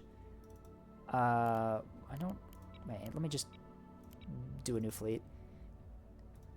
It's 8.5. Okay, so it's a bad radar. It takes up like no power, has a very short range, but the only thing that this radar has that works with it really well and is a very useful thing is the fact that it's basically you basically have target lock when something's detected by a Bridge Master. Like, its accuracy is insane. It's kind of funny. Other downsides, it cannot burn through. So if you're getting jammed, you're screwed. So yeah, if you can afford the other radar, the Huntress, go for it. But the Bridge Master can be really funny because it gives you insane accuracy if you do actually detect something with it. The Huntress is their other radar. The Huntress is this is OSP's more advanced radar. It can burn through, is why you want to run it. The only problem is that its burn through multiplication is 4, which is half of what the front line is. And also, it has a 1 in 3 chance of just removing like 10% of the radar's health. And it's really funny I've done this several times on multi-mission tugs that have Huntresses, where I actually just kill my radar. I just self-destruct it by burn throwing and without checking the health it is at first.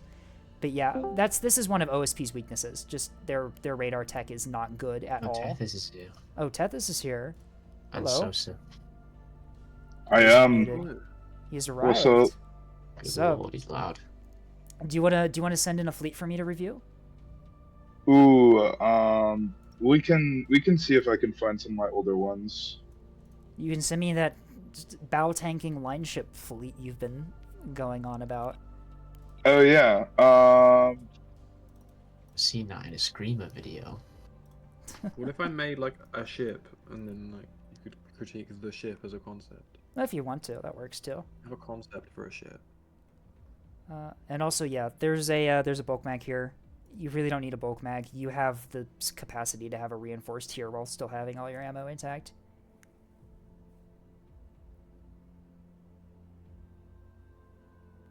Actually, adaptive radar receivers on spyglasses is actually a play, considering that, especially on like sensor pickets, just knowing that a ship is there regardless of what track quality you have on it is a very useful thing. So often on like spyglass frigates, you'll see adaptive radar receivers on them, just to allow for the first mag is always free.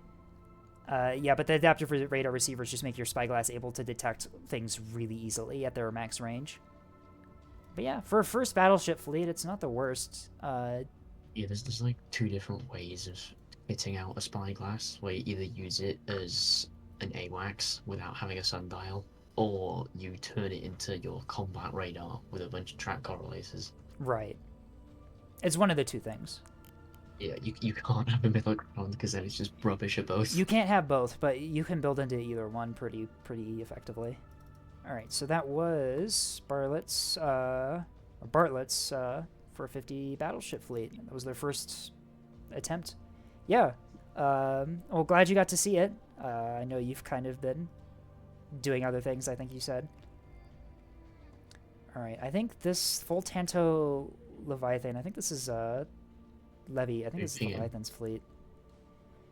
Is it not Engineer or whatever? Engineer has Gunbeam Missile Group and Mega Meta fleet. Mega Meta. God, I want to see that. Oh, those are coming up next. Barracuda's Go Boom is the name of your SDMs. Very based. That's what you meant. I see. Okay. Okay, Voidbird is a cool name though. It is. All right, Coil Gun S2 Bay. 38. Oh my god. All right, Void Superiority. Yep, Barracuda go by the 100. Wait, how many? Size 100 SDMs. I like how there's 50 sets of that loadout. Yeah. That's a lot. This is. I don't think he's got. Even if he's got over 100 loadouts total. That's even if you more were than you're ever gonna use. Even if you were constantly launching squadrons, I don't think you would ever be able to use all the munitions you have in a match. They're more conquest pre-building. Conquest pre-building. All right, so we've got a fighter bomber. It's just the glide bomber loadout. Tanks jamming. Okay, that's fair. SAR H strike. Ooh, you're being evil. Oh no. He's doing SAR bombers. SAR ARAD, HE shaped, cap blower upper. Incredible names. Oh, these are beautiful names. This is my airspace Barracuda go bye bye. I like the SGM 234 baguette. Yeah. So is that a play on the breadstick? Yeah, I'm assuming it is. So. I'm assuming it's making fun of the breadstick missile archetype. Evil. Wait, these are what? Oh wait, these are 10-degree cones. Yeah. These are the same cones as the pikes. No, the pike is 1 degree. Wait, the pike is 1 degree? What? 1 degree, yeah. Oh no! It's absurd. Liz, why did you do this? Because funny. Is that a typo? Did they just forget to add 0? What the fuck? I saw that, and that's what I assumed. So I went over to balance contemplation, and apparently it's on purpose, and it's so that the pike can illuminate really targets good, for other. Yeah. No one other stuff. No one expected to put the SAR H missiles on the pikes, and then exactly. escort is just a Barracuda go boom. I'm assuming this is for escorting bombers and stuff. I have very similar loadouts to the fighter bomber and escort loadout here in my carrier fleet. Yeah, I would say, yeah, you're definitely, controlling the airspace with 38 fucking Tontos and 3 bajillion loadouts available for them. Your anti-ship strike capability is very much lacking in this fleet, I feel. Which, I mean, you can make it work. Barracuda go boom. Okay, so you maxed out top speed, you max out, you kind of want to put it between top speed and maneuverability kind of here, and you also want to max out the warhead for maximum damage. Also, you want to be using this one. So the difference between the 3 radar seekers, the first one has a 50-degree cone and a 2-kilometer range. The steerable one, it puts the seeker on a swivel, effectively giving it a much better FOV, because it can detect things at the edge of its sight line. So if you're running any missile that's not going to be going straight towards the target, so if it's going to maneuver at all, say for example an SDM that's going to turn and engage enemy ships, or a hybrid that's doing terminals, you want to be running the steerable one because there is a chance that the enemy craft will simply just duck out of the FOV range of the radar and not be able to be detected. And then the last one is just this one, but with 3 kilometers extra range on it.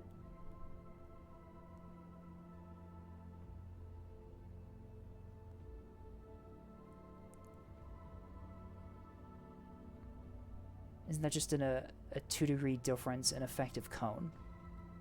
No, it's about doubles it, I think.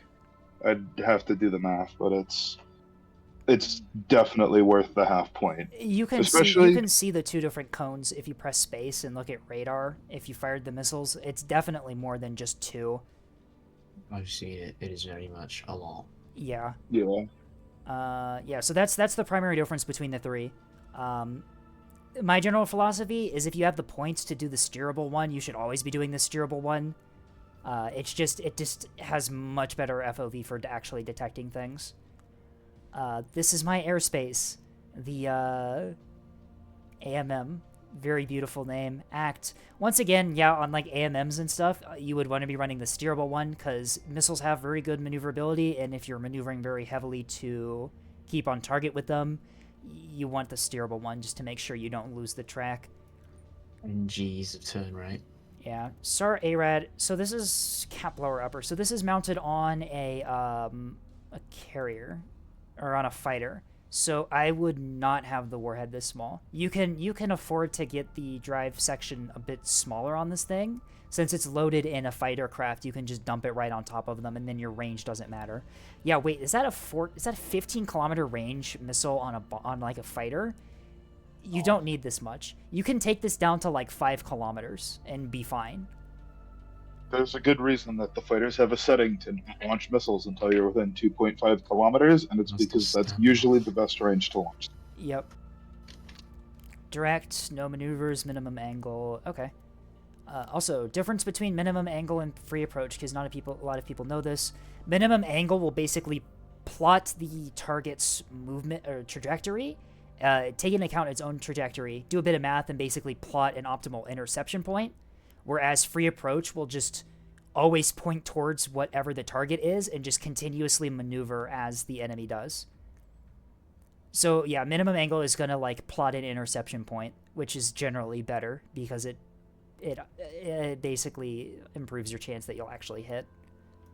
It makes it better at leading the target. It does. It leads the target. That's a good way to put it.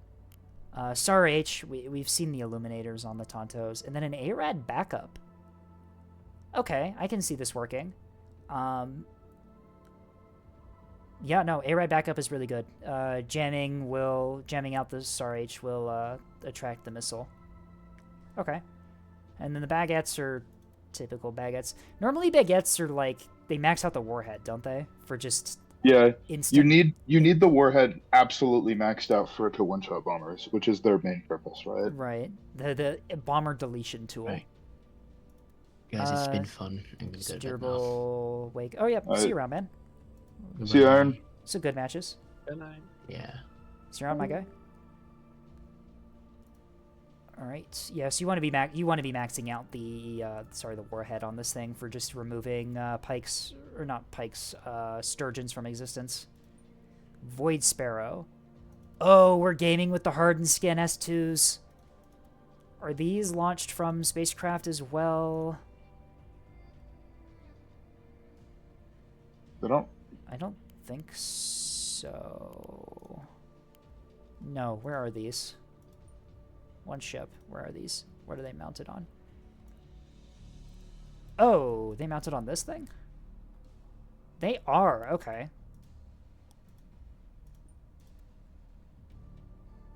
3.5, 207. If you can buff that speed a little bit, potentially take away some range to buff that speed, that's very helpful. Weave, minimum angle. Okay, that works. And there's SAR. Do we have an illuminator other than the Tontos? You do. Okay, so you're running SAR H spam beamstone. I see. A little based. Running hardened skin on S2s is a little bit funny because AMMs sometimes don't shoot them down, but honestly, I would take a backup seeker on this thing. And also, that hardened skin is about half of the points of the missile, so you can have twice as many missiles if you take the hardened skin out, which would get you, I think, more total HP across your salvo. That is also true. All right, we got Dragonfly, Reactor, E-Reg. I see 2 E-Regs. Okay. General rule of thumb with Keystones, because they have the built-in buff to their hull that reduces the damage you take when you battle short the beam, you really don't need to be buffing the reload speed on your beam. You want to be putting a bunch of FPAs in this thing to buff their damage, though. If you put enough FPAs in Beamstones, they can occasionally just kill line ships by just vaporizing them and structure breaking them. But yeah, you want to be relying on your battle short for Beamstones rather than buffing the cooldown of oh, there's a small one in there too. Yeah, you want to be relying on your damage output rather than the reload speed. The same kind of goes for beam battleships too. You want to be using the battle short strategically and learning how to do that rather than relying on a regular cooldown speed. Aux steering, reinforced. Yep, putting the reinforced stuff next to the beam to do damage splitting. Very good. Reinforced mag, large DC, plant control. Plant control is a little bit rough to run on Keystones because the Keystone already has a, is it a 20% or 25% buff to their power outlet from their hull? Whatever the buff is. Percentages in this game will always have reducing or diminishing returns. So adding additional 12% to 20% that already exists, it must be 30% or something then, if it's only... I think it's 25%. Is it 25? Okay. Yeah. You're going to get diminishing returns, and plant control centers are not cheap. Yeah, the general rule is the first 2 buff modules you put on something will give pretty much their full benefit. The third one will give about half. After that, it's like a quarter, and then after 5, it's not really After 5, useful. It's not worth it. Yeah. Frontline, you're also damage tanking with the frontline, which is something I also do in my Keystones. I put this one up here to protect whatever's back there. And Defender on the back. Okay. Defender on the nose too. Do you have any way to lock with this thing? Doesn't look like it. That can be rough. Not having a target lock with beams can be a little bit frustrating sometimes, especially on smaller ships. Because since the Keystone has to align itself with the track, and if the track is constantly jittering around because your track's not good enough, your aim point can be really weird and you can end up missing targets occasionally. We're also 60 points over. Did I do something to do that? I'm going to load fleet again. I don't know if I broke something and... No, I definitely broke something. I went into testing range. Guys, I know what I'm doing. I know what I'm doing. I'm so good at this. Look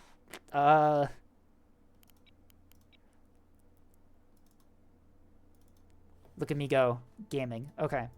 So I think I probably messed up a missile or something. But yeah, fairly standard Dragonfly drive on the carrier. Interesting. I would definitely be going Raider drive on carriers if you're going to do a buffed drive, just so you can power behind, use your acceleration to just duck behind cover really quickly if you get caught out.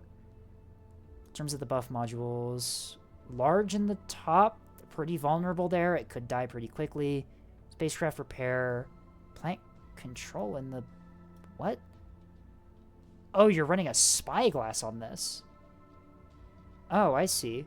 Okay. So spyglass isn't all that useful on a carrier, considering that you're probably just going to park it behind a rock and hide it for the entire match. So having good sensors is kind of not really a useful thing. You'd be saving quite a bit of points if you just made this a front line and reduced the plant control. You could also fit more deck gear lockers. He has no AWACS, so he will become the AWACS. Chaff and defenders round out the rest of the stuff here. Yeah. So kind of standard build here. There are a couple things I would change, but you know, the full Tontos is especially on a carrier that costs this much, committing to having all Tontos, especially without any variance between them, is a little rough. Oh, the Dragonfly? Yeah, I don't know why it has a Dragonfly. it boggles the mind. But yeah, committing to all Tontos and not having any variants or any bombers is kind of, it can be rough sometimes, because if you need to do an anti-capital strike, you really don't have the capacity to do so. The beamstone does help though, especially with the SAR-H missiles. But yeah, full Tonto, very interesting. Alright, we have Gunbeam Missile Group, and I know that there are a couple other fleets that just got posted that I will take care of in a second. I think this is, Engineering's fleet. Yeah, alright, I'm gonna ping him really quick because he told me to. Unless he's in chat already. He's there, he's in chat. Okay, he knows.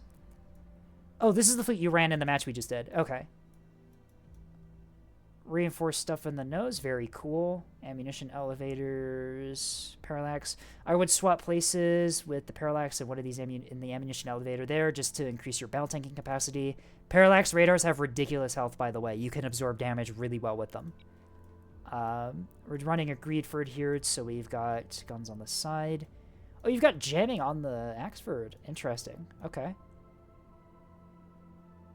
So actually just, like, no hard kill at all on this.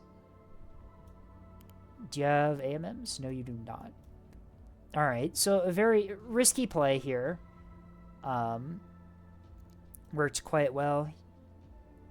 You are strong. Yeah, that is true. You've got soft kill in the form of the jamming, but... E-War is good, but the R3 is better, so... eh. Yep, standard gun build. I saw a bunch of ammunition elevators on this thing. Yep, 5 of them. You're maxing that out. Gun plotting center as well for the accuracy, very nice. VLS launcher on the back. You've got 2 types of hybrids in there. One's HEKP and one is HE shaped. We can take a look at those later. Small workshop, rapid, reinforced. Okay, so a little bit of a tip. These 4 compartments down here, especially if you're bow tanking, are pretty much guaranteed to be protected by this massive gun, which has a lot of health, making these compartments down here very difficult to actually damage. Do have a lot of Citadel between 2 reinforced components, although is also very tanky. Gun plotting there, reinforced. I think it's 5 reinforced DC lockers and 2 rapids. Alright, so you're just not dying, I guess. Radar whip. Alright, very nice. Micro-reactor, micro-missile programming bus. One thing I will say is you can also sort of tank with the micro-reactors. They have good enough health. I typically put those in the front cheek mounts and then put my buff modules behind them just to kind of keep them alive for longer. But yeah, pretty interesting Greedford. One also thing to notice here is this mount specifically here, if you're bow tanking, is it dies pretty easily. It's the first thing the shells hit. It goes down pretty quickly. But yeah, pretty good Greedford, actually. The jamming is an interesting design idea. I kind of like it, actually. And then we have your beam keystone here. Dragonfly, reactor, reinforced, rapid. Okay, another thing you can do is also, put the rapid DC locker there. Because it's right next to the beam, so if you start battle shorting it and the team is still located in the rapid's going to get to the beam and start repairing it really quickly. Reinforced DC, rapid DC, reinforced mag, reinforced CIC, reinforced DC. Alright, so you're maxing this thing. You have a lot of damage control on this thing, actually. I guess that's fair. You do have a lot of missiles on this thing. This is a pretty heavily invested keystone. 1 FPA, 2 FPAs. Okay, very neat. Frontline and a missile programming bus for the missiles, I'm assuming. Yep.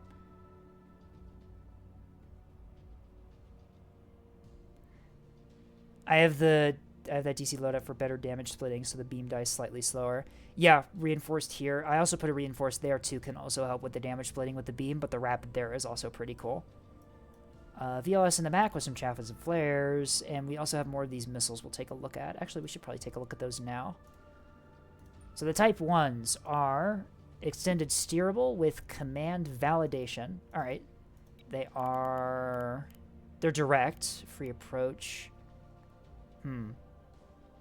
Free approach or minimum angle Tethys on direct hybrids? I think you want minimum angle. I was kind of thinking the same thing too.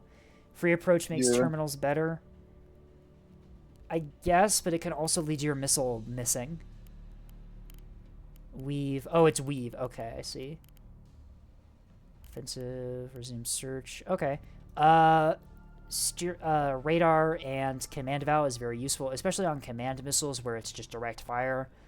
Your range of your seeker. What do you stage at? You stage at. I see. Yeah, so you're staging at maximum range, which is why your drive there is so large. Top speed, yeah, very useful for a direct hybrid. You just max out the speed on the primary drive. And then your your other ones. Oh, wait, no, this is a modification. I see. Type 1A is Command ARAD with cruise. Interesting. So for command, keep in mind that what command is actually seeking on is the radar track generated by your ships. Meaning that if your track quality isn't good enough on the ship you're firing this missile at, it will miss because the accuracy's not good enough. Also, I think command only works with TRPs, right? When it's cruise, Tethys? Yes, that is correct. Yeah. So you need to be using target reference points as well for this seeker to actually work. Weapon is on my DD to shoot around corners. Okay. The seeker combo will work, but just keep in mind that you want to have a target lock on whatever you're firing at before you fire these, just so they don't miss. Standard that. This is all pretty much the same as the other one. You might be able to go more into maneuverability or speed here, crank this down, since the max range of your command is only 4 kilometers. And then maxing out the speed. Okay. And then the Type 2, these are your HEKP ones. So EO is the only seeker. We have hardened skin, direct minimum angle, no terminals. Okay. So due to the blackjack jammer being in the game, having a 40-point missile that can be countered by just a single mount on an enemy ship is kind of risky. What I like doing steerable act with EO validation is typically what I go for whenever I do like really expensive hybrid missiles with EO. Actually, how much would that be if I put the hardened skin here, do EO val and do that? Yeah, I think that's like the same amount of points, right? Yeah, it's the same amount of points. This is my typical go-to seeker config for like super expensive HEK-P hybrid missiles. Because it gives you the ability to pick. You might be able to hit the target if your EO gets jammed out or loses the ability to validate. There is still a chance rather than just losing the missile entirely if it gets jammed. Hardened skin. How much health does it actually get the missile to? 80. I think that's enough to tank some AMMs. I always save those for when I have some EOR up, so blackjacks tend not to trigger. Oh, that's fair, I guess. Jamming out the ability for the enemy ship to see the missiles incoming so the blackjacks don't trigger. Yeah, it's always... I mean, it's risky, because if they have an offset, right, that can see the missiles, like, the blackjack will still track on them. I don't know. I like this combo better. The only downside is it can actually be jammed out by radar jamming, but this can be jammed out by the other one can be jammed out by EO jamming. So yeah, I guess it's just definitely play with both. Yeah. My biggest piece of advice is just to test kind of both and see what you end up liking better. But yeah, that was Engineering's Beam Keystone and Axford, which performed really well in the match we just had. I think they got like 30k damage on their Axford. And I think that's all the fleets I have loaded right now. Yeah, it is. How long have I been going? 4.5 hours. All right, so I probably got to call it here pretty soon. So I'm probably just gonna do the. We've got 5. Oh, we've got 5 more fleets. All right, I'm calling it here. I'm gonna download these 5, and I'm gonna go over them, and then I'm calling it for today. Engineering's Mega Meta Fleet, Sauce's Picket Concept, Folk Tethys's Decimator Fleet, which I have seen, and also you sent me the Grinch. Okay, cool. Yes. If you want to review them, obviously. And then another torpedo ambusher combat fleet from Sauce as well. Okay. We can go over these 4 fleets really quick. I'm probably gonna go pretty quick over your fleets, Tethys, because I've already seen them. I know what they are. Yeah. But I can point out things on them and give general advice about why they work. Of course. Well, you haven't actually seen Decimator in action yet. I haven't actually. No, that is true. I haven't actually seen Decimator. I've seen you post screenshots of it. You've DM'd me a couple times about. Yeah. Right. Your fleets are both up first. Look at that. Due to alphabetical stuff. All right. So this is Tethys's device. Tethys has figured out that for some reason on line ships, apparently, if you're bow on towards the target, all of your side turrets can still fire even though they're firing through each other. Apparently it works. He sent me screenshots of it working. So these are bow tank line ships. You just max out the survivability of the nose, point your nose to the enemy, and apparently they can just shoot through, the turrets can just shoot through each other. And it works. I tried that a while ago. I didn't realize it was hidden tech. I didn't realize... Why does it say no grape, dumbass? Do you not have grape in this? Okay, so the reason is they will shoot any munition type straightforward, but if you load grape with them, the grape will actually friendly fire the ship, and I accidentally killed a couple of my turrets in testing, so don't do that. Oh my god, what is this? Why is it the grape that does that, but nothing else? Tethys, what have you done? Alright, he's also got the... Oh, go ahead. I'm pretty sure it's because the grape projectile is larger than all of the other ones. Oh, I bet that's it. Yeah. Alright, he's got the Tri 7700 in the Sun Drive. I guess the Sun Drive's not really much of a concern with its low health because you're going to be fucking power tanking anyway. Exactly. Yeah, look at him. He can fit all these, like, low health stuff back here, and it doesn't matter because he's not broadside. He's got the tech. Oh my gosh, this is insane. And then he's also, I'm noticing a bunch of other 100 mil turrets. And these also have arcs too, don't they? Yeah, there's nothing stopping them from firing. I'm impressed. I'm actually impressed that the plasma apparently can fire through itself, though. That's... Alright, so JR, so I'm assuming you're RCC maxing these. Yeah. Yeah. Alright, so the jury-rigged reactor decreases the reload time of all energy weapons.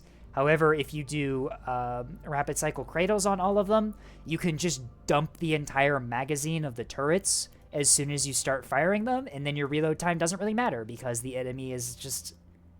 has so much plasma thrown down range that they're just armor stripped immediately. And that's the idea. I've noticed that this one appears slightly more skeletal. Or not. Or not. What? This one's more expensive. I'm assuming it's the turrets. Yeah, it's the turrets are slightly more expensive. And I think I also have a reinforced DC locker on there, which may or may not have been on I think it's in the front somewhere. You do. Yeah, you had aux steerings in the other ones. Yeah, that's it. Alright. Don't worry, we all make mistakes, even if you are a Commodore. Are you a Commodore or are you in Vice Admiral? I think I'm still a Rear Admiral. So Rear Admiral, alright. And then, I probably will be for a while longer. Ammunition, yeah, so 50-50 mix-ish of ammunition elevators to RCCs gives you optimal reload time. But, yeah, no, this... I don't recall this ever working, being able to do bow-on stuff with line ships. I wonder if this is recent... This is new. It has to do with the fact that Acello's got their frontmost turret fixed to actually fire properly, and that logic that was added to make that work properly also makes line ships being able to do this. Oh my god, so this is new tech. The bow tanking line ships. I'm not even gonna delete this fleet. I think I'm just gonna steal this one. Incredible. All right, next we have the Grinch. Do you want to explain the name on this one? So the name, it was the original idea of this fleet was a journeyman and then 9 gun shuttles, and I named it Grinch just because it was like cringe but with some letters switched around. And it just so happened to spell Grinch. Yeah. All right. I've never actually taken a look at your carrier. Standard drive, flight deck traversal. Yeah, this is all pretty standard. Yeah, that's all normal. I'm assuming these are just regular... Are these MMTs in formation? They are. Yeah, Yes. no, I have seen these in formation. So yeah, that's the new tech you can do with carriers is use the talismans instead of the MLSs. Because the talismans will just automatically switch to any SDM missiles you have in your magazine and just fire them automatically. We need a fleet on the opposite faction to counter it called Christmas. Christmas. You have a lot of SDMs in these things. Yes. All right, so yeah, mobile have- air defense. I see. Yeah. I've noticed that when the carrier player decides that those things need to die, they will use all of their SDMs very quickly. So I try to put as many as I can in. All right, that's fair. And then yeah, a bunch of your little gun shuttles. These are pretty standard builds. Oh, they're basic CICs. Wait, they are? Yeah, you fucking cheap. Cheap as hell. Basic CIC gun shuttles. These things die to a single bullet. You take a single 120 round to these poor shuttles and they just die. Yeah, don't do this. You have a small DC locker, so at least you can restore it, I guess. But yeah, run reinforced CICs in your gun shuttles, guys. Please, don't let them die so quickly. It's really funny when they're immortal. All right, let's actually look at this spacecraft. So you got 3 Barracudas. I am the Sturgeon. Wait, you named the Sturgeons Barracudas? The Barracuda Sturgeons. Tethys, no. What are you doing? You're welcome. Oh my god, my head. All right. So this is your I am the Sturgeon. I see we have torpedoes and S2s. Okay, so mixed salvo. Those S2s are max maneuver, max warhead. They're the minimum range that you can possibly get an S2 to be, and they have basically the same flight characteristics as a torpedo, which is kind of fun. All right, so you basically just have 6 torpedoes on this fleet. Hang on, I'm sorry, I've got to go. My fire alarm just went off. Oh. All right, I'll stop streaming for a moment here, and if everything's fine, oh, never mind, it stopped. Hang on, give me like 5 minutes to make sure that the fire alarm that the house isn't on fire. I will be right back. You guys talk about whatever.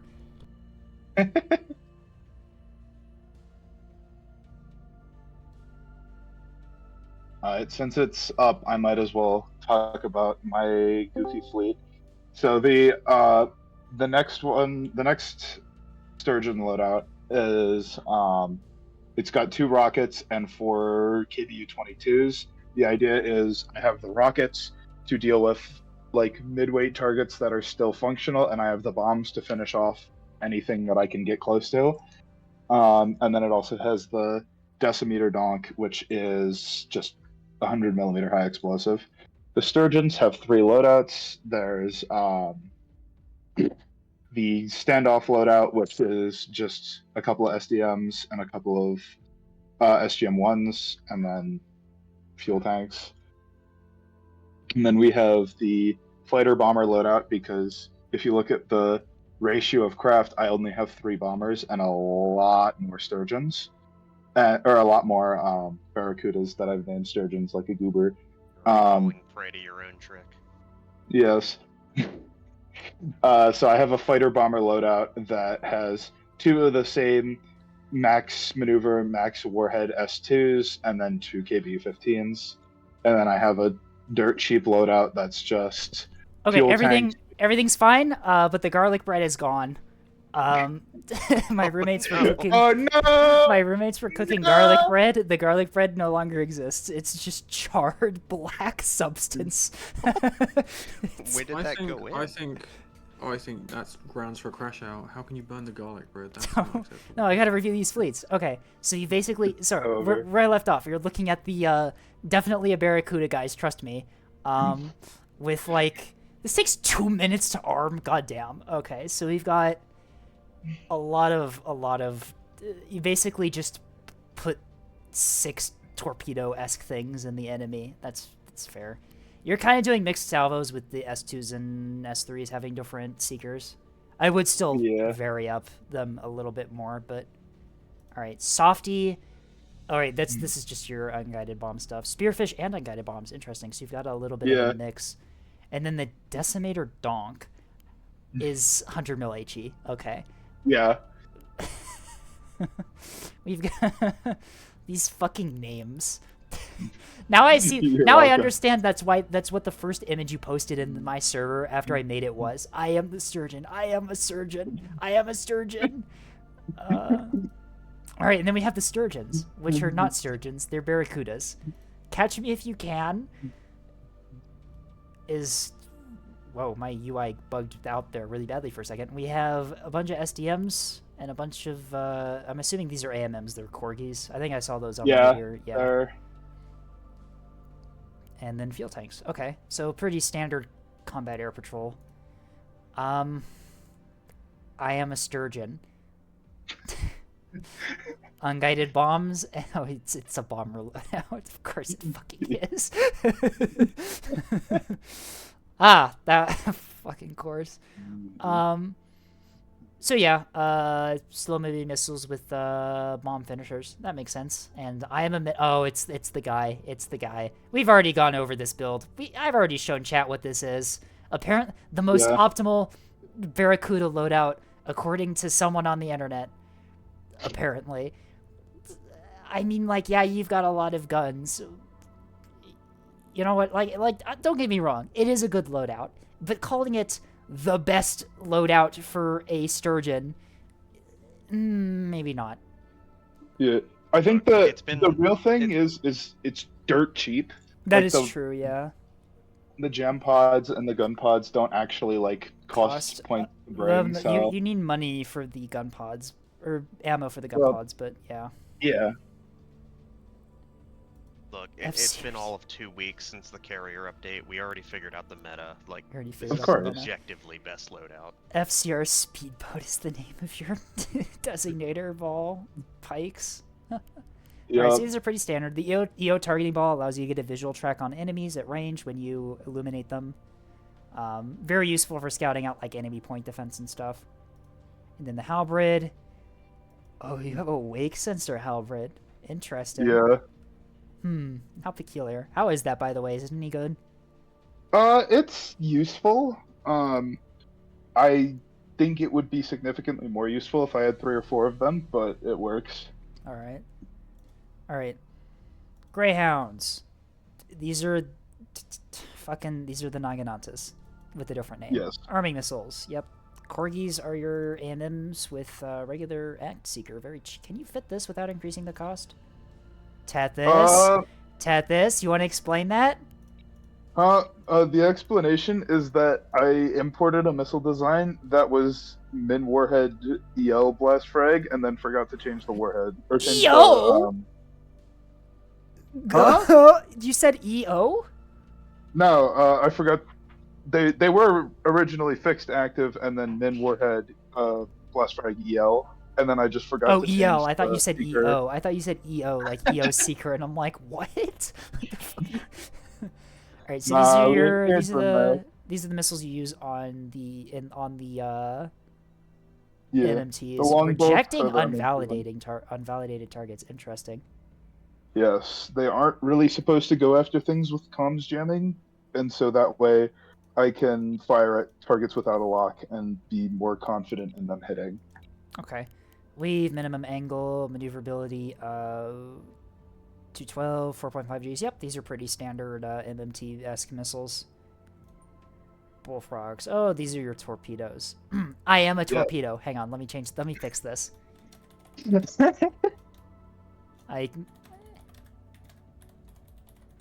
There you go. I am a torpedo. Beautiful.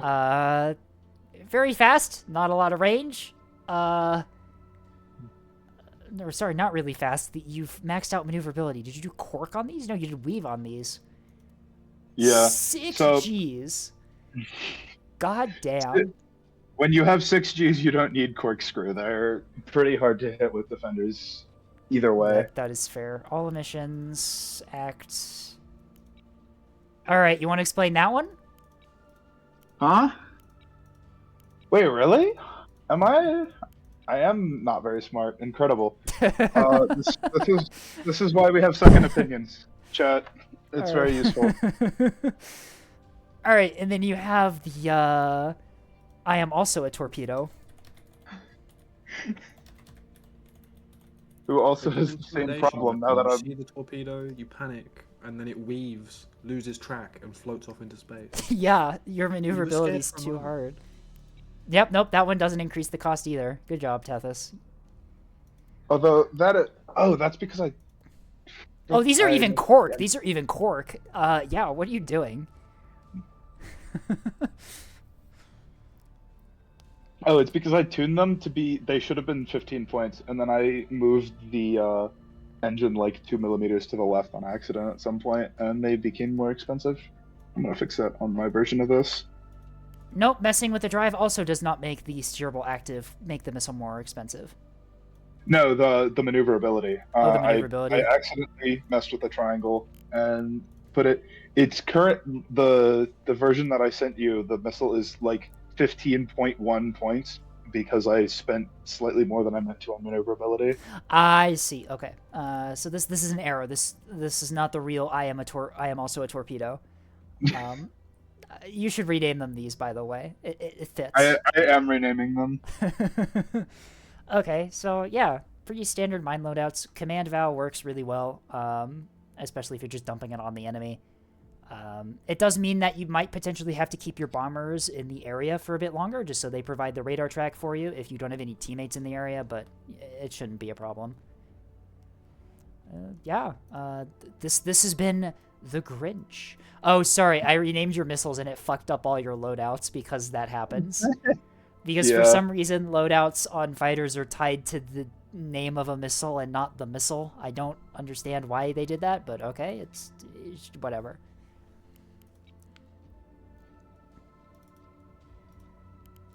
How the What happens Grinch... if you name 2 missiles the same name? Does the game freak out? It tries to make you rename one.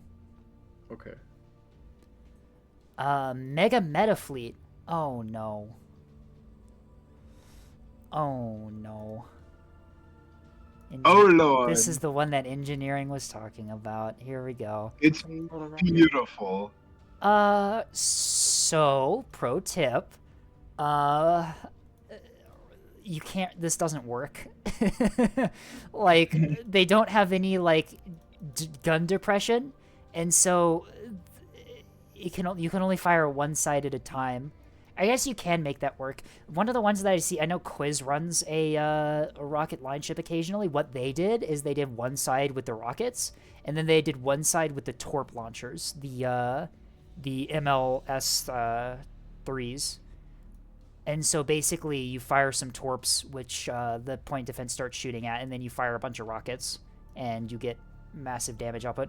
You really just put rocket launchers on every mount on this, didn't you? This isn't even...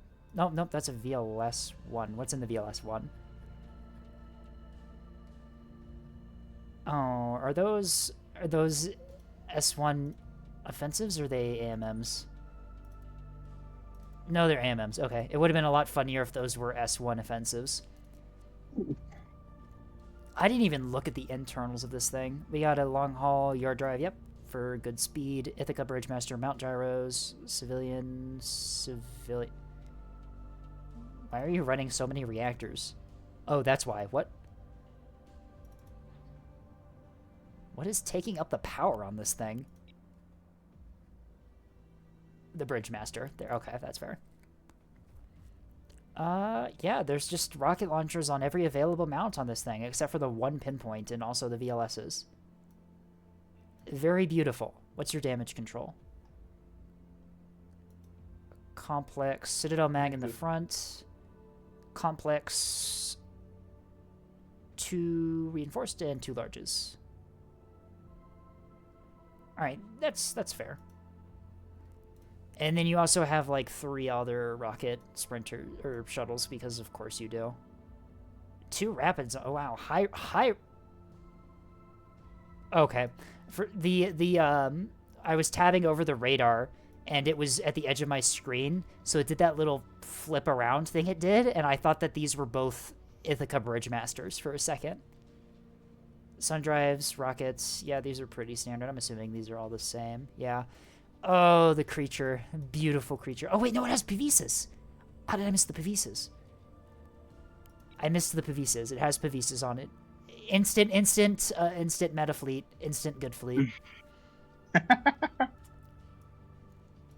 Yeah. Not really much else to say about this thing. It's got 30 million bajillion piranha rockets. Bob would be proud.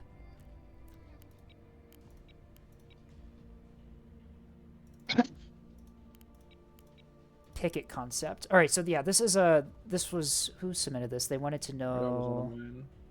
Oh yeah, you wanted to know. You wanted me to review just a ship template, I guess.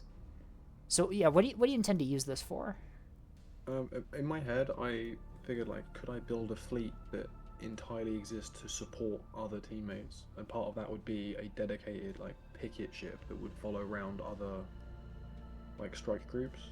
Okay. Because I figured, I mean, I don't really know, but it's got 4 Sarissas on it, so like it's gonna piss off, it's gonna fuck with any missiles or craft at a long range, right? Yeah. That's. I mean, that's an idea. I'll put a beam cannon in the front just in case. Yeah.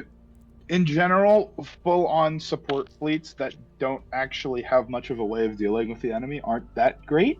But especially if you have a beam or something on there where you can actually do something if the enemy plays badly, like that's very nice to have. It also was like, I guess you have no way of knowing, but the assumption is if the enemy has a carrier fleet, you could use it to like go and hunt, like break off and try and hunt the carrier. Oh, true. Yeah. Yeah. Sariss's coverage would just it would actually just fuck with every bomber in existence.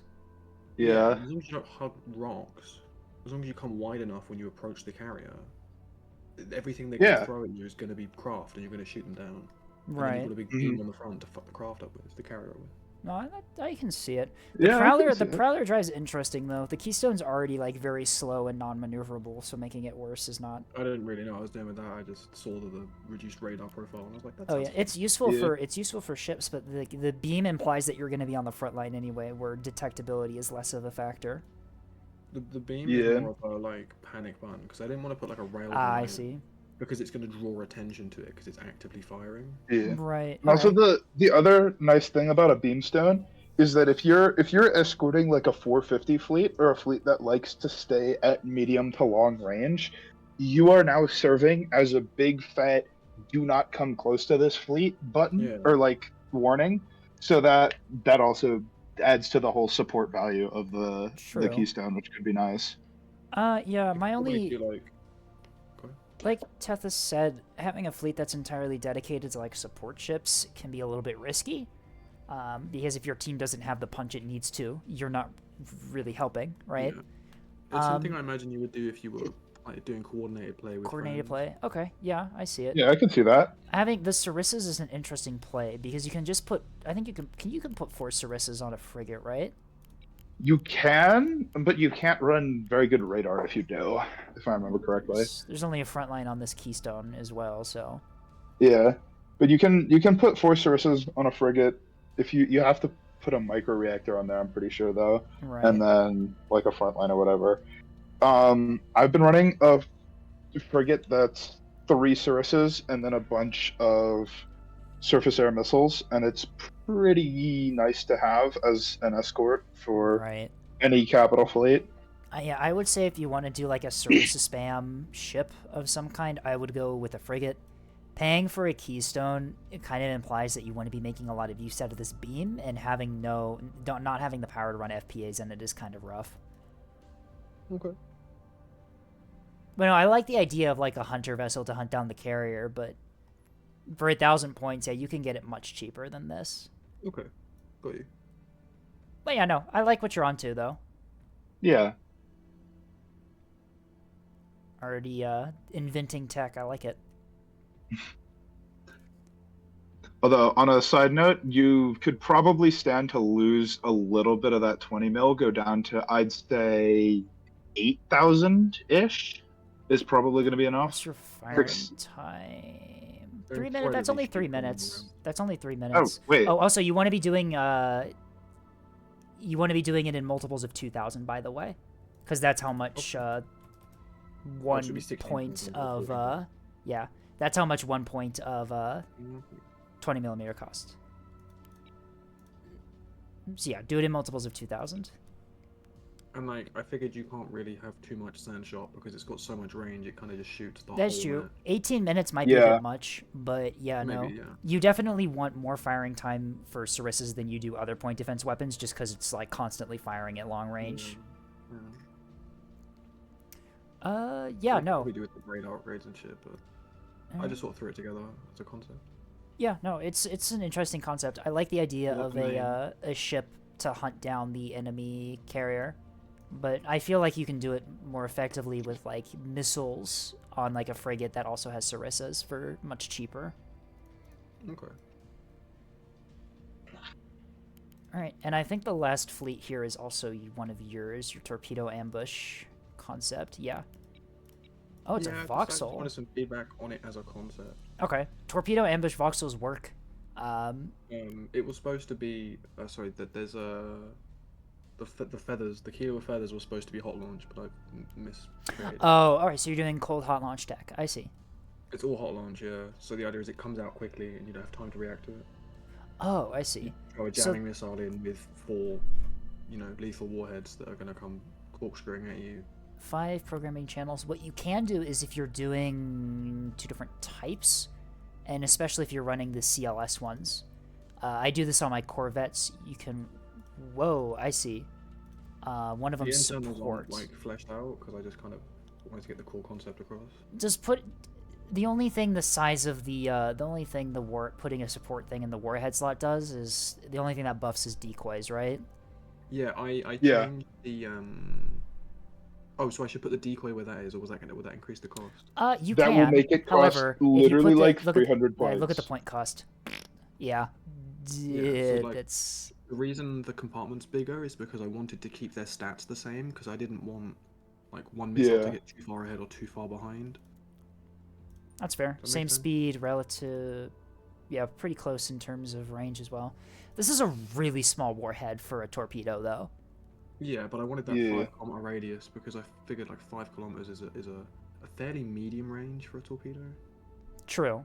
It's generally in Neb torpedo ranges are a lot closer to 4 kilometers in my experience. Yeah. Most of my torpedoes range in the a little bit and like reduce it to 4K. That would be my recommendation.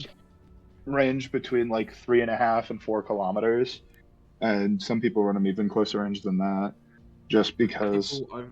From what I've noticed, is people don't expect the unexpected. It's part of it. A torpedo at 5 kilometers. That's fair. I mean, you could be Cosmic. Doesn't Cosmic have like 8 kilometer Cosmic has like 8 kilometer cruise torpedoes. Like, it's so bizarre. Apparently they work, and I mean, I guess it makes sense. They're they're anti-MMT tools, because an MMT's primary missile defense is AMMs, which torpedoes do not die to at all. Yeah, and like the idea being like you would pop out behind a rock on a pre-sighted target, fire a volley, hide again. Yeah. Repeat. What kind of engines do you have on that? Raider and cruiser? just a Raider by the looks of it. You could probably do That's internal upgrades. I didn't really know what to do with the internals, so I just. Yeah. So big radar, small whiplash is a very good drive setup for Okay. Voxes. Yeah. You get insanely high speed and insanely good acceleration. Yeah. Yeah, I'm assuming the yeah, rest of the 30 internals is kilometers more per just like a second. concept type thing. Yeah, I didn't really tweak with them. I just did some basic. I put some reinforced compartments at the front just because that's what's going to be facing the enemy. Right. Okay. And I put some defenders on it because why not? I put I a have jammer on seen- it as well because I figured you could peek out jam. I have In seen the time it takes them to counter your jamming, you fired and hidden again. Torp dump Yeah. voxels. I have seen them work. Like they can be useful. I think in the 6K 2v2 tournament that happened a while ago, didn't Mr. Meanie run one a bunch? Yeah, I know Meanie really likes Yeah, his triple voxels. Meanie likes mixing missiles and guns on voxels a whole lot. So yeah, no, it does work. You can make it work. Okay. I'd play around with it. Yeah, the best way to get a fleet to work and get it to the state you like it is just to kind of play around with it a bit. Yeah. All right, and I think that was the last fleet, wasn't it?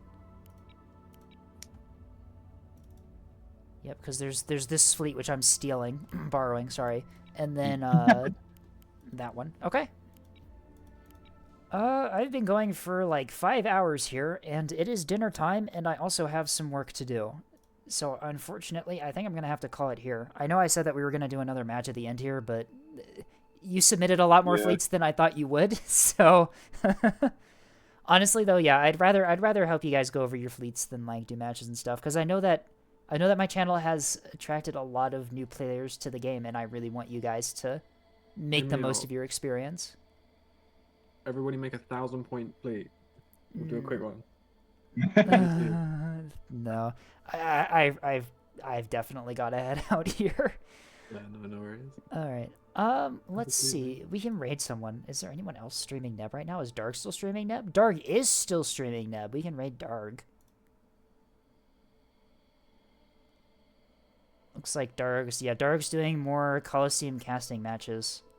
And it looks like Neko Boy's there too, so we can say hi to them both. Alright. We're raiding. Yeah.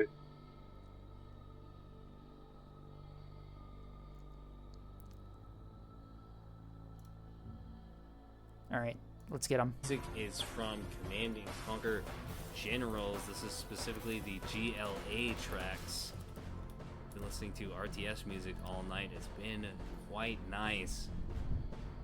And yes, it is bumping. I love this theme. Greetings, looks like Scapegoat is raiding us now.